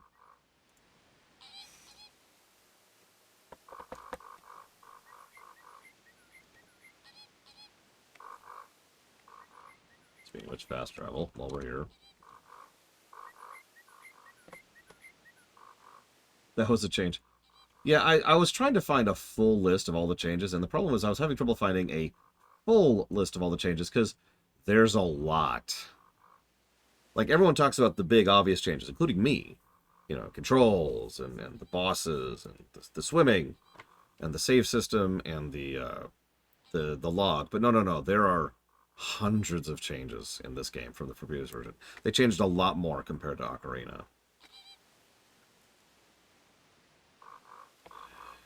But it's all little stuff, right? Micro stuff. Which is fine, of course. So let me double check something, because I don't think we need a walkthrough for this dungeon. Like, there's the stray fairies, and we're going to try to do that without a walkthrough. We'll see how that works out. I forget if we need the stray fairies. Does anyone remember?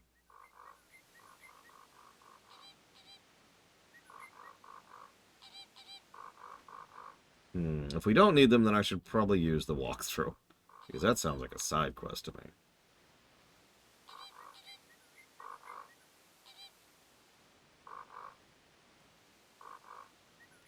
Yep, no. Okay, cool. Well, alright.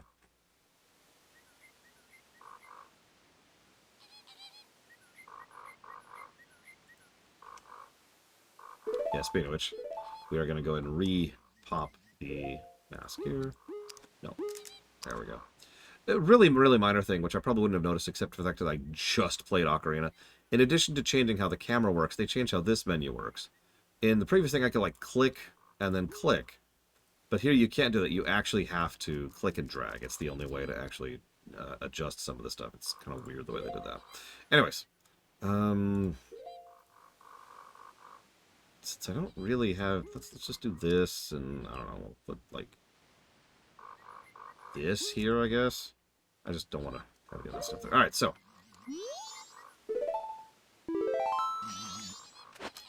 Now we're just going to have this mask on forever. I'm kidding, we got to go right back to this mask.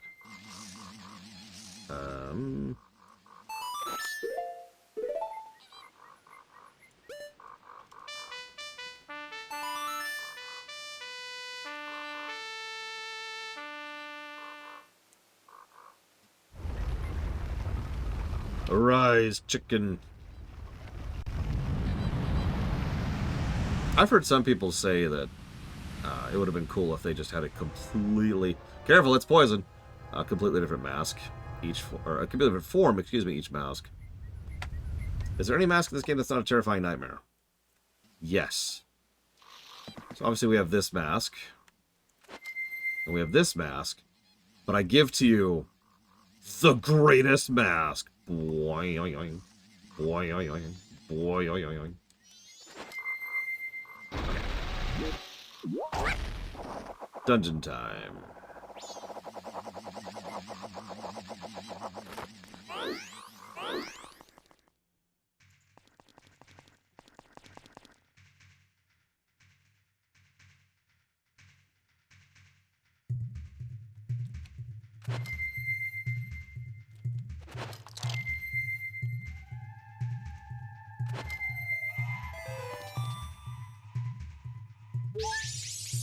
So one down.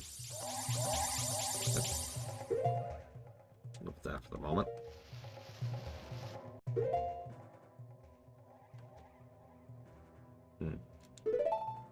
That is an interesting approach to the map.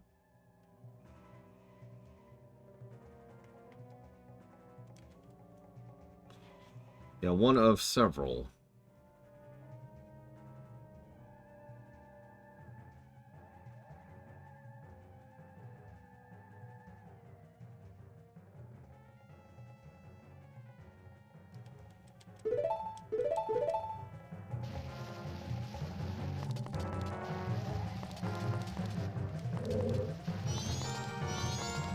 Actually, gonna grab our save point.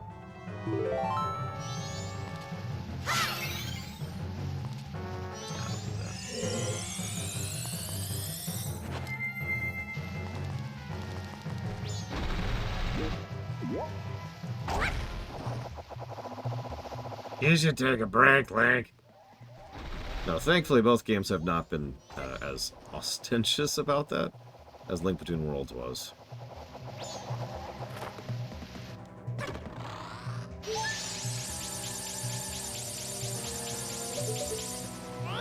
So that was interesting. I was actually looking for an effect and I didn't see one. I'm gonna go with no, I didn't see it.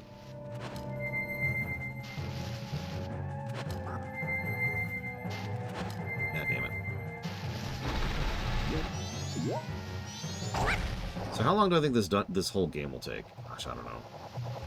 Whoop! I actually hit the wrong button. That's okay, we'll deal with this now. Spin to win. Refill a little bit.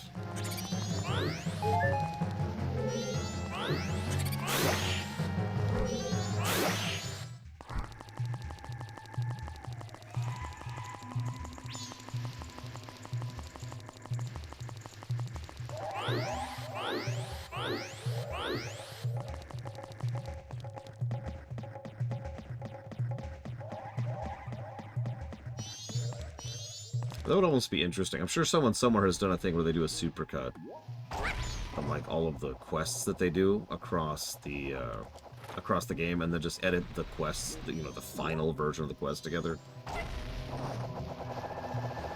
And then, of course, some crazy people just do the whole damn thing in one run. That's not quite Yoshi drums, no. Close, but not quite. And yeah, I forget, someone... I was actually reading up on where Odwalla came from. And wherever it is, it's the same place where the music is being inspired by. Again, using the same type, the type of music direction in order to indicate, damn it, theme and tone of areas, right? Might be Mayan, I don't know. Okay, so I'm assuming you mean those little pink particles. Those are vague, but that means it's in the room.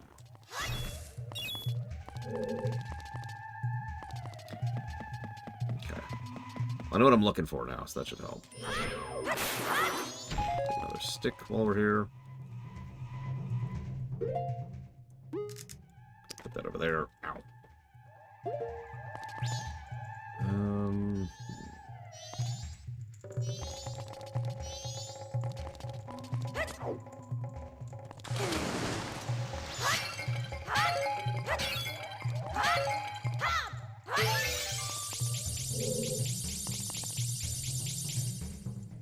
Still another one in here. Okay.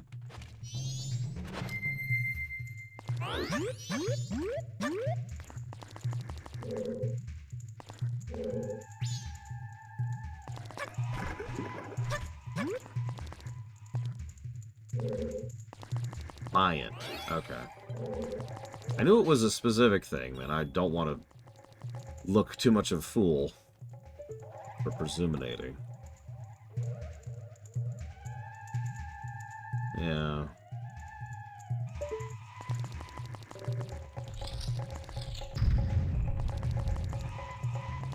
So, this is a good time as any to mention something. I don't think it's a huge issue for me personally. But I do know several people who've posited a hypothetical change to this game as like an optional mode or an optional toggle you could put. I'm pretty sure I mentioned this the last time I streamed this too.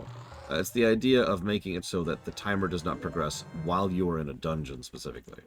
We know they can have timer agnostic areas like the center of Clocktown, so it is something programming-wise that's possible.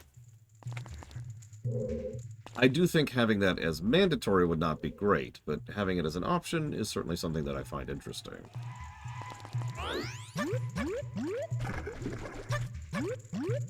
And you know me, I tend to be pro-options.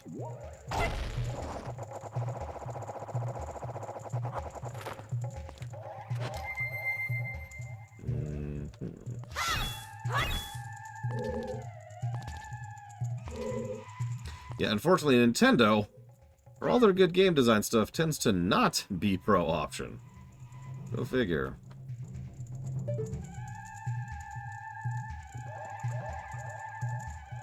Oh, I agree with you, Josie's Mask. It also means it's kind of an event going into a dungeon, right? Like, you get to it, you prep for it, and then it's like, alright, let's do it.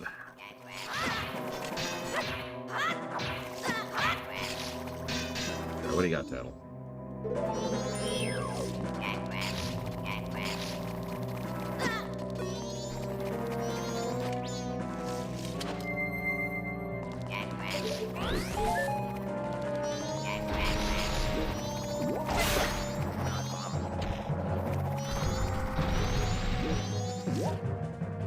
Come on, I'm over here.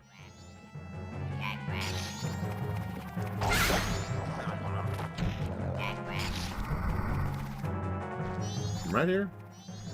Come on, boy. Don't you want to kill me?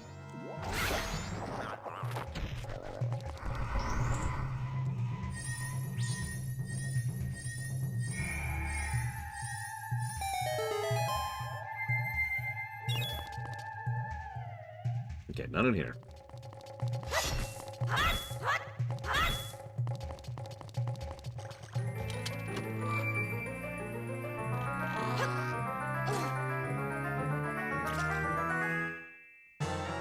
You found the map. It's not as useful. Like, we kind of start off with the compass in this one. I don't know if you noticed that. So the map's neat, but it's no compass. That's all I'm saying. Okay, so let's go here.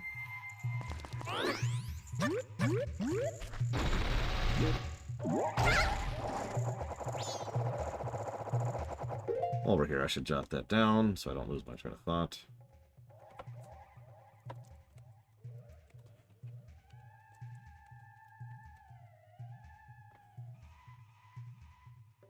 Okay.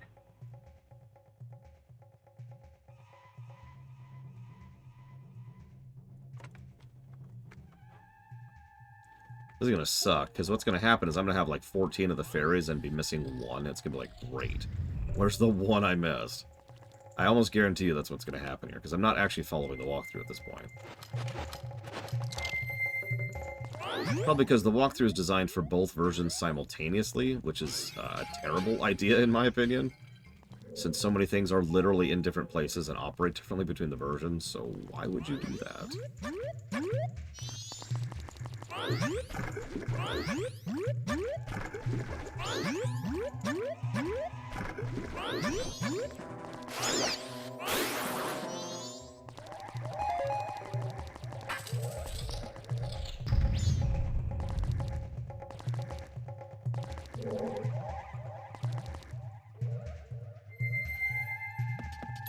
The mask does help a little bit, assuming you can figure out which room you're in, or which room you need.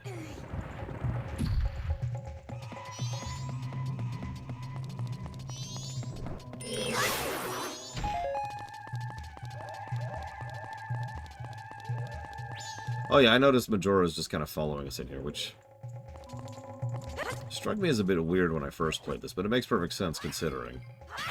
I mean, given the nature of Majora. So we should talk about Majora a little bit while we're here. Just a little bit.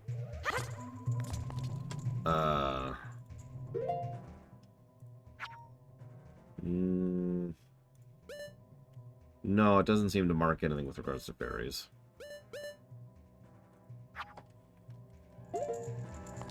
So, what is Majora? Anybody in chat?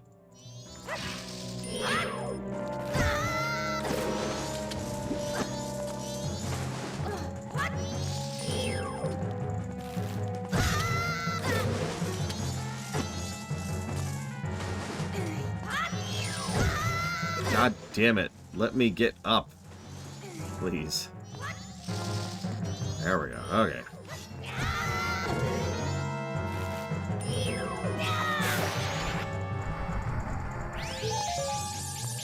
Him.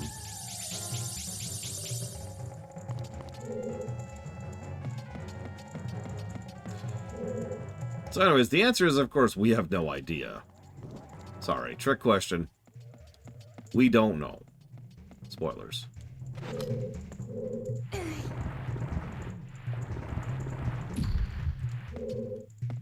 But that's sort of the point. You're probably expecting me to give this big, in-depth explanation of what Majora is, but the answer is, of course, we have no idea. What's Bellum?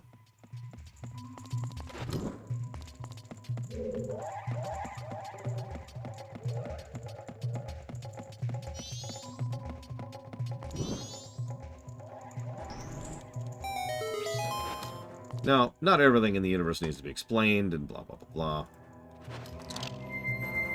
But I have to admit, and this is especially a problem the older I get, the less information that exists about a thing, the less interested I tend to be in discussing or analyzing it. Because it's like, well, it can be whatever I want it to be.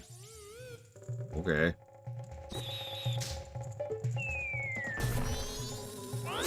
Having said that, I do think we have just enough information to do a little bit of speculation on what Majora is. Is that all of them in this area? Yes, it is. Okay, cool. Because, you know, souls can and often are put into masks. This whole realm is very big on totemic magic. And a form of voodoo. And so they like to do this thing. Oh my god, Jesse's mask. So they like to do this thing where souls can literally become masks, or magic can become masks, or curses can become masks, or whatever. This is the nature of how a lot of the masks operate in the game. Obviously, we do get several masks which are pretty much purely cosmetic. They're just chunks of paper or plastic that we wear. But a lot of the other ones actually literally contain magical abilities, like the fact that we can wear someone's soul to gain a form based on their form. That's where the transformation masks come from. Based on that, we can already speculate a decent amount about what Majora is, because we know that Majora is probably some kind of soul that was probably locked inside that mask. Now, he mentions a curse and blah, blah, blah, but all of that is extremely vague. Based on evidence, I would say it's actually more likely than not, however, that the Majora's Mask, sorry, I'm talking in the wrong direction, that the Majora's Mask was not a soul. Sorry, not a soul, that it's something else. Probably just literally a curse. Could also be magic. Let me explain what I mean by that. All the times that we have a soul, a persona put into the mask, and then that mask is put onto you, it transforms you, literally. Literally, as we see with Link. But Skull Kid doesn't look any different. Underneath his mask, no pun intended, he's just Skull Kid. As the mask slowly takes over his mind, he acts differently, he operates differently, but he doesn't literally transform. So there's probably no actual physical soul, it's a weird sentence, attached to Majora's Mask. Which means it's more like one of the other masks, like the Great Fairy Mask, or the Bomber Mask, or any other masks that are merely magical. So that then, there you go. It's magic put into a mask. Well, what's the magic? Where did the magic come from? Why did the magic come from, etc.? And that brings up the obvious point, because Majora could be argued to have personality, although you could also argue, and I have seen people argue it, that Majora does not have personality. We have so little information that what we could be seeing is more like a twisted reflection of Skull Kid. In other words, that everything we see that is Majora is not actually Majora, that there is no Majora. What we're seeing is the mere reflection of Skull Kid, and that's what we see as Majora, right? And that actually lines up pretty well. Now, I'm not saying that's correct. I'm just saying it is one valid interpretation of these events. Because, again, they don't tell us jack about Majora. So this is all speculation. I do think it could work, Majora being a curse. I do think it could work Majora being a person. We could also do both. These are not mutually exclusive, after all. So, shrug. I didn't actually mean to pause while talking about that, so I apologize. At the end of the day, it's probably down to a little bit of preference, which one you think.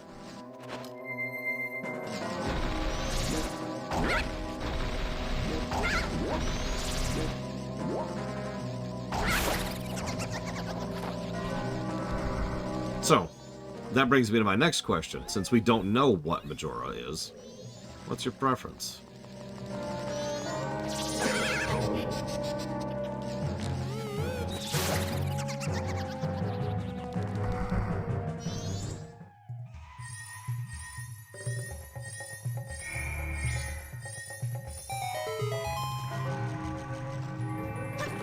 Perfect, Bionic Punk. No, Majora is Demise. There we go. Tied it all together. We did it. Ah, there's the fairies. You said that earlier, but I didn't believe you. That's what I get for my faithlessness. Into the wall with me.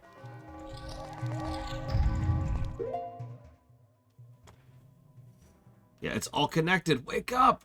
Okay, why am I looking at the walkthrough? I'm not even reading the walkthrough. What am I doing? What am I doing?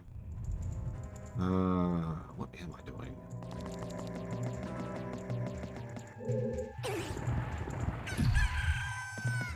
There's the second day.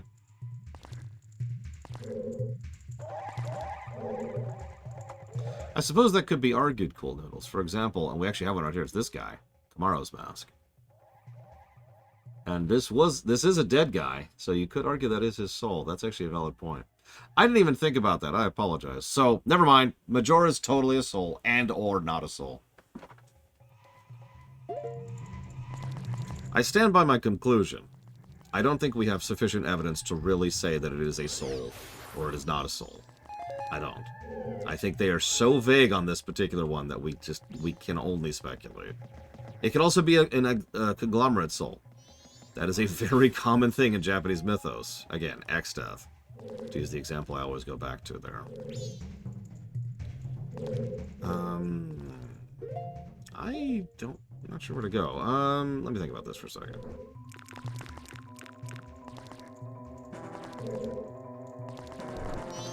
What's back in this room? Yeah, Grand Falloon, for those of you familiar with Castlevania.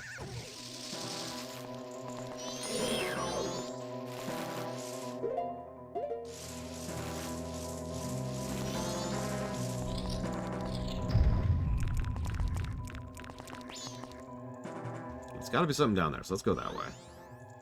Well, that feels a little weirdly backtracky, so whatever. I could be wrong here.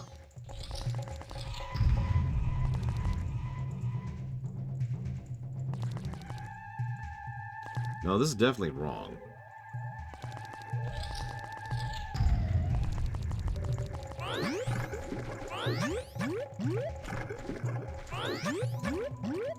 Yeah, Final Fantasy V, Castlevania, Elden Ring.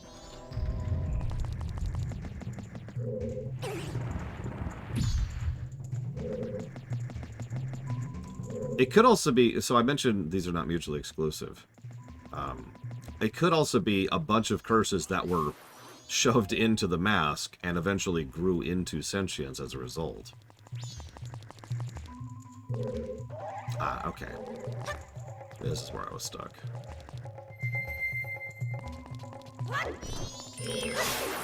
Like, it is functionally a person now, but it didn't start as that, you know?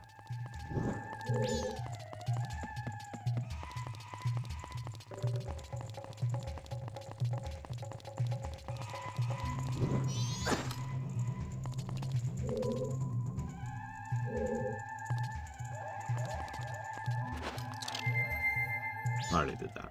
Okay. What? Why? What's doing damage?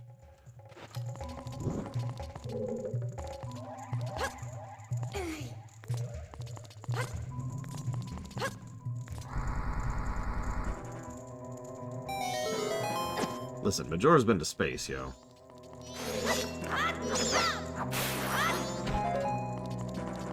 That would be funny. Why do the moths hate me?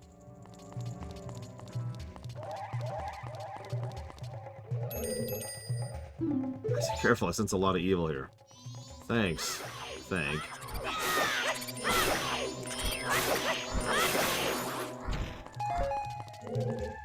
Now hang on, we can take this one step further. Majora obviously is childlike. It's one of the very few things we know about it. Whether that's because of its connection to Skull Kid or because it's just childlike. Take a pick. But wouldn't it be interesting if the specific reason why Majora is so childlike is because of the fact that it gripped onto Skull Kid?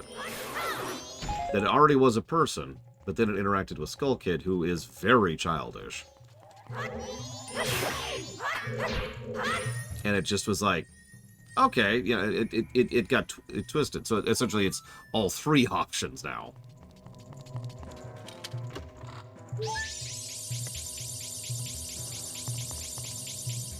Okay, that's the last one in here. Where was that thing? There it was.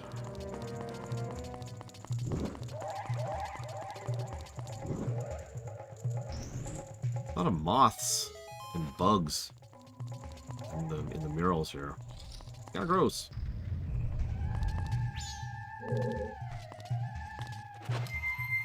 Time is slowed, yes. Thank God. Otherwise, I'd probably be having a panic attack right about now.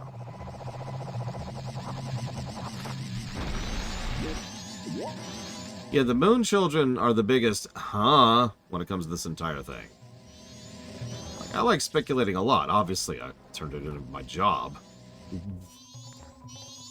What?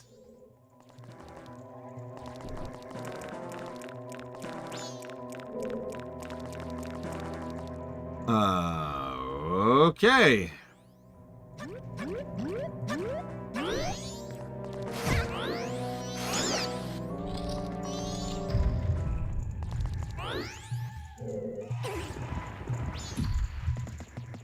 Obviously, I enjoy speculating. But, when you get that level of vagueness, like the Moon Children, not Majora, the Moon Children specifically, I just shut down. I'm like, yep, what are the Moon Children? Who knows? What's your speculation? Huh? Why would I speculate on the Moon Children?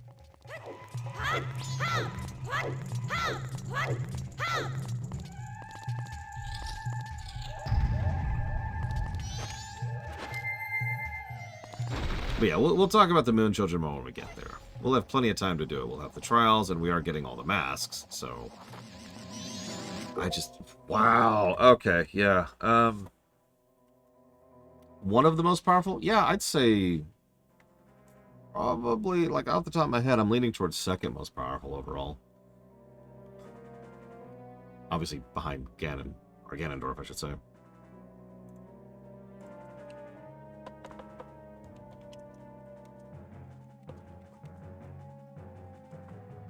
What is the name of this dungeon that we're in right now? Woodfall, I want to say? It is Woodfall. Yay. Which Ganondorf is the strongest? There's only one.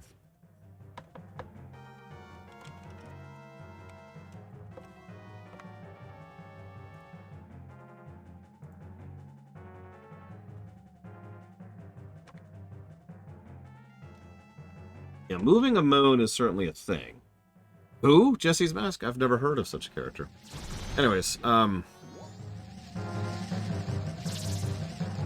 yeah, there's a billion Links and there's a billion Zeldas, and there are 2 Ganondorfs.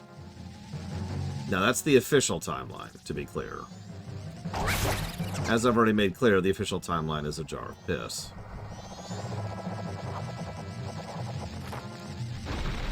Now, having said that, even if we, use Reality Land and ignore the official timeline, we can pretty fairly say that there's only a few Ganondorfs.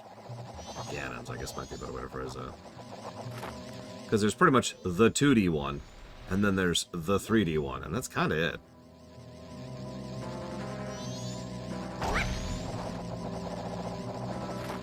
Should grab this.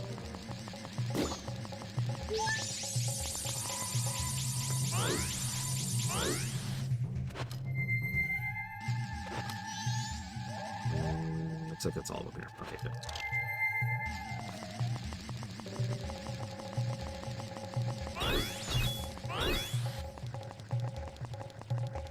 Yeah, Majora has a constant presence in the game, which is good. You want your monster to always have that kind of presence. Which is interesting, because Skull Kid also has a constant presence in this game. But for effectively a completely different reason. Well, you see, Evo, there's this thing called tradition. We need to have every... No! Member of the royal family... Every daughter of the royal family has to be named Zelda, because we're secretly Germany. The more I make fun of that, the more I'm really just making fun of real life, because that is a really, really common thing in real life.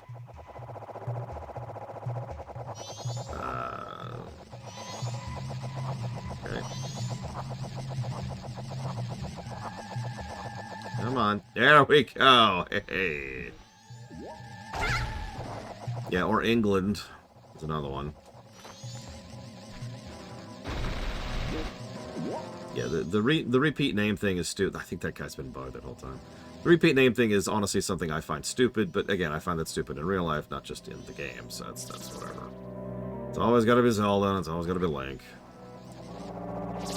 At least there's just the 2 Ganondorfs.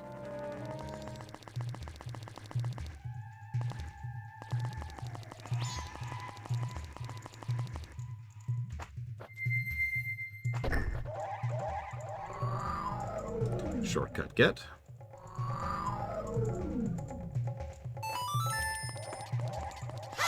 What, Tattle? Yes, thank you. Thank you, Tattle. Is there one in here? There is one in here. I noticed they also float more if there's a fairy nearby. I've already been over there, and I could see the one over there. You know, that's a good question, because realistically speaking, if you think about it, what this means is that Zelda gets married and has a child, which she names Zelda. So Zelda and Zelda are living together, and then one of these days Zelda is really tired because of all the work of being the queen, so Zelda has Zelda taken care of by Zelda, her grandmother. And what if they have more than one child who is female?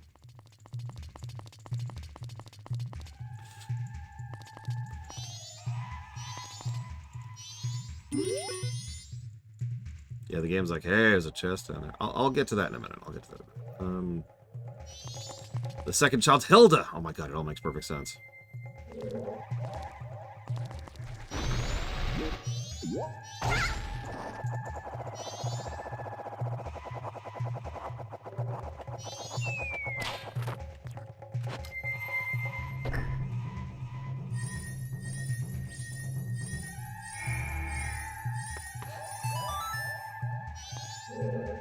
Okay, so there's that.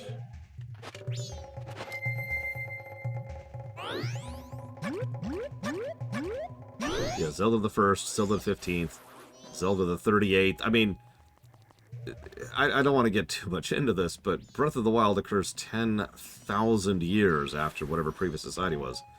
How many Zeldas do you think we could have in 10,000 years?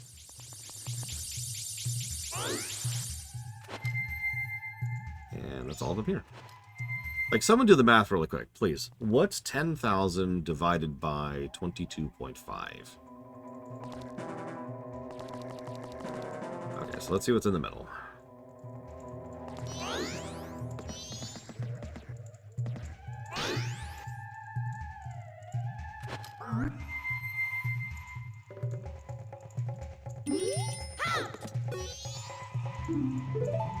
Yeah, okay.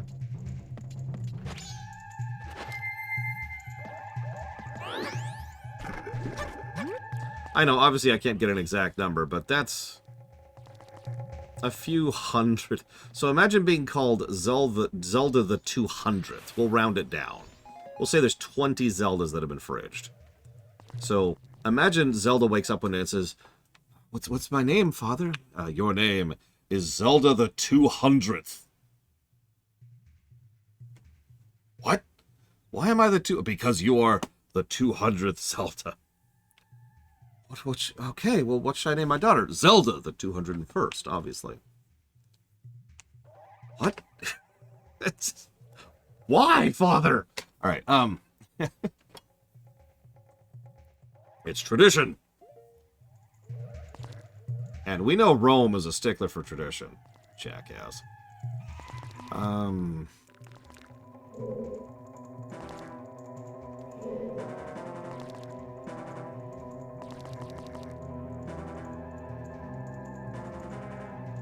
Why not name her Tetra? No, her name's Zelda. Even Tetra was functionally named Zelda, although she herself would disagree with that, and I would tend to respect her wishes on that matter. In fact, I remind you, there's a cutscene in Phantom Hourglass where Tetra is actually upset at someone calling her Zelda because her name is Tetra.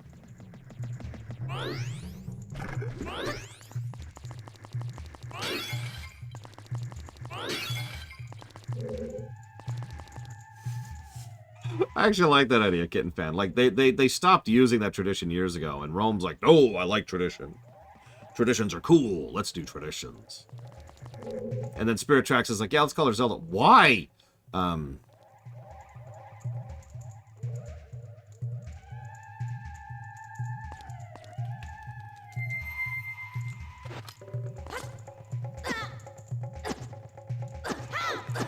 okay, I'm gonna give up on that.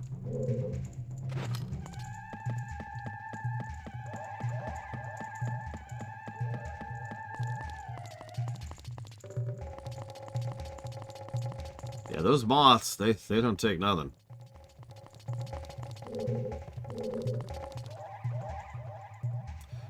No, I'm currently in a state of stuckitude. Yeah, the dungeon item's the bow, which would help me solve this room right now, but I don't have the bow.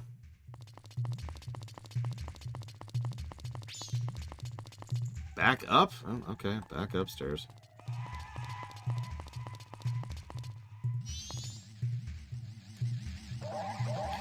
Okay. Okay, back downstairs. Okay, okay.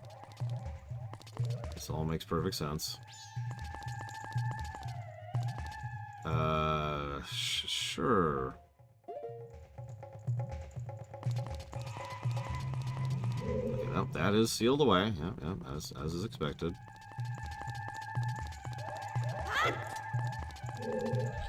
And we've obviously already been in here. Yep, and that requires the bow to enter. Yep.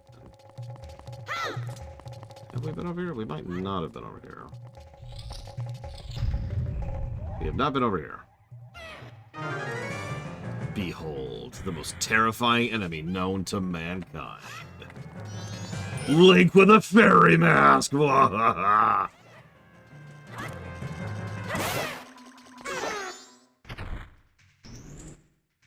and also the Lizalfos. That's a good point. That's actually a good point. They could literally be using magic to ensure that they keep having females, to keep having Zeldas.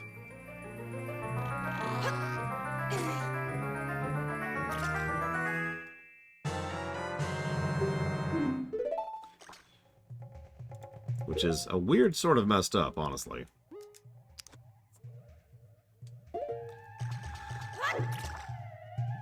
Nothing in here. Okay.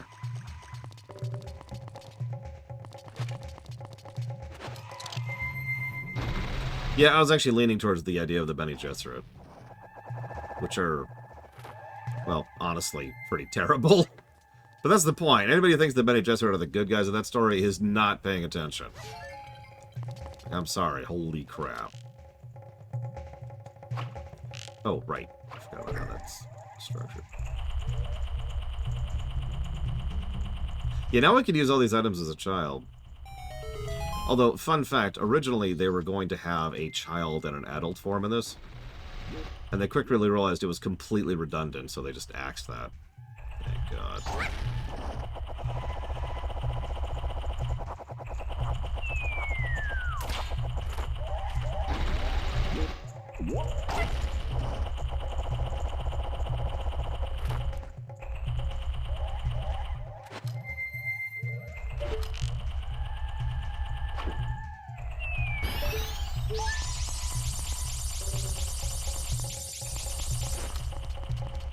And that's all of them in this room.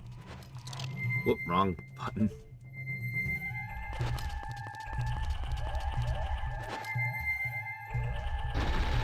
That was the right button. God, I'm just so turned around today.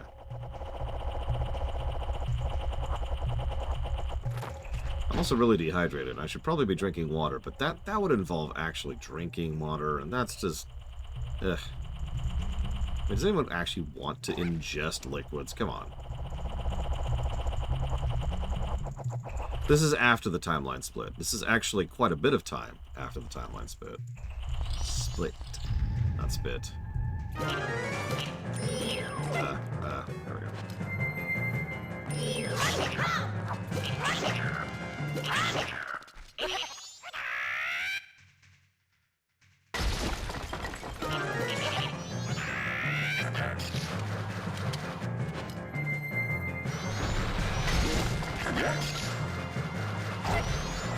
Terrible timing.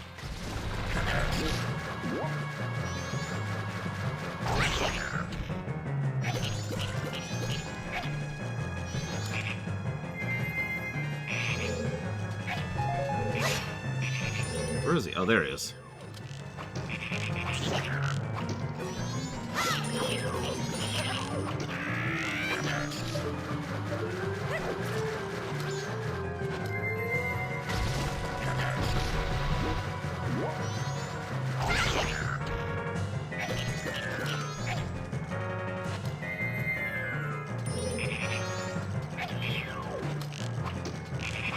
Z targeting's a little better in this version too, I've noticed. Just a bit. Look, I'm in the middle of a boss fight, Bonnerfuck. I can't pause, okay? Doesn't have a pause button, Mom!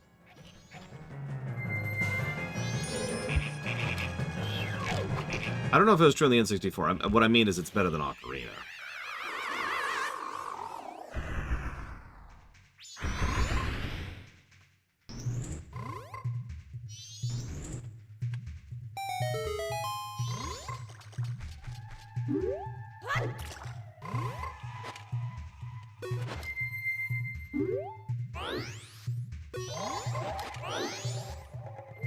Oh, alright, whatever.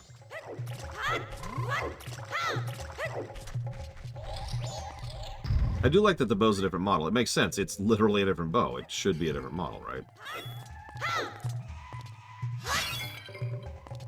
I mean, the frog quests... Frog quests.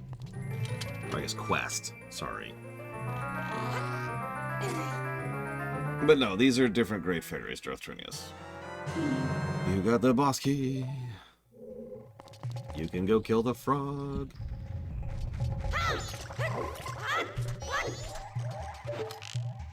Time to die, little man.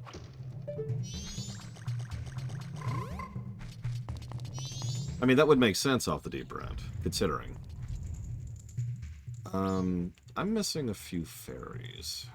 Was I missing a fairy? I didn't even look at my hair. My hair going anything? Nope. Okay.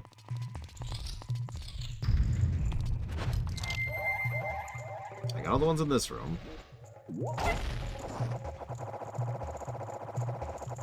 If I've been sweeping so far, then woo, that is the intent, and I haven't been using a guide. Although the fairy's mask does help. Obs. So we have this stupid bow.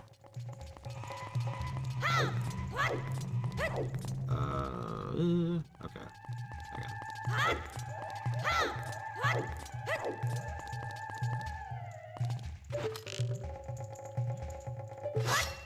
Yeah, I actually unironically really like the fairy mask. There's a reason I have it on my hotkey right there.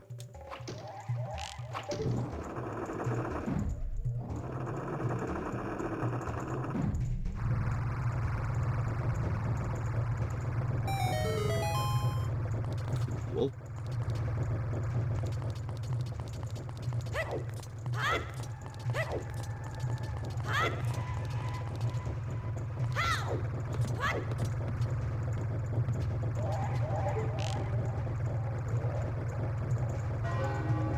Damn it. It's almost nighttime.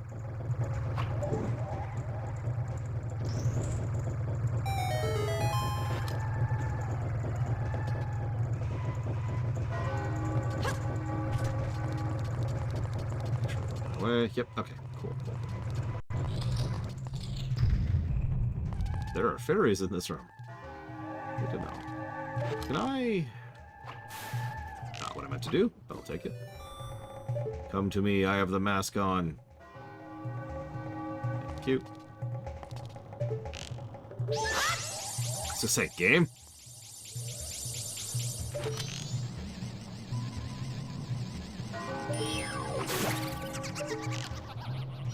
That's a good question, Javis. It's a good thing to ask at this point. I will say this game doesn't have the kind of looping design I tend to value, but there's some good and tight puzzle design throughout. There's even optional puzzle design in this one, in the form of the fairies. You don't actually need to get the fairies. And I tend to enjoy that sort of design when it comes to games, especially Nintendo games, because they tend to do it best. And there's an optional objective that's your hard mode, right? Get all the fairies. And yeah, there's a very big central room. Ow. Mechanic in the game. Which, it's easier to... I know you can't really see the map, but, like, it's a fairly small dungeon, all things considered. But you can see what I mean, right? There's the big central room. And then it branches, and then those go up, and those branch to each other. But otherwise, you're always moving around the central pillar. Ah. Alright, so I am missing 2 fairies. I feel like I actually did miss one.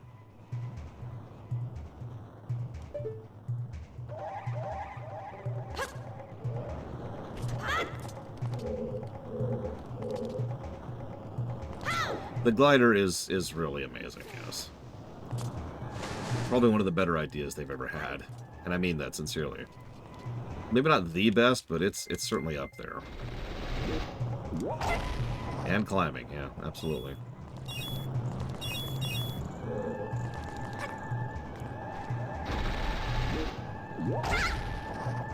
The dungeons are also relatively small, too. I would say that only two of these dungeons, so I guess that's half of them, are particularly long. Now I'm missing one.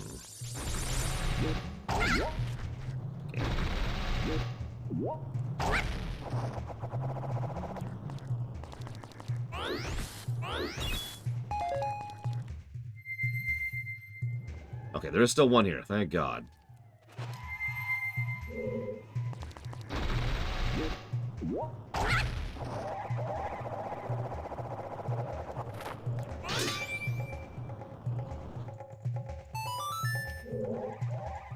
There it is. There's our last fairy.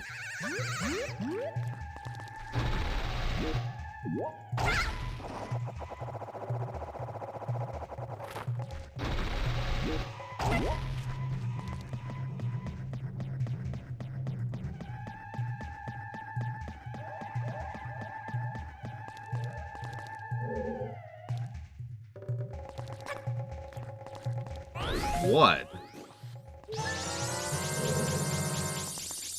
Take them to their fellow fairies of the same color.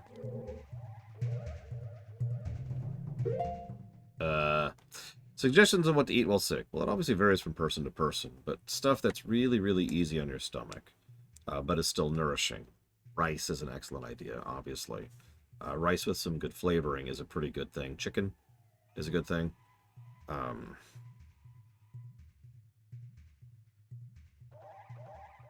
Not really, or no.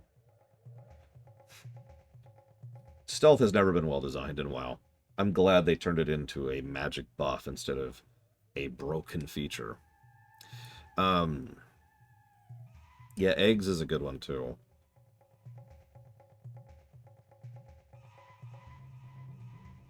I'm trying to think of anything other than the basics, because I'm pretty sure you already have chicken and rice. Broth is a good thing to have, especially if it's beef broth, bone broth, so it's got protein in it. That's a good one. Oats. There's various types of oats. I personally prefer rolled oats, but there's a lot of different good oats for your stomach.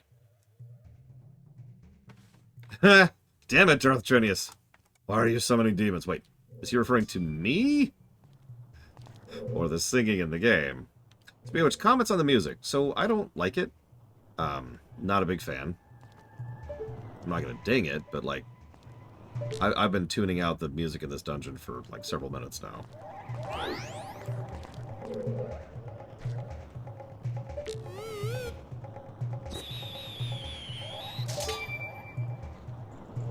Yeah, I'm not a huge fan of it. It's just, it's kind of like the Forest Temple's overall approach to music, without having the melodic tones necessary to make that actually work, my opinion.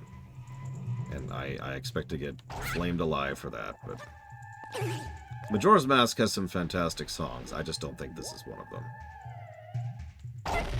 Where do I turn in the fairies, by the way?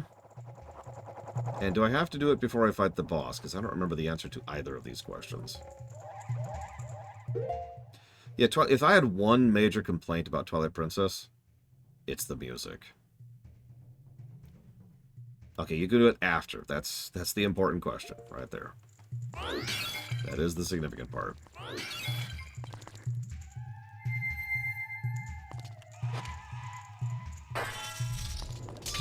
Boss time.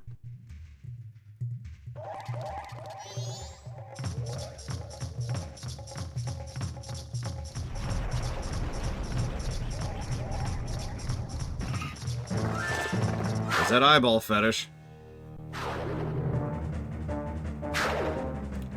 Adorwa.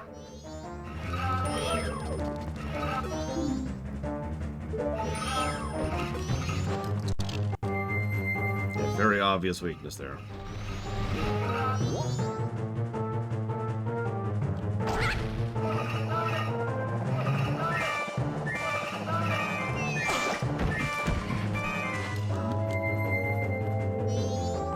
Oh god, let me around to him.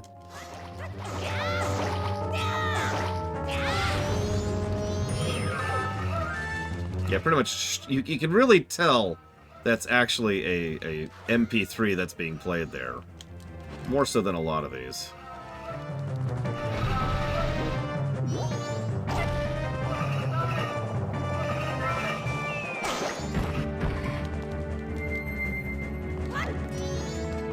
I guess in this era, it's actually probably a WAV file.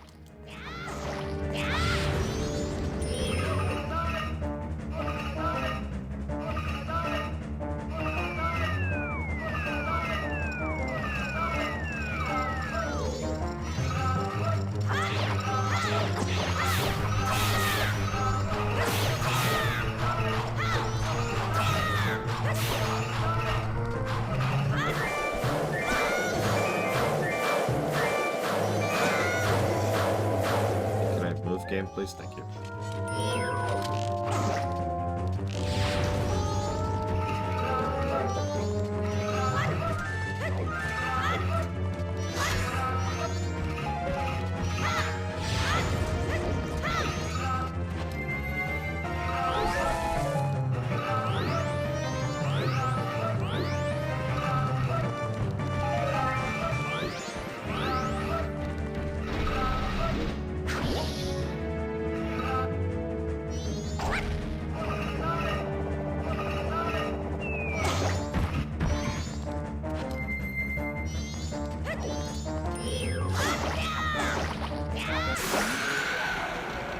Not a bad boss in this version, but yeah, definitely not as good as the original.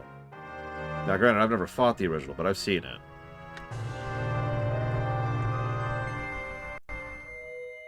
Still got some creativity, and multiple options for dealing with them. And a heart container. That's the best part. Wait. We have freed the innocent spirit imprisoned in this dark mask. There are several swords in this game, yes, Dream Whisperer.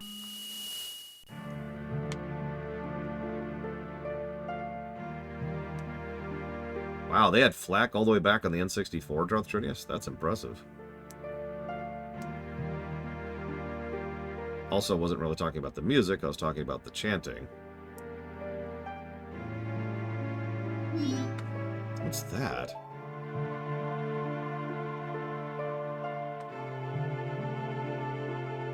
Why are they creepy and weird looking?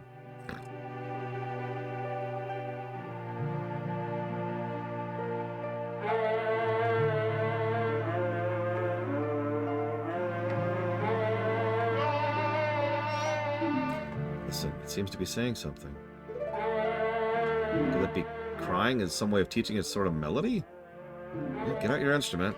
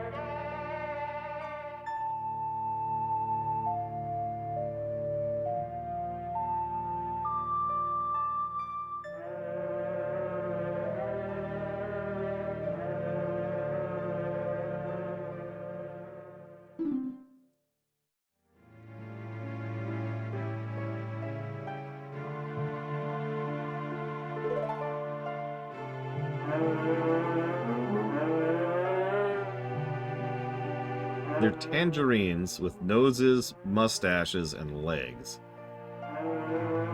Sorry.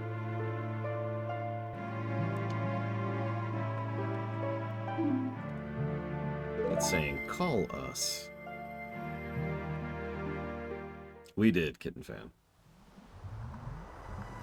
I mean, again, they were literally feverish and having nightmares from the crunch of working on this game, so... Functionally, they were drugged, yes.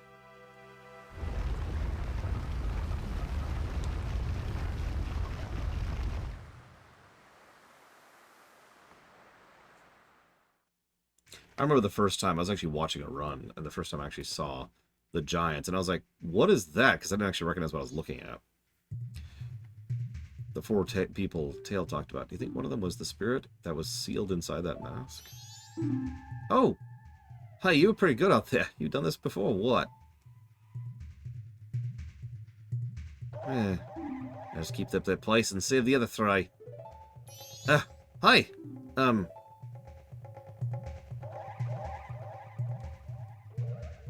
that stuff I did to you, you horse. I apologize. Sorry. But there, I apologize, so don't hold it against me, okay? Let's head and get that princess the monkey mentioned. After that, our next stop is the mountains. Ah, so that actually does give us direction to our next stop.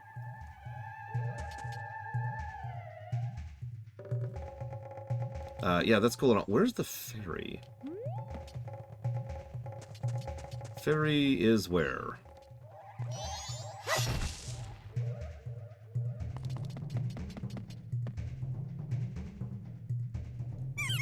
What?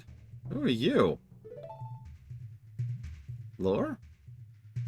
Kill me? Pleased to meet you. I am the Deku Princess. Were you by chance asked by that monkey to come save me? Yeah. Just as I suspected. See, your body smells a little bit like monkey.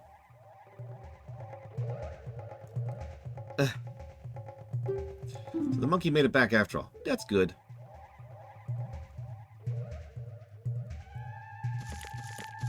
I was worried when I didn't come home my father would think the monkey had kidnapped me. I was worried my father would even go so far as to punish the poor... Like, could you imagine if my father started dipping the monkey in boiling hot water while still alive? That would be terrible. Ah, well, that'll never happen. Don't tell me. Are you serious? Is father actually doing that? Ah! Yet another hasty decision, father. Well, we haven't any time to lose. Quickly, Mr. Dirtbag. Could you please find something to carry me in so you can take me to the Deku Palace? Yeah, sure. Hang on. I got just the thing. Keep in mind the game mandates we get a bottle prior to this point, because we need it in order to access this area. So...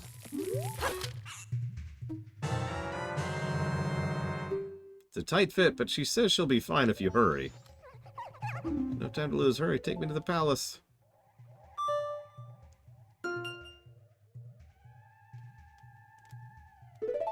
I don't know. Don't ask me. Don't ask me. Yeah, she is now peanut butter. More or less literally.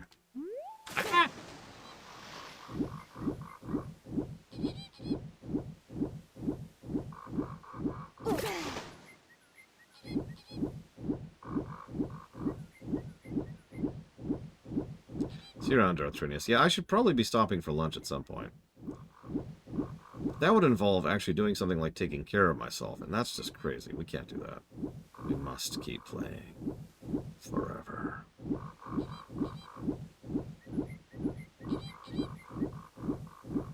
Where's the... Okay, there it is. I know there's a platform over here I can get up. Food is for the weak. And the dead. Wait. That's right, I've got to dance! Or are you going to put me in the oil? You're going to put me in the boiling oil. Please don't put me in the boiling. I swear, I'll be good. I'll keep playing Majora's. Please, no. I'll give it all the positives, I swear. No, no, no! Okay, okay.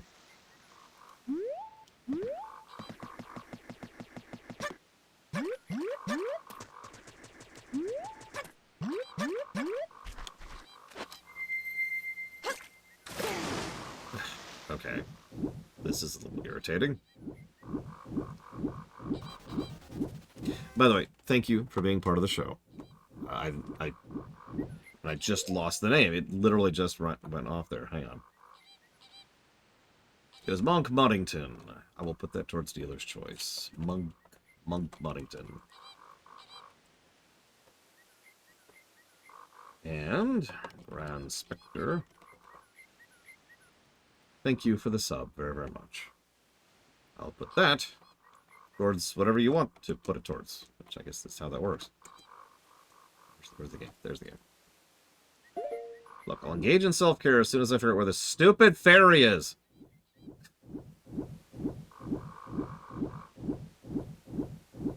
Do I have to start over? Okay, whatever. Sorry, I knew that, Monk Muddington, but then I got a sub from Grand Spectre, so I'm waiting to hear what Grand Spectre wants to put it towards. But I will put yours towards dealer's choice. Thank you again. I'm not sure what dealer's choice is at the moment. I kind of don't want anything else to be funded right now. With the move coming, I already have a big enough queue, and it's about to get a lot bigger. And a lot of people tend to forget that we've got 2 months of Streaminations that are just sitting there in the queue, ready to go. Which... I mean, I'm extremely not looking forward to put that as nicely as I possibly can. Like, I just... God damn it.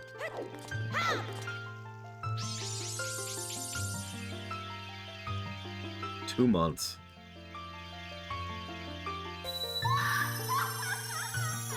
Nice hair. Wait, Bragwin's in this game. Oh, Wyzian, I am the Great Fairy of Wisdom. Thank you for turning my broken and shattered body to normal. I'm a buff.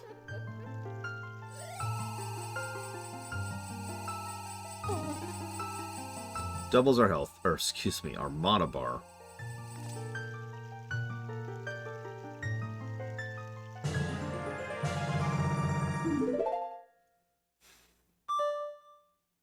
Yeah, green's wisdom. Because I don't know why. You know, getting that buff is extraordinarily helpful. I have actually never played this game and not gotten that buff.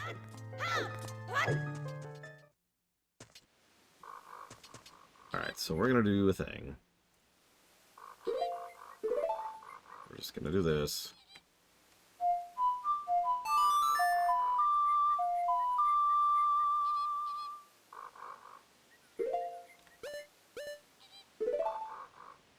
I guess I can go here.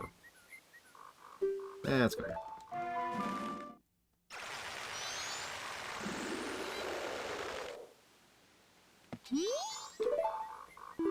Okay, now that I am 10 minutes into my lunch break, I suppose I will go ahead and take my lunch break. I'll see you in a bit.